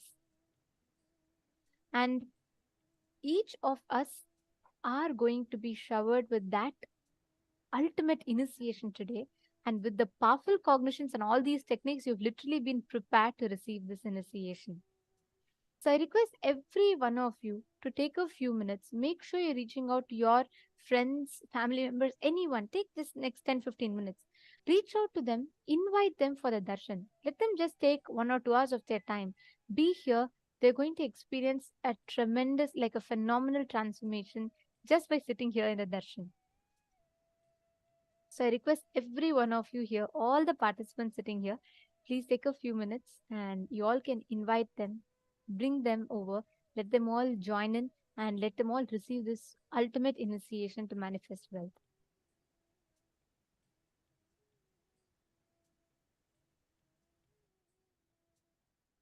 Yes.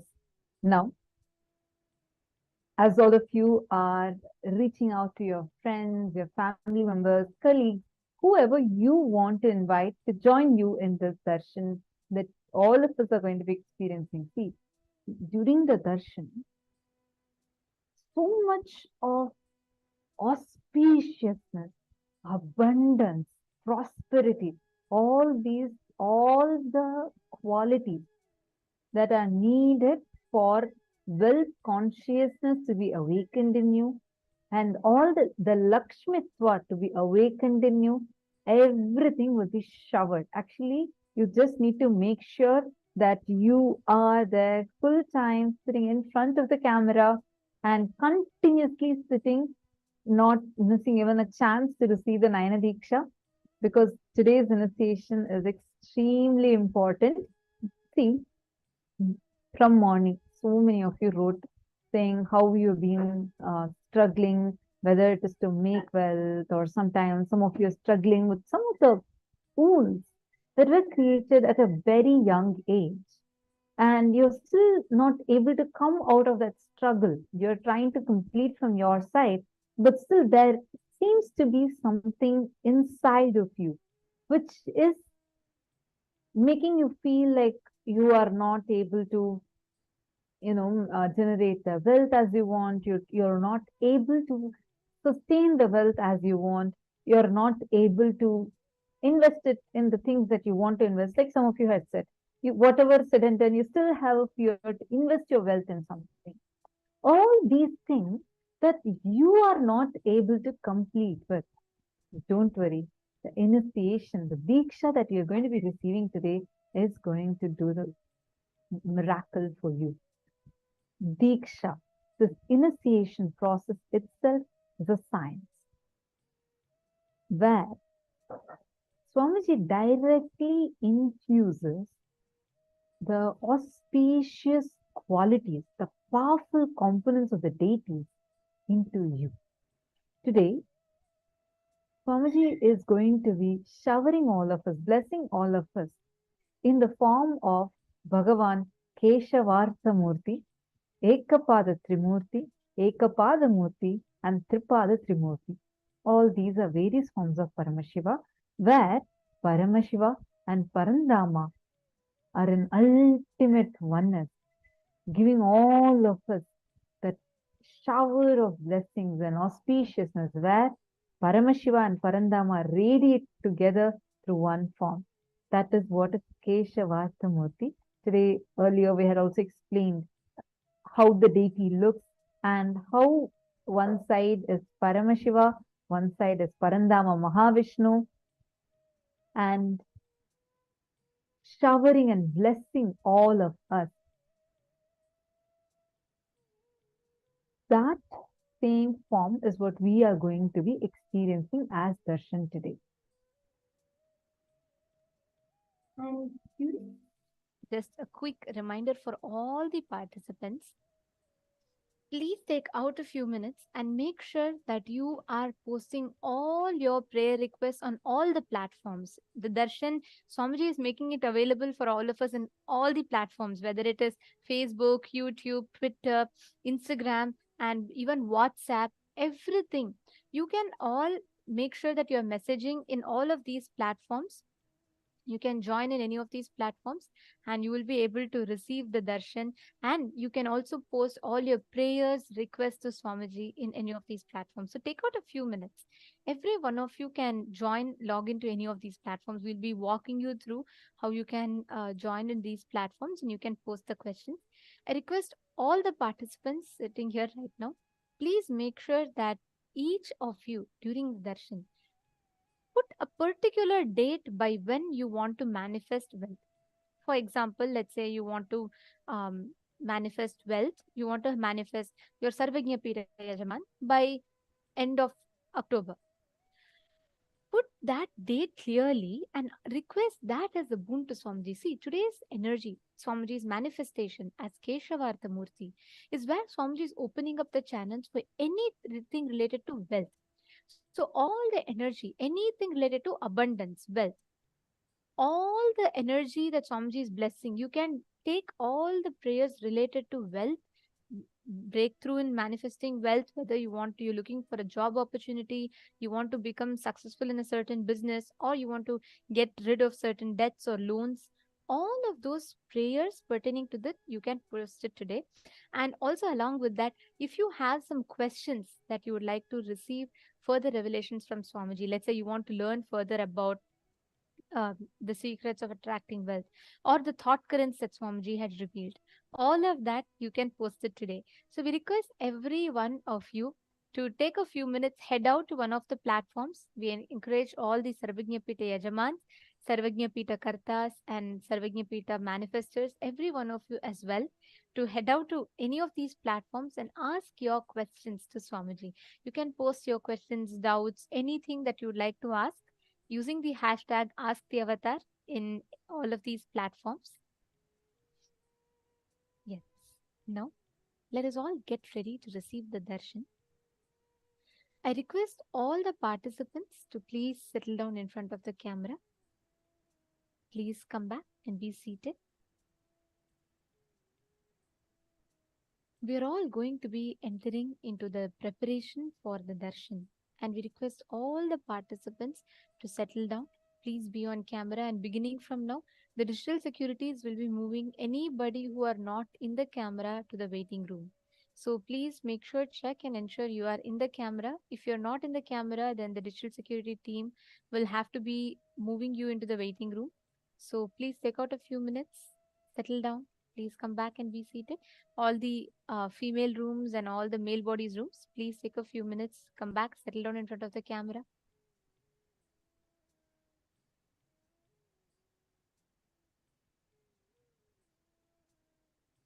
Yes. Now, in today's darshan, right, one of the most important aspects, all of us are going to be initiated to manifest the Ashtamaha Shaktis. We've all been manifesting Anima, Mahima from morning, right? Swamiji is going to be initiating us to be able to manifest the Ashtamaha Shaktis and attract wealth through the manifestation of these Ashtamaha Shaktis. Anima, being able to make anything small, and Mahima, being able to make anything as big as you want. Lahima, being able to make anything as light as you want. Garima, being able to make something as heavy as you want. And then we also have Prapti, Prakamya, Ishitva, and Vashitva. Prapti is the power to be able to attain anything that you want. And Prakamya is the ability to fulfill one's desires. And Ishitva is your ability to have the lordship over something. Vashitva is your ability to attract something towards you. So all of these powers are going to be, we are going to be initiated with all of these powers today. So let us all get ready, prepare ourselves for the initiation. Make sure that the whole setting, the whole setup around you, set up the Nityananda Sabha, keep Swamiji's Atma Murti next to you. Make the whole place very divine. Understand, darshan is a very sacred, powerful process. Just through a look, just through a word, Swamiji transmits that ultimate cosmic experiences to each and every one of us. So when you sit in the darshan and when you are connecting to Swamiji, Swamiji is literally transmitting that energy, experience, that highest cosmic frequency to all of us. I see messages. Mark Karen Headley has posted. Swamiji explains these principles so simply. Absolutely. And not just that, Swamiji even gives these as experiences in a very casual way. Just look at it. Each of us are sitting at the comfort of our own homes. And all we know is just that we are sitting and we are just enjoying watching Swamiji's darshan. And Swamiji just makes these principles, these cognitions as our own experience. Actually, that is what we are going to be having in today's darshan. Just make sure you're fully here, present, physically and mentally both. Be here, listening fully, because it is not just through words. It is not just the words that Swamiji is going to be talking. Every moment is too precious because it's every moment is Paramashiva's time that all of us are getting. It's direct audience with the divine. This darshan is a very powerful one. So make sure every precious moment that we have today. You are fully here. Do not get distracted into anything. And for asking your prayers, please make sure you're posting your prayers in multiple platforms. This is also a very important thing. I see that some of you are posting it just on the Zoom, or some of you are posting it just on Facebook. Understand? Because there are a lot of messages that are coming in, Swamiji wants to ensure that every single one of our messages, prayers, wounds are attended to. That is why Swamiji has opened up these platforms where you can ask your prayers on Facebook, YouTube, Instagram, Twitter, WhatsApp, and on the Zoom. So all these platforms are open for you. Make sure you are utilizing all of these platforms. Our support desk team will be posting these links to all of you in the chat. See, Bhagwan's eyes can fall on any of these platforms. Make sure you don't miss it. Prithvi Prasad is asking how to ask on WhatsApp. We have a link.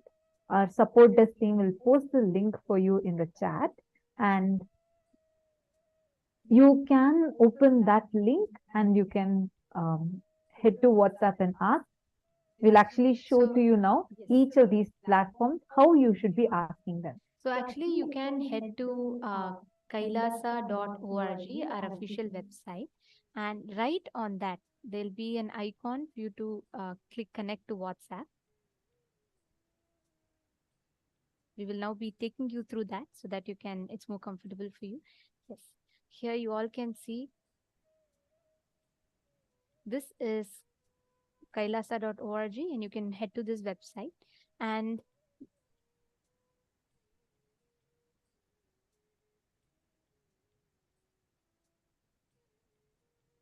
yes, here we can see, you get an option. The moment you go there, you can see actually in the website itself, it gives you an option to connect on WhatsApp. Do you see this box below? Right on the home page itself, you'll be getting this option of joining the WhatsApp community, and you can click, and if you already have WhatsApp, you can directly join chat. If you do not have WhatsApp, it will give you a prompt to download WhatsApp, and you can download, join the community, and in the community chat, you'll be able to post all the questions that you have.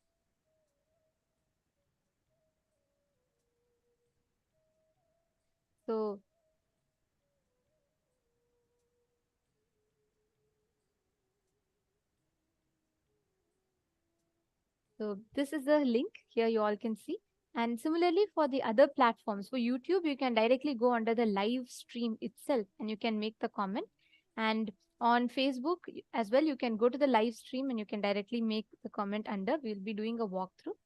And let us all now get ready to receive the darshan. And now we're going to be chanting the Dhyana Shloka, the sacred chants that describe the form of Paramashiva as Keshavartha Murti and Ekapada Trimurti, Tripada Trimurti forms of Paramashiva. Let us all now chant the Dhyana Shloka. I request every one of you to please sit straight with your head, neck and spine in a straight line.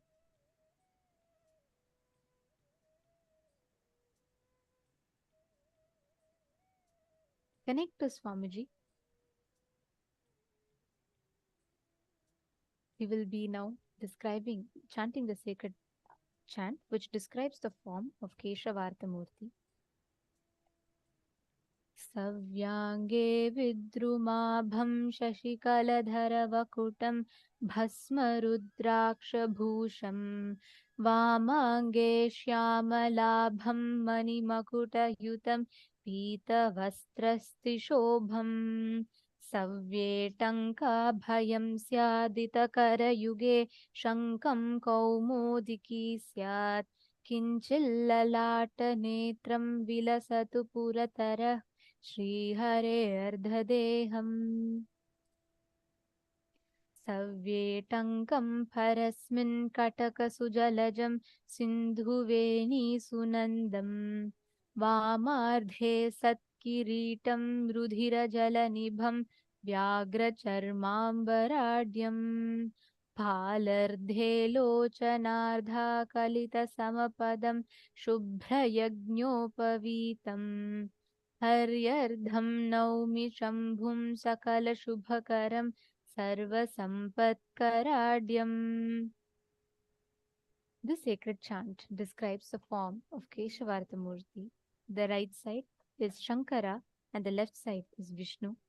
Shiva is reddish in color, smeared with bhasma and having the crescent moon on his jata juta.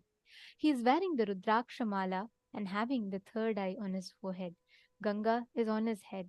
He is wearing the tiger skin with white sacred thread on his shoulders. The left side, Vishnu is with blackish body. He is wearing the golden crown studded with jewels. He is wearing the golden dress. He is wearing golden earrings, necklaces, everything. This Harihara Murti is having 4 hands. The right hand, the grazing hand, holding the tanka. On the left side, Vishnu's Abhayahasta with the mace and holding the conch, the shankam. This form of Paramashiva and Vishnu blesses us with all the auspiciousness. The next is the Dhyana Shloka of Ekapada Murti. ध्यायेत् कोटिरविप्रभं त्रिनयनं सीतां सुगङ्गाधरं हस्ते टङ्कमग्रं वराभयकरं पादैकयुक्तं विभुं शम्भोर्दक्षिणवामक्षभुजयो ब्रह्माच्युताभ्यां स्थितं तत्तल्लक्षणमायुधैः परिव्रतं हस्ताद्वयाढ्याञ्जलिम् ब्रह्माण्डः प्रलये सुसंस्थितपदं ब्रह्माण्डमध्यस्थितम् ह्येवं लक्षणसंयुतं पुरहरं पादैर्कमूर्तिं कृतम्. All of these sacred forms of Paramashiva graces us with the ultimate auspiciousness, the ultimate abundance, the ultimate wealth, everything. Absolutely. These forms that you all just witnessed, all these forms are where Paramashiva, Parandama, and Parabrahma are all manifesting in ultimate oneness. And the Keshavartha Murti is where Paramashiva and Parandama Mahavishnu manifest together through one form, showering all of us. That is that first Dhyana Shloka that all of us listen to. And with this, all of us are going to be preparing ourselves to enter into the darshan. Understand, darshan is a sacred space where beyond the parameters of time and space, irrespective of where you are from, what you have been doing, none of these matter. During this time, you're actually lifted out of time and space and you are initiated, you are given a direct experience of the ultimate superconsciousness. Understand, the gods and goddesses really exist in Kailasa and they descend down to the planet Earth to bless all the human beings, all the beings. And they are available to us through various forms. First one being in the temples. We all visit the temples. We go there, we see the deities. The deities actually carry the pure superconsciousness and the being of each of those gods and goddesses. And that is why you offer worship and you go and pray to them. They are called as Archavataras. But from the Archavataras, human beings are not mature enough to get the highest spiritual experiences. That is why, out of immense compassion, the cosmos descends as Nijavatara and manifests for all of us, showers all of us with the ultimate spiritual experience. Now, it's time for all of us to receive that ultimate spiritual experience directly from the Nijavatara of Paramashiva, Supreme Pontiff of Hinduism. Let us all now enter into the meditative space to receive the darshan.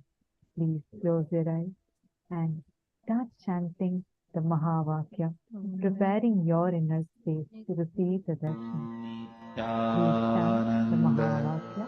Paramashivoham